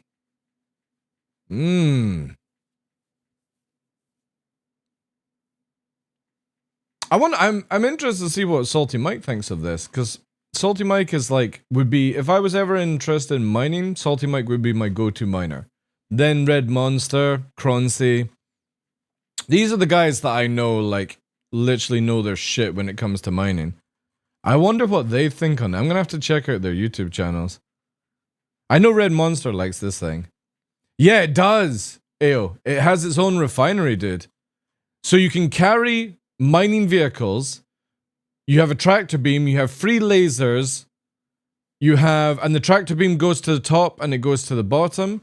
You have 3 turrets of defense, which I'm imagining is 2 on the side and 1 on the rear, which is really good. Onboard refinery, 64 SU internal for the vehicles, but you got 512 external. How to explain to my landlord why internet spaceship overran? Yeah, I know. And it has this skin. Like, fuck the white and grey skin, chat. This is the fucking Batmobile. Does it come in black? Oh man, how does this ship get such a good skin? Why CIG? Why can't I ever get my ship to look that cool? That just doesn't look like a mining ship at all. It looks like something that's about to fuck without consent.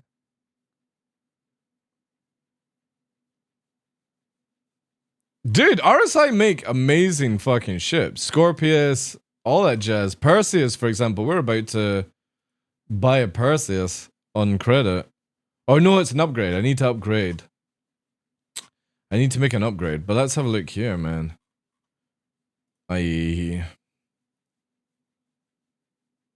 God mode? Yeah, man. The guys doing the RSI ships are doing really, really well. I actually can't... Wait. Let's refresh that. I can't wait to fly this location in Pyro. This is my top spot of what I want to low fly in. At night. It's coming up here. Next video. Not here. This. I can't pause it. But that... I can't wait to fly around Pyro with those kind of like neon lights on the ground and it's just plants and stuff. Looks so good. Yeah, see, look, RSI, well, apart from the rover is a pile of shit. But look at that. That looks so sick. Mantis, awesome. Scorpius, awesome.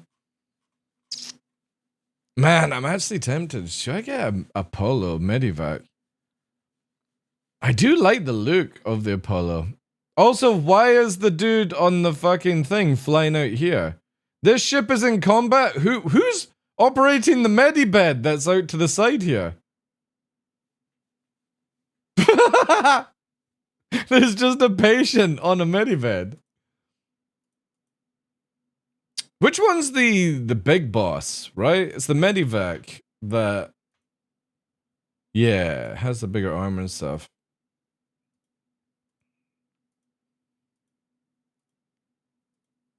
Yeah, again, like, RSI just do... I do... Man, you know when the Galaxy came out, chat? I was very sad that it wasn't a warship. And obviously it can do stuff, right? But it's not a dedicated warship. It's a multi-crew, right? Because it looks so sick, man. It's like a... what's it called from Elite Dangerous? The Python. But this is the one we're wanting. Where is it here? There she is. This is one of my favorite looking ships because this is definitely a ship that says, I don't need your consent to do what I need to do. Dual 7 size guns on the top and the same on the bottom at the back, so you can actually broadside this thing. But look at that bridge, look at the point.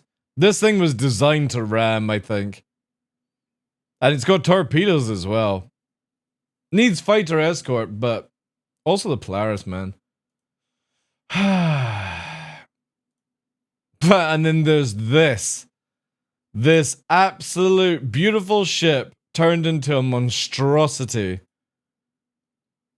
for $10 less.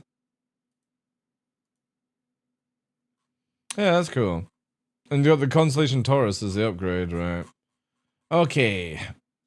We gotta go to this view here, because you guys are not allowed to see my address, because I really just don't want all my adoring fans turning up on my doorstep. It'd be like fucking Halloween, I gotta throw candy at you to get rid of you. Well, you can get the Scorpius in game, I think, now. Does anybody know, does the Medivac come with a tier 1 bed? Or is it only the triage that comes with a tier 1 bed? Anybody know anything? If not, I'm gonna do Wikipedia here. Star Citizen Apollo. I'm like herpes. I'll be around for life.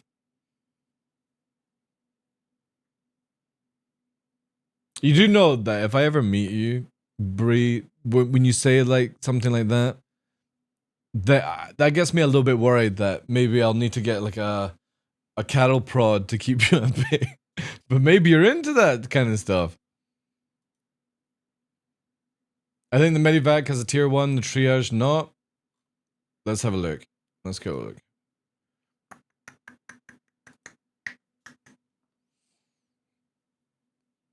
Bree's into kinky shit. I like your cute photos with your fella, Bree. Do do do do do do do. My only weakness, yeah, exactly.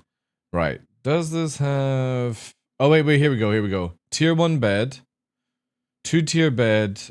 Right, okay. So that... The Medivac can. And that is... So 2 medium computers, large... 2 medium shields. The triage... Oh god, it's on a different website, right? But same sort of thing. 2 medium... Oh, this website's garbage compared to the other one. Right, let's do this. We'll go to Polo Series. This one. No, I don't want the fucking image. Jesus. Right, so they both can do tier 1 beds. They both can do tier 1. That's what I'm interested in. But this one's for the more combat, right?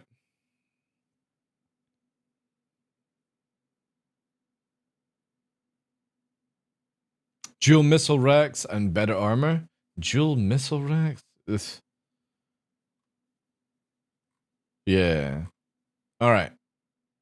That is definitely on to consider. I need the Medivac to be flight ready so I can full-time med. Dude, I want the Medivac just because I want to use it as a dropship. I'm thinking of getting an Apollo for a dropship.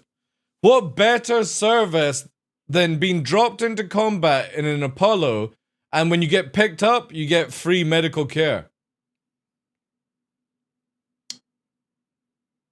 That's what I'm thinking as a dropship pilot. Legionnaire and Medivac? I do like the Legionnaire.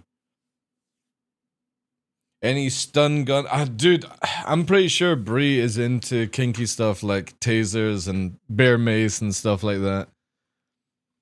Bree comes across as like a proper fucking stalker that's been bear mace and tasered.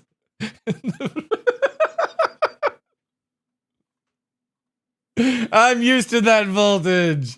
Oh wait, can you do A1 to... Oh, A1 to Medivac. How much is this going to cost me to go to the VOD vessel? Holy crap! The Perseus is so expensive! Man! What? Like... What can I go to after Perseus if I don't like it? Holy shit, that's a big jump.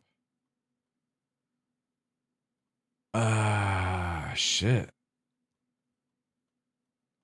You know what? I'm not gonna upgrade just yet then. We're not getting a Perseus. That's too big of an upgrade jump for me. Good idea. Then my Kraken is Medivac base. Yeah, it's good, yeah. Right, we're gonna get the Zeus upgrade anyway. And I'm gonna buy 2 of these. Can I only buy... Wait, CIG, can I only buy 1 of the skins? Oh no, it's lagging. The site is lagging. You just stop there, CIG. No more than that. 93, that's fine. $93 for the upgrade, plus the skins. That's good. Alright. Let's use my fake address. My Perseus came from Merchantman upgrade, wasn't bad. Ooh, that's actually a really good idea, dude.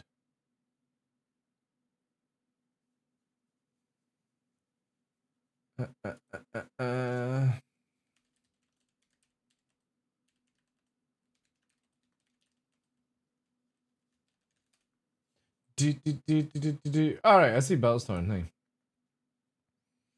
Hello. Hey boys. How's things? It's all good. We have all manufacturers now ready to do the thingy. Nice, nice. You're buying that pack then? Yeah. Nice, nice. Yeah, I'm just buying stuff. I'm not going to go for the Perseus upgrade right now because I was going to do the A1 to the Perseus, but it's like £600 upgrade. Just Yeah. and when you go that far, like I can't melt this There's no pack down. options. Yeah, there's no way of going back, so like I can't melt it and I can only upgrade, so I'm going to hold off because I don't think the Perseus anywhere near. But I am tempted to get like a Nautilus, but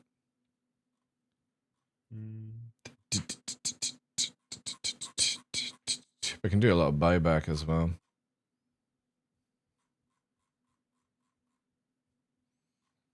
Nice, nice. Alright, I've got all my stuff bought, chat. All but I might use a Cutlass Red whilst I wait for the E1 to be released. Why would you use a Cutlass Red? If you're going E1, wouldn't you go for like the Cutlass Steel? It's got more chairs. Have you noticed that the ship doesn't say concept? For what?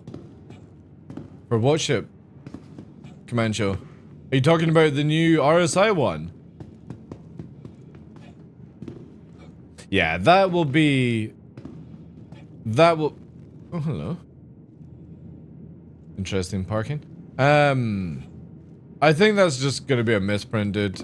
Like, there's... Because again, when they were showing the video, they barely had, like, the idea of how the insides are gonna be and stuff like that. Hey, Capitan.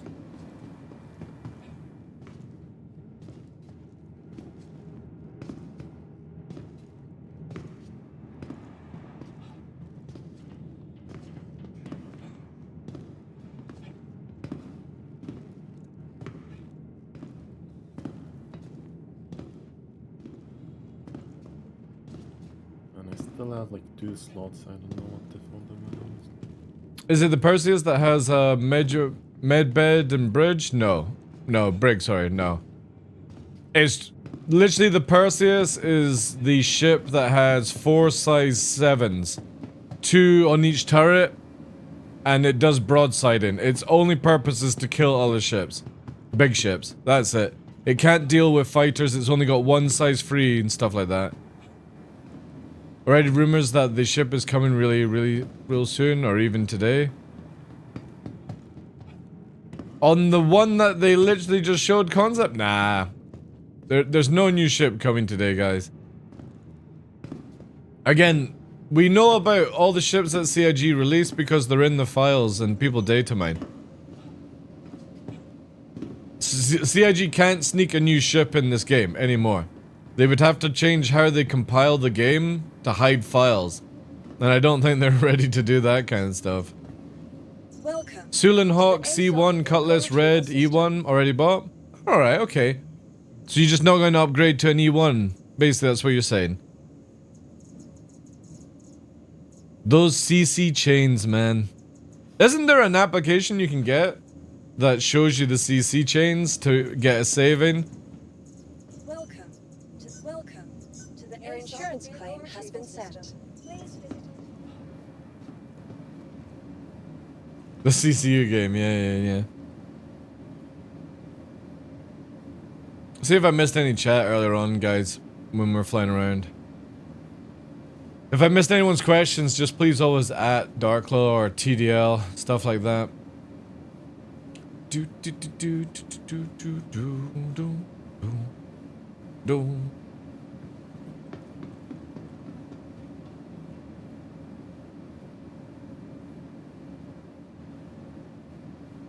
But for me, it's not good. I make CCU chain. You say, oh, you're saying that you can make a better chain than the actual game thing? Really? How are you pulling that off? Welcome to the ASOP vehicle retrieval system. To be honest, actually, we can just do something here, chat.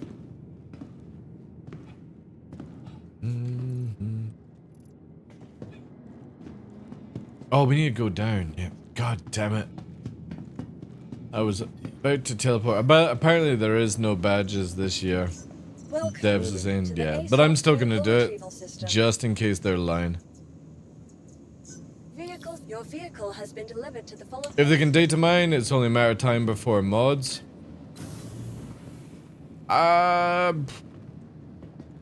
No, because you can't, like, you can data mine, you can open up the files, ETAC, but you can't do anything to them. They're in the one file, the PK thing. You would have to somehow put it together and then, no, you can't do mods like that. And to be fair, I don't think CIG are actually going to do mods in this game. They'll most likely do something around it, but I don't think there will be mods as what people think there's going to be in this game. I think that scope is all changed.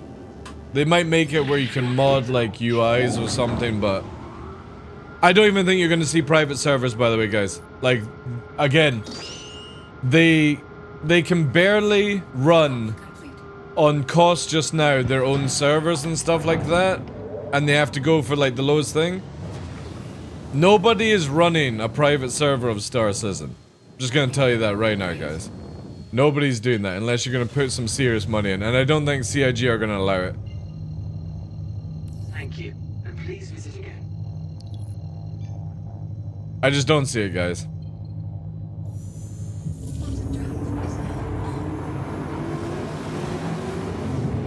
It's like armor as well, just let those things of the past go.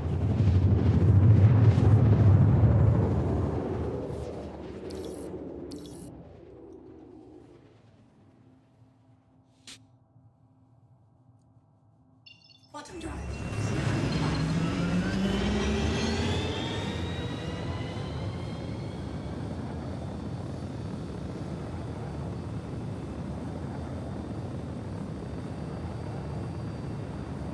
Man, I can't wait for the new alt meter that doesn't spam with this crazy shit.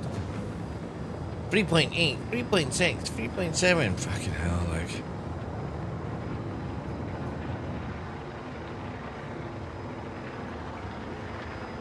Oh yeah, it would definitely be piracy, but then they'll get sued to shit, so I wouldn't bother, like.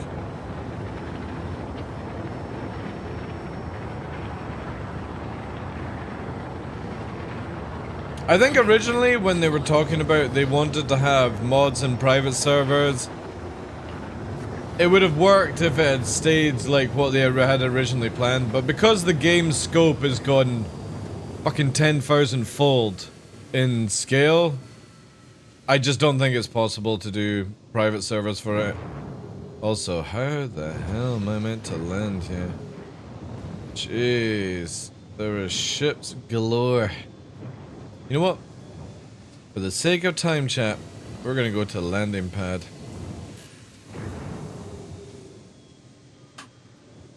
We will just land at the landing pad.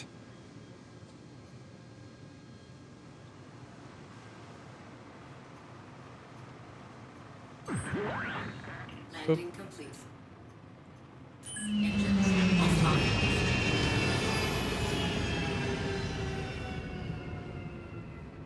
Yeah, I would imagine that will probably be the case, right?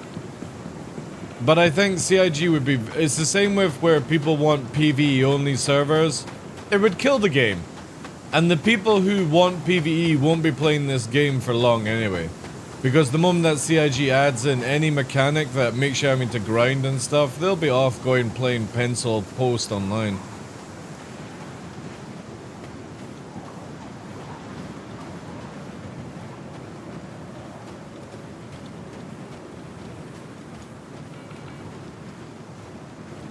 That's how Counter-Strike took out Half-Life? Yeah, but then Valve got Counter-Strike, right?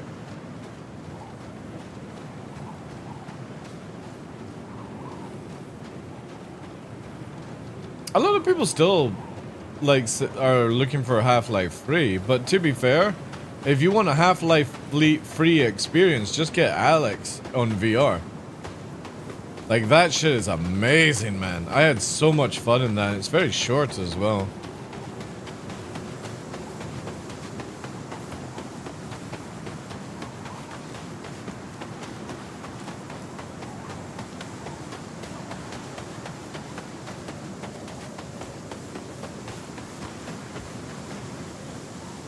Did you try it? I loved Alex. It was so much fun for me. But I'm into my VR though. Like if people are not into VR, I can understand it wouldn't be for them.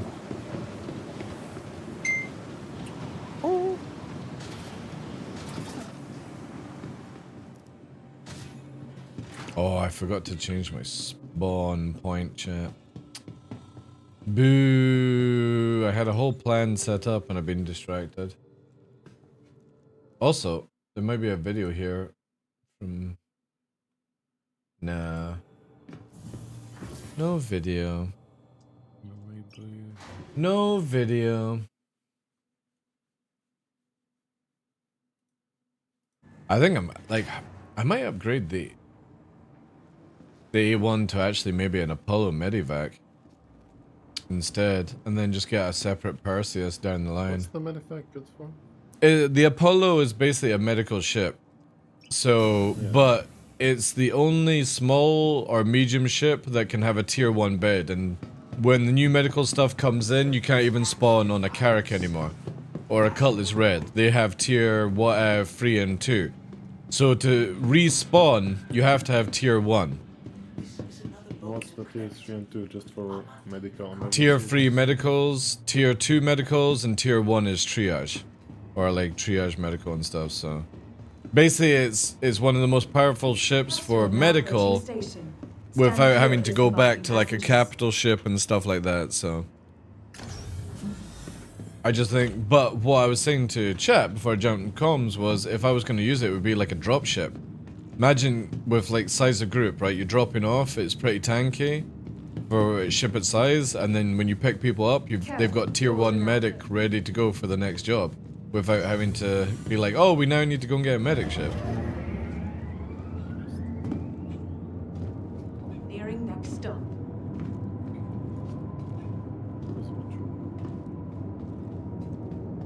When VR game is less fun than working a job in real life, there's a problem.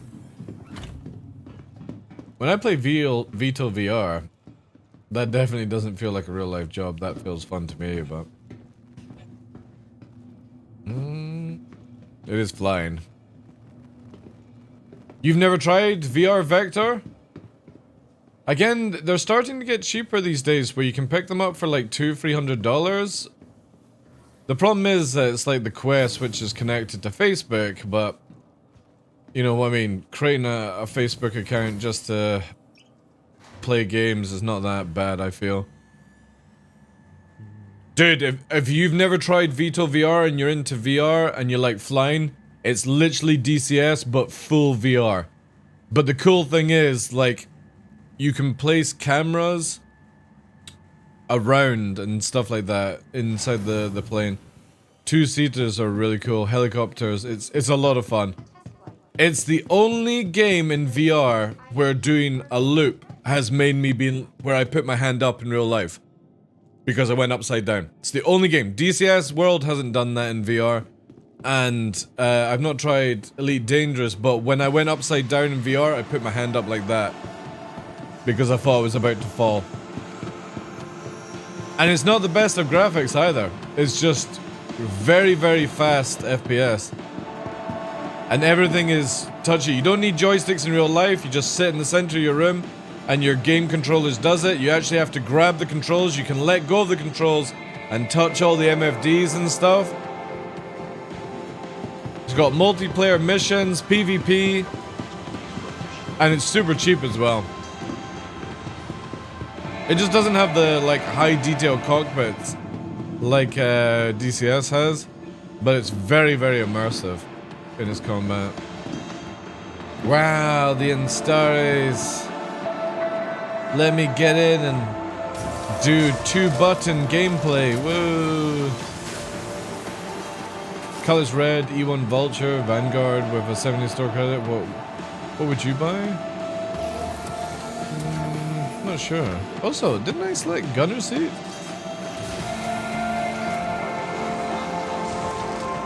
Wait.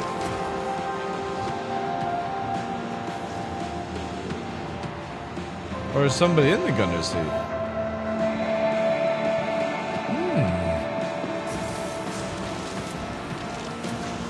Oh, there was somebody in the gunner chair. Right, that's why I didn't go in.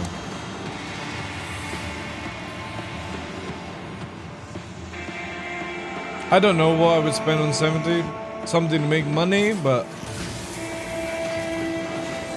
if you got money, save it. Enter gunner seat. Maybe I went into pilot chair.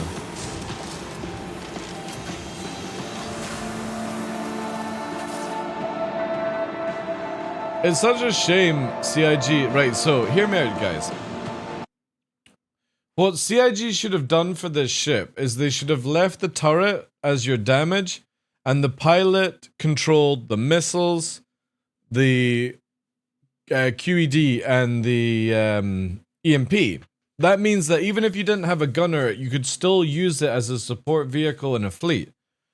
And you just have better defense if you had the gunner, right? I sent you something. Is it nudes? Yes. I would probably say in general, because what's required. Obviously you're talking about subcap and cap in that. So the first one requires way more people, but it can carry fighters. Second one requires less people, Yes. but it literally is just turrets. That's it. So it's up to you. I would say go with the second one, because can't you just upgrade that to the first one if you don't like it? I personally wouldn't make any of these big choices just now, because like you could just get some stuff to play with into the time. The first one will be out within the year. The second one, you're not going to see that for 2 or 3 years, dude. So that's why I'm not upgrading it just now. Also, like, for the price difference, the first one offers so much more. It does, yeah. It does, yeah. And it will go up in price as well. It'll go up in price. Massively, yeah. And then it's a better investment to sell in game, right? It is, yeah. Well, again, Yeah, we don't know if you're going to be able to sell in game, but yeah. Why FOMO now when you can FOMO later? Exactly. The thing is, I look at this way, everyone freaks out about, and I'm not saying Battlestar's freaking out, but everyone freaks out like, oh, I've got to have the ship now. And you have to remember, a lot of these big ships, you're not going to see in the next 5 years. Because CIG have already showed us what we're getting within the next year, which is Polaris, Nautilus, Legionnaire, the new sort of big fucking Fury thing, some bikes, some other things like that. So if you're getting like the idea of a Galaxy, the Galaxy is at least 2 years away. If you're looking for like Odyssey, 2 years away before they announce it. So, you know what I mean? What happened with Siege of Orison? Wasn't it supposed to be about now? Well, I don't think they're going to run Siege of Orison on this, but I'm holding out for lifetime insurance. Yeah, Kraken is another one. The thing is, though, that we do know the Kraken was meant to have been done for Squadron 42, but it might just be on the outside, right? We have no idea if it's got any interior done to it. So, yeah, it's the same thing with me with a Kraken. Like, I may end up melting my Kraken just because I don't like having all the loaner ships. And I'm not going to see the Kraken and stuff. The only reason I won't melt my Javelin is one, and Battlestar knows this story, I got the Javelin as a joke within the org. It was basically, I had an Idris. I melted the Idris, and I said, right, for fucking shits and giggles, I'll just get a Javelin. And I got the Javelin in 2014 in the first 50. I own one of the first 50 Javelins ever sold. And it's got poster and model that comes with the pack. And as much as, I don't know what I would actually use for the credit anyway, because it's like, what, 2,400, because I got it with a VIP thing on it and stuff like that. Yeah. But it's just more like, just a meme at this point, where I'll probably just sell it in game or rent it out or whatever, right? Crash it into somebody else's fucking Idris. Just for a laugh. Stand clear of disembarking. Go low flying with it once and then never use it again, kind of deal. Have it as an org headquarter, just for us to go with. Just yeah, rusting away. We'll put Jack on it, and that's it. Jack can stay there. Well, I've never flown the Idris or the Javelin when people could steal it, Dave, because sorry, because I don't like. It's the same as I never flew the F8 or the Mark II Hornet. I don't like flying ships that people cheese themselves into to fly. If CIG allow me to fly it, awesome. It's why I was never on a Titan kill mill in EVE Online. Because my character literally has well, at the time it had every single ship on the kill board killed multiple times, but every time there was a chance to kill a Titan, I never attacked it. Because I said, the moment I kill a Titan is the moment I quit EVE, because I have nothing left to kill in this game. So I never killed the Titan purposely to never quit EVE. Obviously I did in 2012 when Star Citizen was all chat and stuff like that. No, it's not out, Zarky. So we're most likely going to see it on the, what's it called, the tech preview servers at the end of this year. We still got Free 22 to come out, but CIG are testing the replication layer with Evo and stuff like that, and if it works, then we will get the Stanton to Pyro tech preview set up. So my guess is when you're wanting to play Pyro would be Q1 next year, dude. Q1 for PTU of Pyro next year. That's my guess. Because they need server meshing, replication layer to make it all work. The stuff that we got to play through in the first preview was just literally set up for CitizenCon. We just got to have a shot of it as well. Because every fighter had 5,000 quantum fuel. That's not how it's going to be in the future. You're not meant to be able to fly around Pyro in a small ship. You have to go for a size 2 drive to be able to get places. So again with Pyro is I think we need certain ships that can carry fighters and stuff like that beforehand. The patch that never came yet. Well, I don't think they're gonna go to 4.0 when they bring Pyro. I would imagine 4.0 is the end of 2025. That's my bet. The whole idea of going to 4.0 for Pyro is not required anymore. That was just a selling gimmick that CIG can use.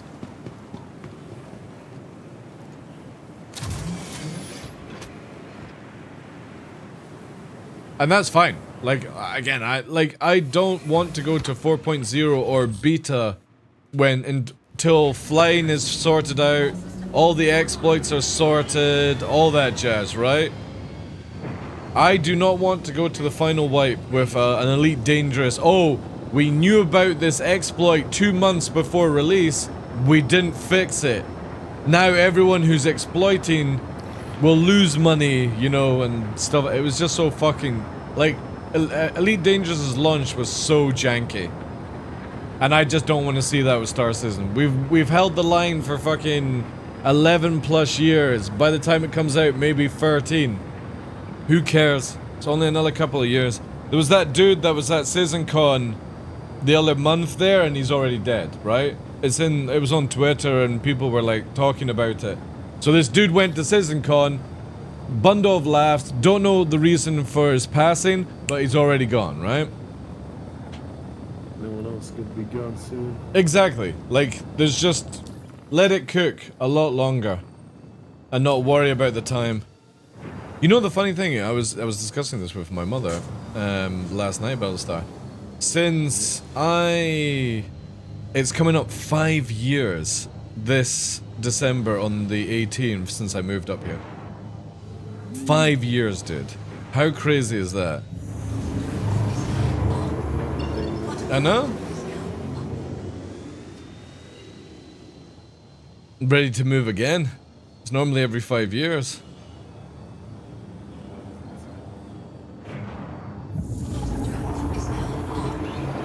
I have a Carrack and a Band of Merchantmen. Wondering, should if I should CCU 1 to Perseus, do the Carrack if you're going to do that then. Banner Merchantman is way more worth than a Carrack. But that's your choice though, obviously. But the Banner Merchantman is literally upgraded to a capital class ship. It has huge cargo. It has the ability to carry 5 arrows, by the way. Or you can go for 1 defender or 5 arrows, free gladius, depending on certain things, right? So I would always upgrade the Carrack, because that's going to be an easier ship to buy in-game than it is going to be a Banner Merchantman down the line. That's my way of looking at the game. But also take into account, you ain't going to be using a Banner Merchantman on day 1. Or a Carrack on day 1. So make sure you've got some sort of ship that can farm money at the beginning. Because it is going to be like 2-3 weeks before you're using any big ships like that. And this goes to anyone in chat. Don't always just go for big ships. Make sure you've got like 1 decent ship to make money. Maybe something in between. Like say you're wanting to be like the Banner Merchantman is your final ship. Or like your main ship. You kind of want like a money maker, which could be up to like Zeus size. Something in between that. Because again, you ain't going to be Banner Merchantmaning on day 1. Yeah, that's a good one, yeah. Because you've got to remember that Banner Merchantman, anything that's large or capital ship is going to be very costly in fuel, very costly in repairs, and you're not going to get missions on day 1 that offer enough money to do that, even if you've got a full crew. It's better to play the game with like 1 or 2 people in smaller ships. And stuff like that. So I'll reply to you just now.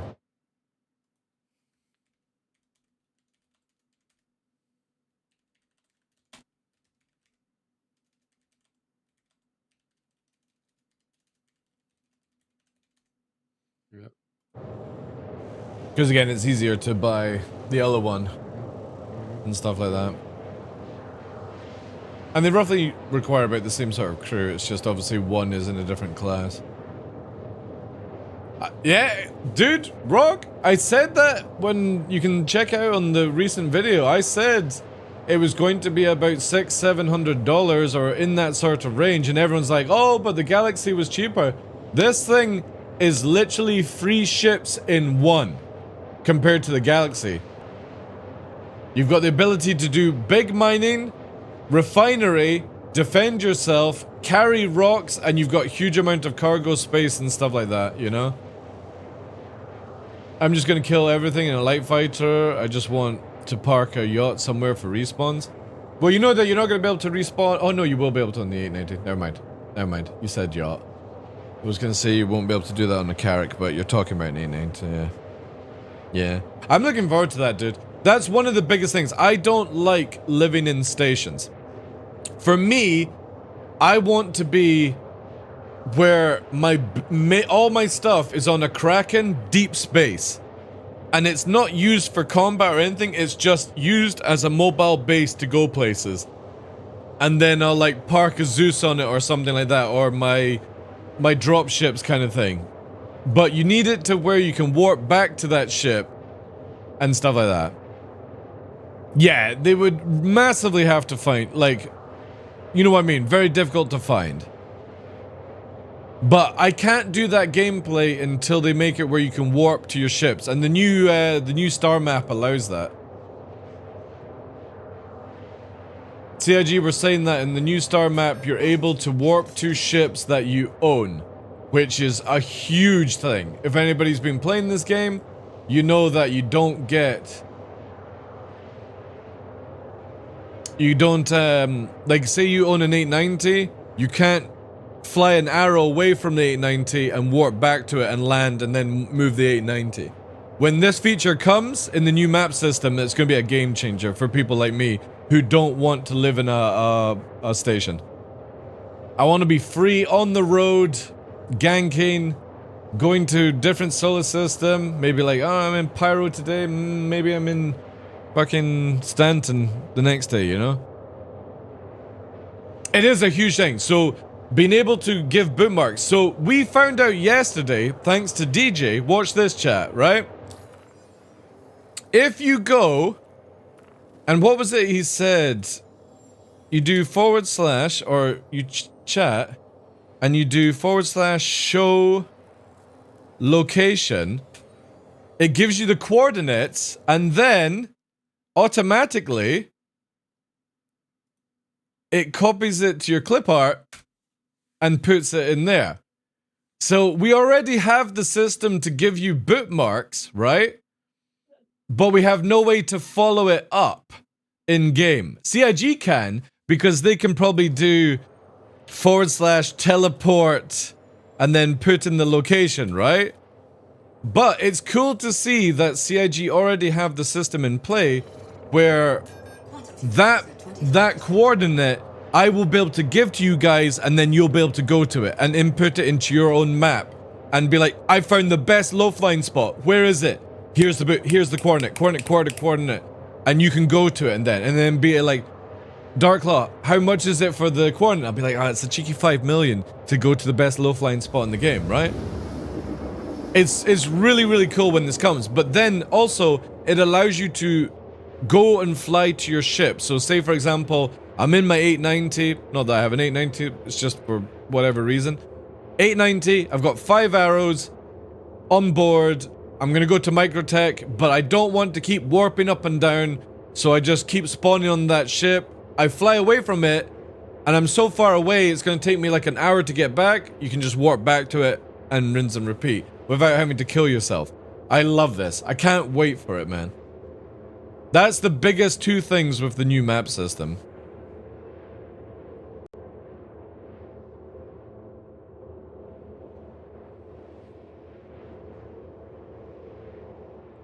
I don't have an 890. It's silly that I've always wondered this one. It's silly that when you own a Kraken, CIG give you a Caterpillar and a Buccaneer as a loaner. Why don't they just give you an 890 as a loaner? Since it's the only capital in the game. They do this with Idris pilots as well. With an Idris you get a fucking hammerhead. What the hell's a hammerhead got to do, like, how can that even be compared to a fucking Idris? Drive is now off. So if I actually got a loaner, I wouldn't be mad about that, to be fair, but there's no way I'm buying an 890. I'm kind of hoping that Legatus in the future will get like an exclusive 890, that would be pretty cool. Or an exclusive Idris. If there was an exclusive Idris M, that would be really good. Hint, hint, CIG.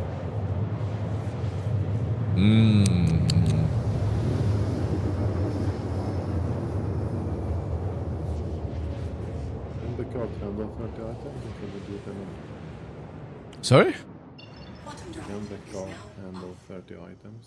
I don't know, I've never tried. Dude, it's not something that I've ever tried in this game. Let's see if I can get 30 upgrades into one car. Dude, I am the master of this shit. I spent to get the 1 million UEC at launch. Nonsense. That took me 40 odd days to be able to do. 40 days every day of queuing up 25k credits. Fresh knows the pain as well. He started to do that. I think he's at like 750k or something.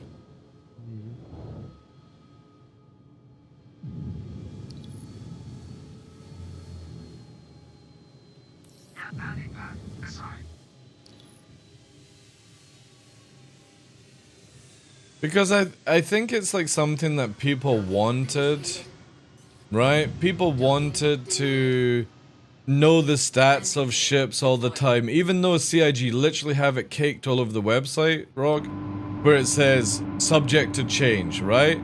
But people hold that as like fucking to their throats kind of stuff, where they're like, no, this ship was meant to come with 2 medium shields and now it's got 1 large shield, and it's like, yeah, but you do realize that 1 large shield is better than 2 medium. No, but I paid for 2 medium. It's like, shut the fuck up, man. There's a lot of these people on Spectrum and shit. So I think just CIG gave up trying to keep the stats. Personally, I think they should get rid of those pages altogether. And just place it when the ship is actually out. Just have everything that says in concept, and then only when it's flight ready does it actually have it.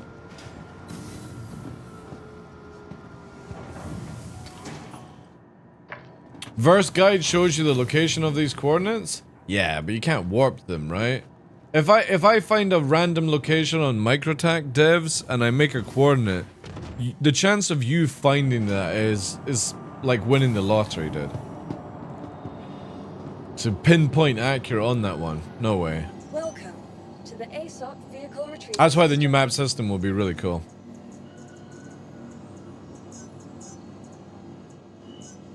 Your insurance claim Yeah. has been sent. You could probably get within, like, I want to say maybe 100 kilometers, give or take. Maybe you could even get down to 50. But there's no way you're getting right on top of it.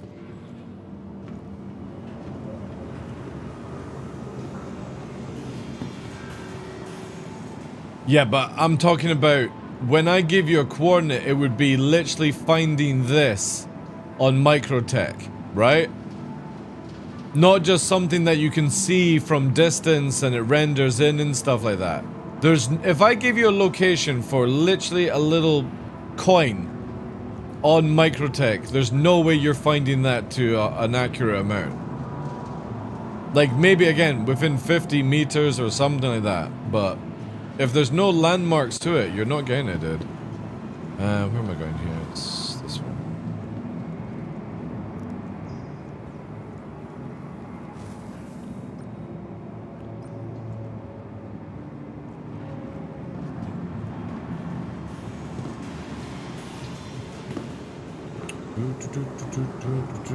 Or if I was doing deep space, right?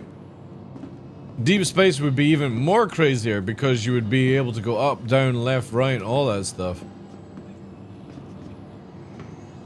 Sure, but they said a complete overhaul coming, selling the C1 with one... Yeah, but they also confirmed that they're upgrading the Spirit, the Cutlass, the Freelancer series, and the Valkyrie rocks to be in line with the Zeus. Because the Zeus is the new standard for medium-sized ship. That's why. They're upgrading all the ones I mentioned to bring them in line with defense capabilities and stuff. I'll find it. My nose is premium standard. Do you use a 50 note or are you a cheap 10 noter?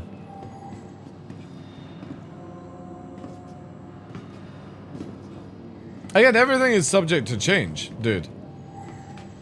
Everything is subject to change, even with a flight-ready ship.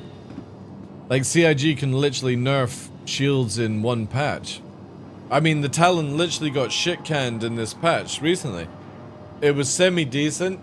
Decent fuel tank. People complained that it didn't have enough fuel, but you can respawn at outposts because of it.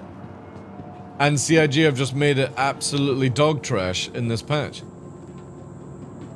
So it's gone from one of the top killing ships where I have a video of taking on 15 plus people all by myself and killing 13 of them to it probably couldn't take on a fucking arrow solo. What ship? The Talon. It is absolutely dog trash now. It's so slow in atmosphere. What did they do to it? They've fucked the upstrafe and top pen speed. It's bad, dude. All you have to do is look at the comparison on Oracle. I think it lost like 100 ms in certain areas and shit. Like, it is so slow. I'm not a beast. Attack. I've played this game long enough and I know to analyze people and that's it. There's a lot of people like Battlestar who I'm talking to just now would shit on me in PvP 1v1. I'm a better pilot, but he's a better aimer. But that's not how the game works, you know what I mean? But this is the great thing, is that in the future, you can have fucking killer aim Battlestar here be my second. I go in as bait, get everyone swarmed up, and he just literally blows off wings because everyone is in a stationary fucking stall. It's gonna be so good when that happens. Right now, you can use somebody like me to slow people down and bait them, but you really need everyone on the team with killer aim to fight certain people. I'm always bait, yeah. I'm always bait. Even if I crash the desktop and I warp in last Tough Mudder, the moment anyone sees my name, they're like, the primary TheDarkLaw, and I'm just like, no! Battlestar and Puppeteer were there before I even arrived. It's so fucking annoying. And it's like, I've got to fucking tell them to come back, you know? It's so weird. I need to get an alt, but then the thing is though, like, which would people rather have? The bait that everyone goes for as the bait, or where people start having to deal with like 3 or 4 fighters at once, all the time? I kind of feel like I owe it to people who are supporting with better aim that I take the more shots. I would love a damage meter to be like, how many times does TheDarkLaw have to go and fucking repair in combat because everyone's shooting TheDarkLaw? Welcome to the ASOC Vehicle Retrieval System.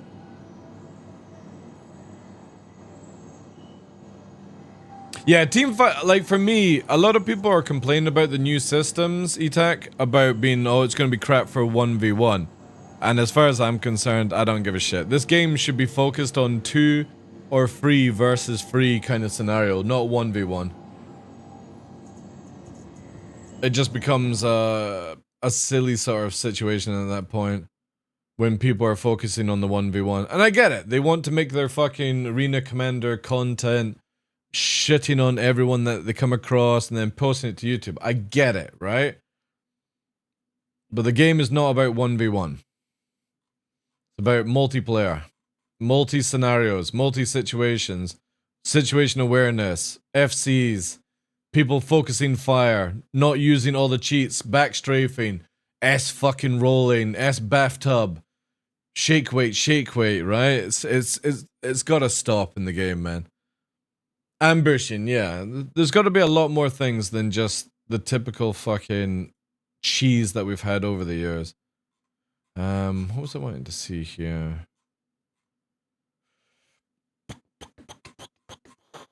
Oh yeah, that was it. Pledge store. Can I upgrade A1 to a medevac? I think I can, right? Kiss me. Nice. It's only 75. Yeah, I think I'm gonna do that. Does anybody know? Yeah. I think this is actually gonna be a really good choice, because if I don't like it down the line, we can always just go higher. This way, it's not as crazy as going straight to Polaris, right? When we do this jump, we ain't going back, right? Now, if I go... Man, is the fucking Apollo more expensive? Wait. No, there is. So that's 275. If we went for that, we can still go for...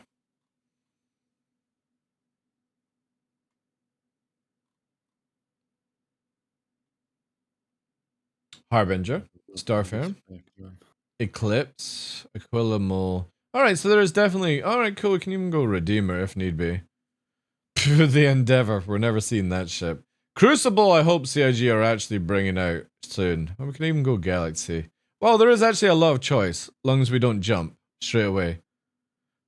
Man, 600i is so expensive. Can't wait for the rework. Liberator as well. Oh shit, I forgot. I'm missing the Liberator. Man, the Astra is the same price as the Liberator? Holy shit, the Lib is really expensive.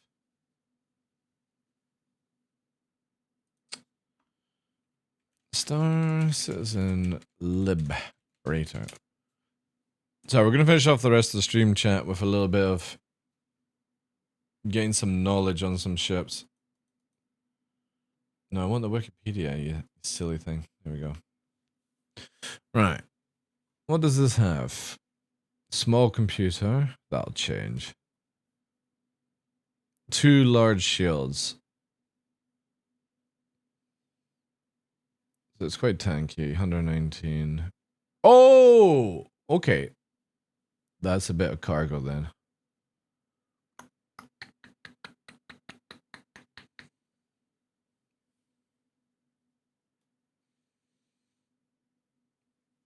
Man, this came out 2 years ago? Holy shit.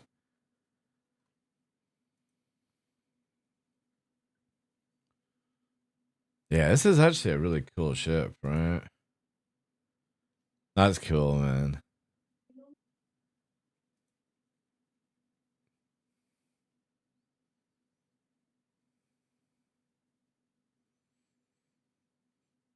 I have to question this image. Why is there a fucking pioneer following a military ship? Oh, not a pioneer, a prospector.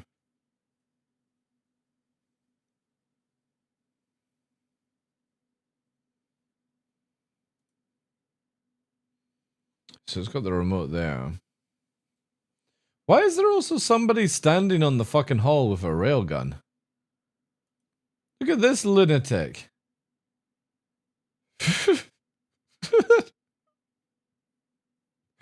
What the fuck is this?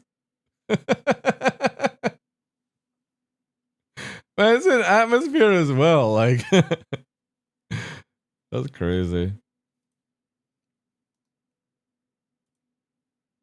Yeah, I think this is definitely like something to have, I suppose. Yeah, that's cool.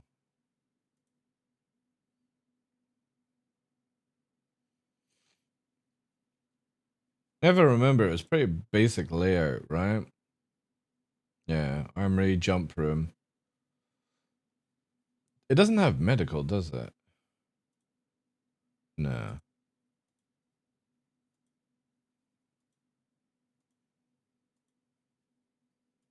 Yeah, that's... What would that be? A 360.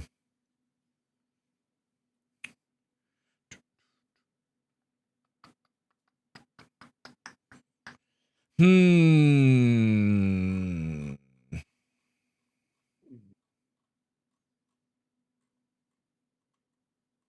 I think this is where we're gonna go with chat right now. What about your Nautilus? I don't have the Nautilus because, to be fair, with the way the Nautilus, well, so this is what originally I went through the idea, right? Because this is like early stage of QQOP. Was the Nautilus is faster than the Perseus, and because of how many people we had doing certain things, it was probably better that the thing can chase, you know, A Spotswood. What do you mean it's Berks? Where's Berks?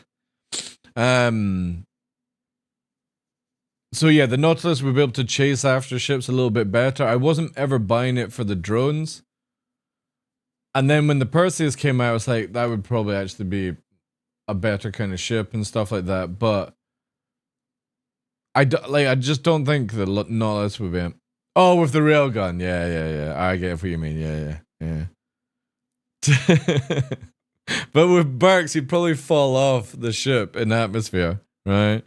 He'd be getting too excited and he would fall off. So, yeah, the Nautilus just feels like something where, as much as it's one of the coolest looking ships, I just don't think I would ever personally use it for myself. And all the ships, because obviously I can't get my credit back, right? So I can either do like some 27 years of subscription, right? Or something daft like that.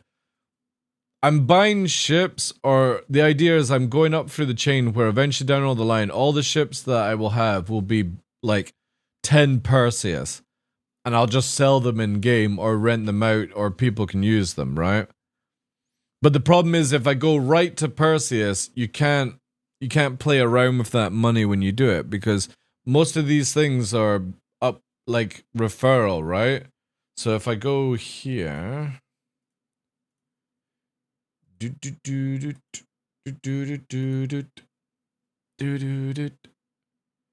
And we just do the ships only. Because you guys don't need to see all the details, right? All ships. So you can see here. This is just for meme. This is for the skin, for the skin, for the skin. That's mine. Giveaway. So if we do this, right? Giveaway, giveaway, giveaway. That's mine. Giveaway, giveaway. That's mine. You know what I mean? We've already got like $1,000 that is just memes right now.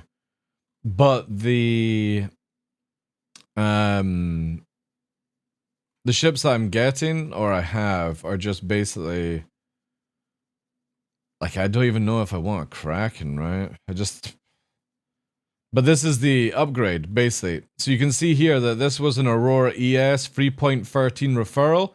I can't melt it or gift it, right? So I can only upgrade. So I'm kind of like, I don't like the A1. What would be better use? This shit, you know what I mean? Like, I'm going to start clicking on things like this. I can only upgrade this because it's a referral. But like if I do this, it's like 5.5 fucking K of stuff that I just don't want in the game anymore. So the idea is just maybe buy big ships that will be commonly used and just sell them in game or something like that. Again, a lot of these are giveaways, man, from CIG. So we got the Spirit to give away. That's going to clear up the count a lot, but I just have garbage, man.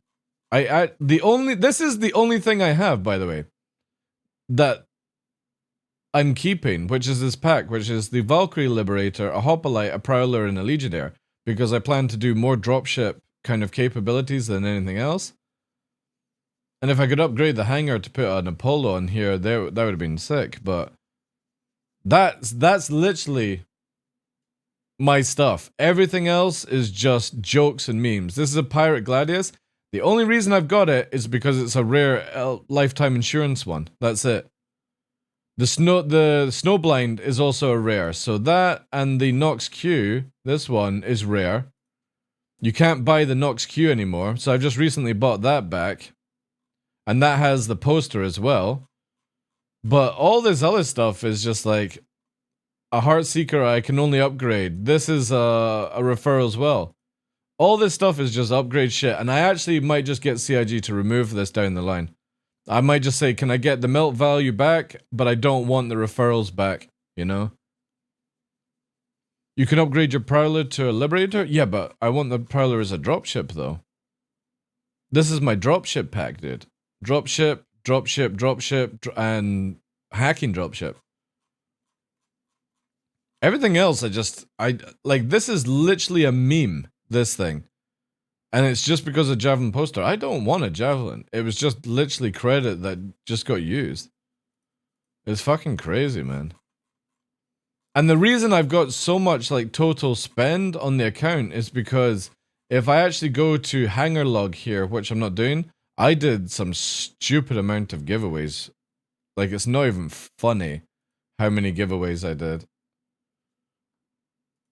And that's how we got to Legatus, like. Alright, let's get this. Can you upgrade one ship from pack? Yeah, you can, yeah. But the thing is, when you upgrade, you can't downgrade and get the credit back. And I kind of wish CIG allowed that, personally. Because CIG support can do it, but you can't do it freely. And then obviously, if it's a pack, I can just melt the pack and rebuy and do all these things, but I kind of wish I could just get rid of most of the stuff on my account and just have liquid credit. I'd just buy like 2 Krakens with it and a starter ship and then literally buy like 20 years of subscription, you know? No, I'm not into industrials at all, dude. I have no, like, for me, it's all about piloting. So the best experience in piloting in Star Citizen is going to be either a dogfighter, a dropship pilot, or a capital pilot. Flying a hauler from A to B is not going to be enough excitement for me, so I just don't ever plan for those things. Right. Let's upgrade this. Upgrade. Apply upgrade.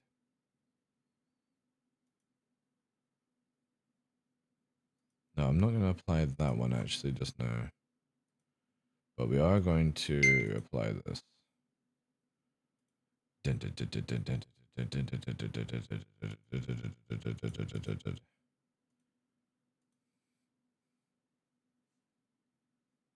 Well, that's what I'm hoping as well for. Like, again, I look at that, if I was going to do mining, I would be like, yo, Salty Mike, can you take me under your wing and do mining kind of thing?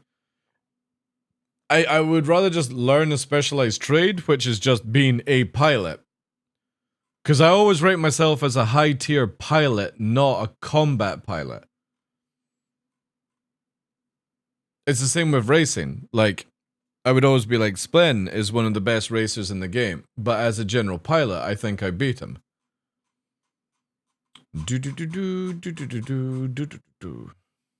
Airwolf is amazing, so is Street Hawk, yeah. Alright, there we go. So we've upgraded the A1 to an Apollo Medivac, which means I can actually do medical gameplay now. That is sick. And I think that gives us a Cutlass Red to play with as well. So let's close the game down and restart it.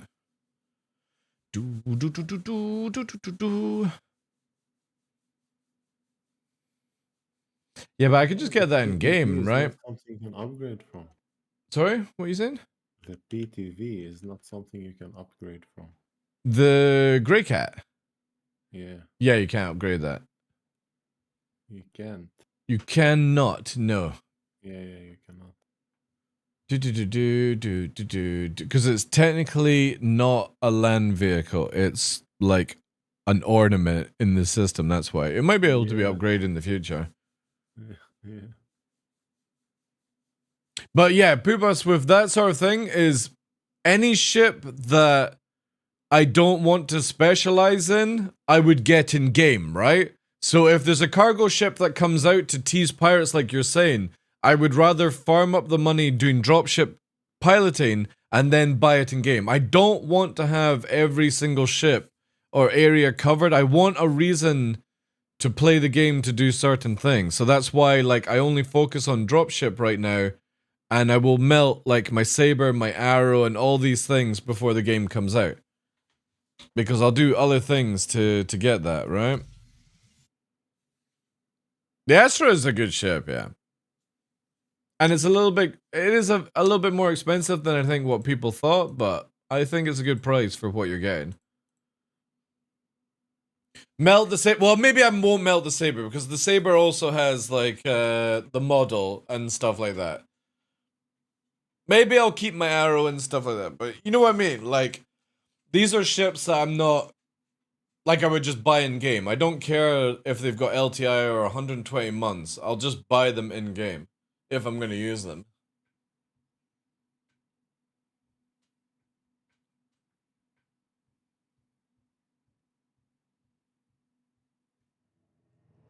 I now have locked Hull C to Astra to Orion to Merchantman to Perseus to Odyssey to Nautilus. What?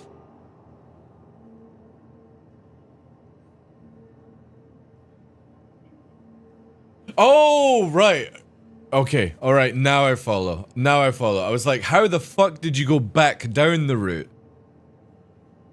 That's your CCU chain, right. Can you upgrade a Merchantman to a Perseus? And the Odyssey is more expensive than a Perseus? Really? Really? You mean... extras. The Odyssey is more expensive than a Perseus. Holy shit, man. CIG have sometimes the weirdest fucking things, right? How much is an Odyssey? 672. 648. Holy shit. And then you're going... What's Merchantman right now? Is Merchantman still... Shit! Merchantman's going to go up in price, by the way. That's a fucking capital ship. It's going to be $890 price. $890 is like there, yeah. It's going to go to that. Buying a Merchantman... I've still got a $250 Merchantman, chat. $250 Merchantman. I can literally do, like, the upgrade thing. Watch this, right? Just picture this, but starting off at $250. And I can literally go Perseus, Odyssey, Hammerhead, Nautilus, and it says here, look at that, £96. So for me to get an A2 would only cost me 96 $330 to get an A2, because this I bought for 250 back in like 2014. Or I could get a Polaris for $300, $330. That's the power of the old school Merchantman, because it literally doubled in price and stuff like that. But that's actually probably a good line.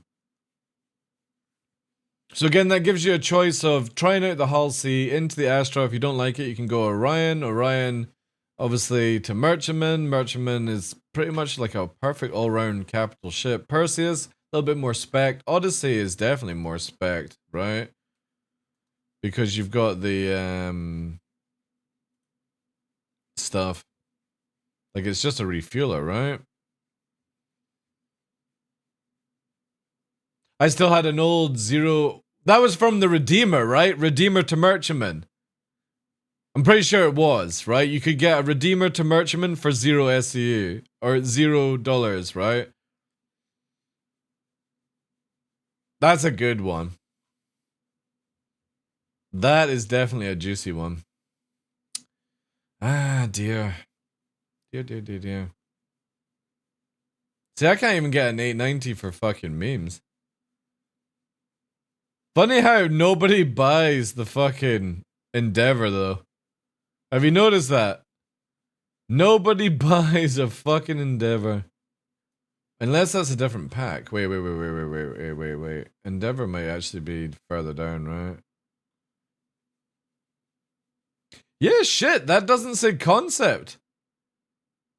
Interesting. The Arasta does not say concept. Ooh. Neither does the Orion, though, to be fair.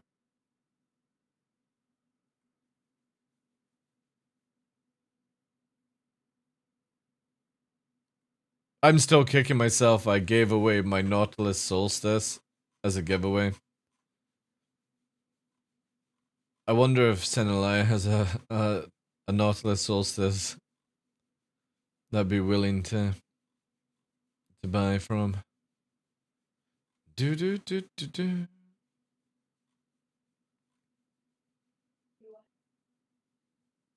Yeah, that's interesting that they've got them as not concept.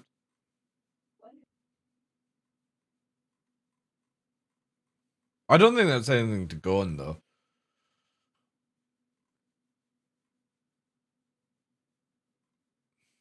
I've got an LTI Hull E as well. Apparently you can't get these anymore because, like, people keep buying them out.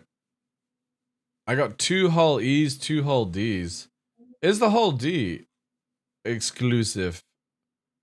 Or is it Hull D? No, you can buy a D anytime you want.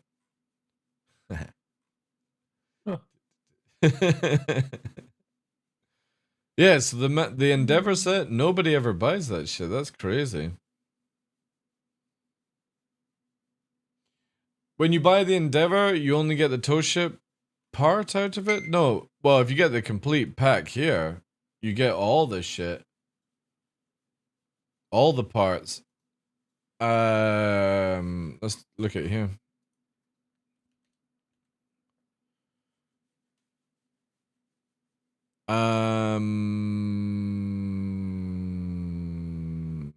Yeah, I think this is just the front of it, right? I think this is just the front of it.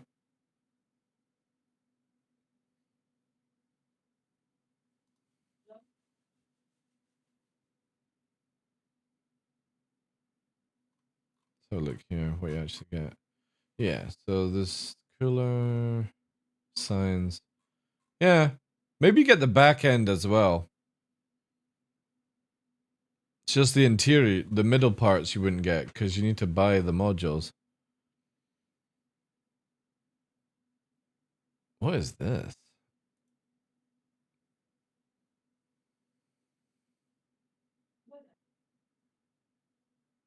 Oh, overclocking. Interesting.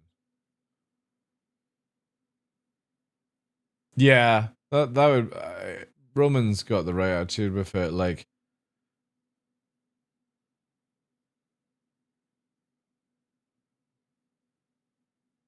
because you most likely get this part and you get that part when you buy this. But again, you're not seeing this ship for like 5 years, so why even fucking buy it? You know what I mean? You're not seeing an Endeavor for 5 years. There's no reason for it to be in the game. Absolutely none. That's why a lot of these ships I always recommend for people to not buy, because you ain't seen them anytime soon. It's like the Orion, you're not going to see that for another 2 years. You'll probably see the Rasta before you see the Orion.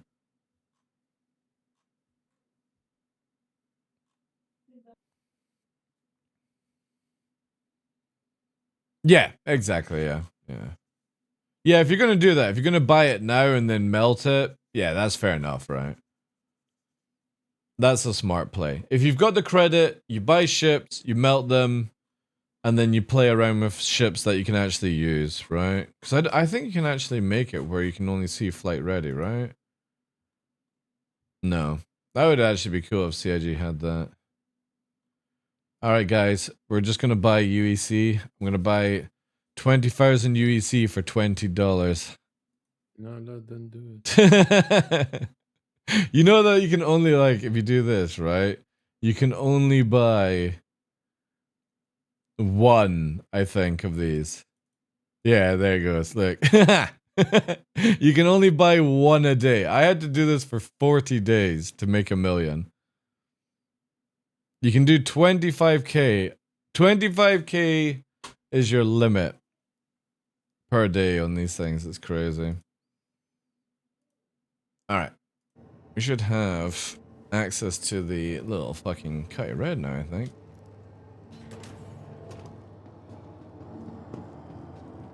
Didn't they say they planned on building like ships, meaning all RSI or all Drake? What do you mean with that, Cooley?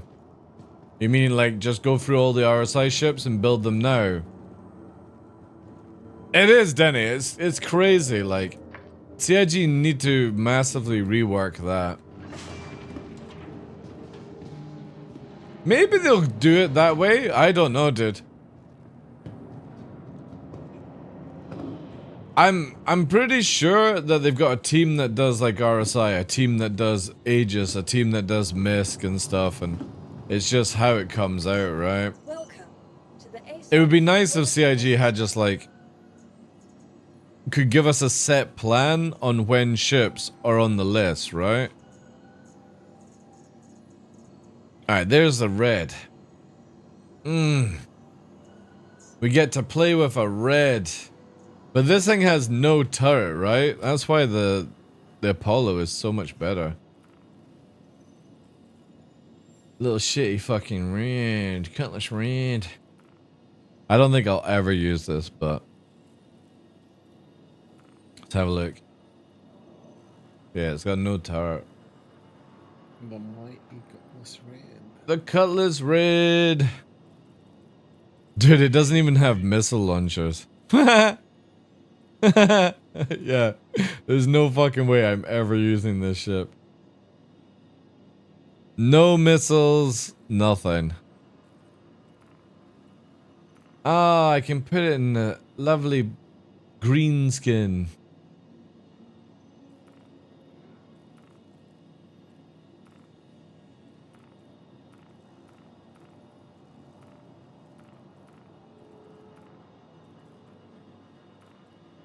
This is so bad.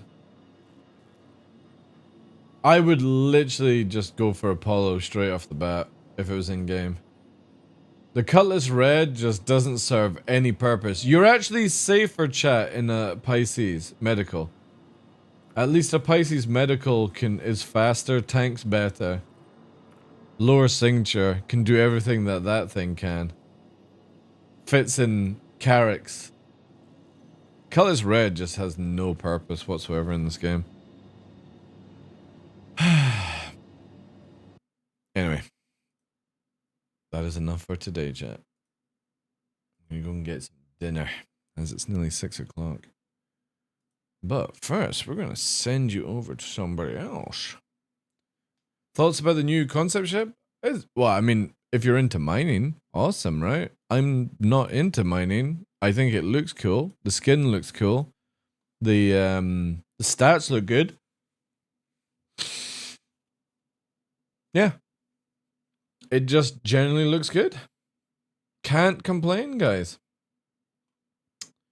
But yeah, thank you very much for today. I don't think we had a raid today. So this is all on own merit. Thank you so much, guys, for tuning in for this length of time.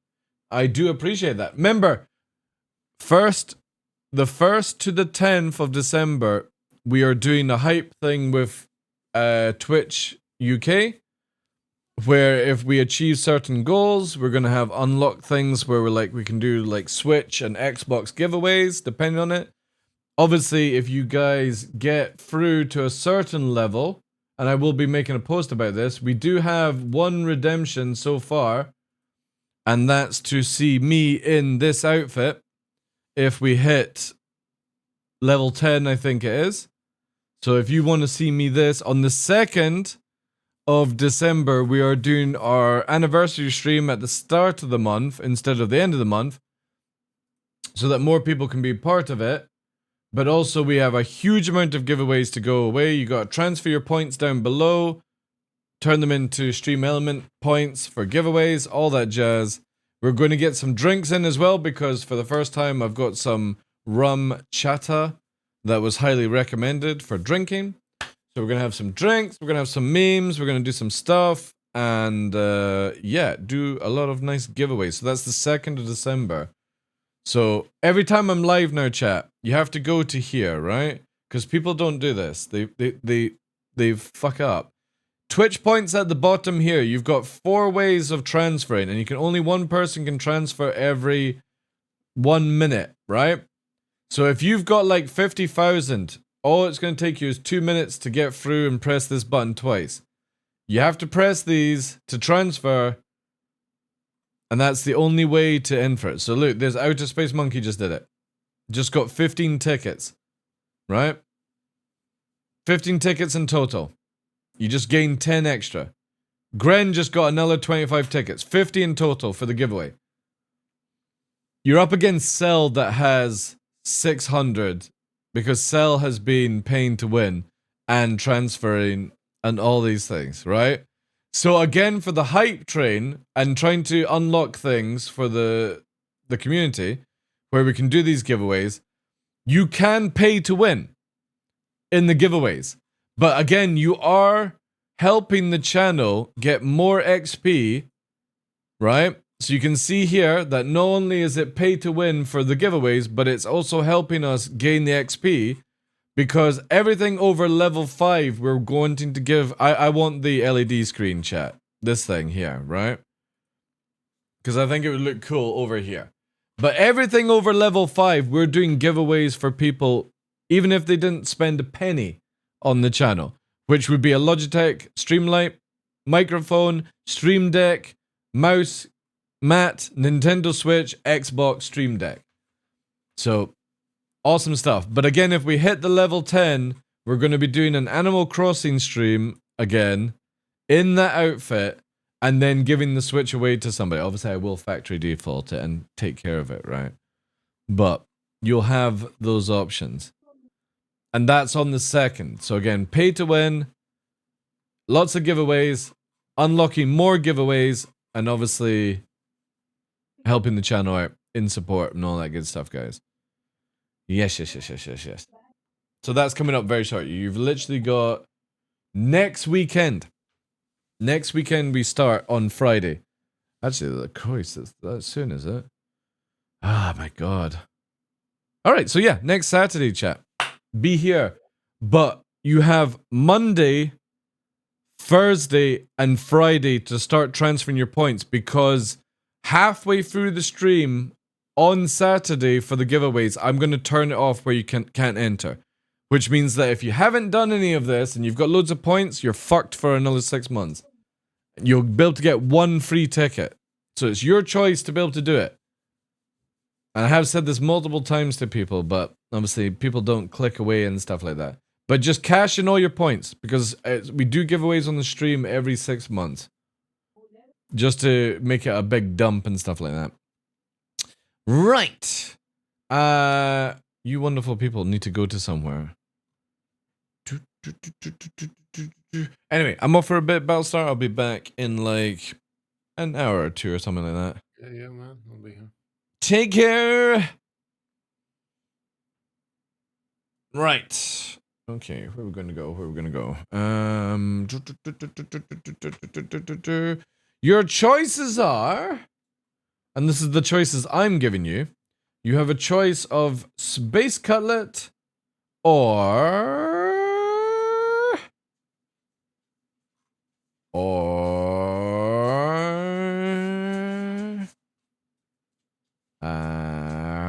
shit.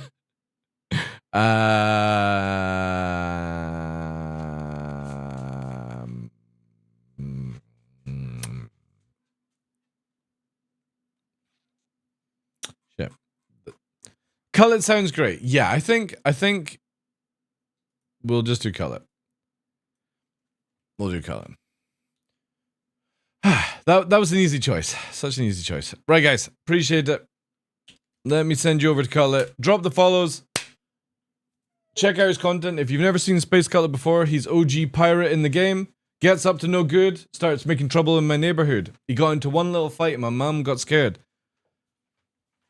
It's a true story. But yeah, thank you so much, guys. Appreciate it. If I don't get to see you tomorrow, have a great weekend. Appreciate all the love. Send a line sideways. David, Denny, Bloodsucker. Thank you guys for being here. Enjoy Cutlet stream. And I will see you tomorrow. Thank you.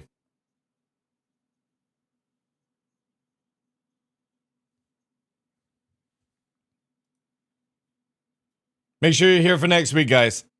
Big unlocks. Big giveaways. We've got like 6 to 7 giveaways to go through. And I'm going to be doing a very special thing as well. Whoever's the first picker gets to pick whatever one of the giveaways they want. They could go small, they might go big, who knows? Nods, take care, Rog, everyone. Enjoy Cutlet stream, guys. Have a good one.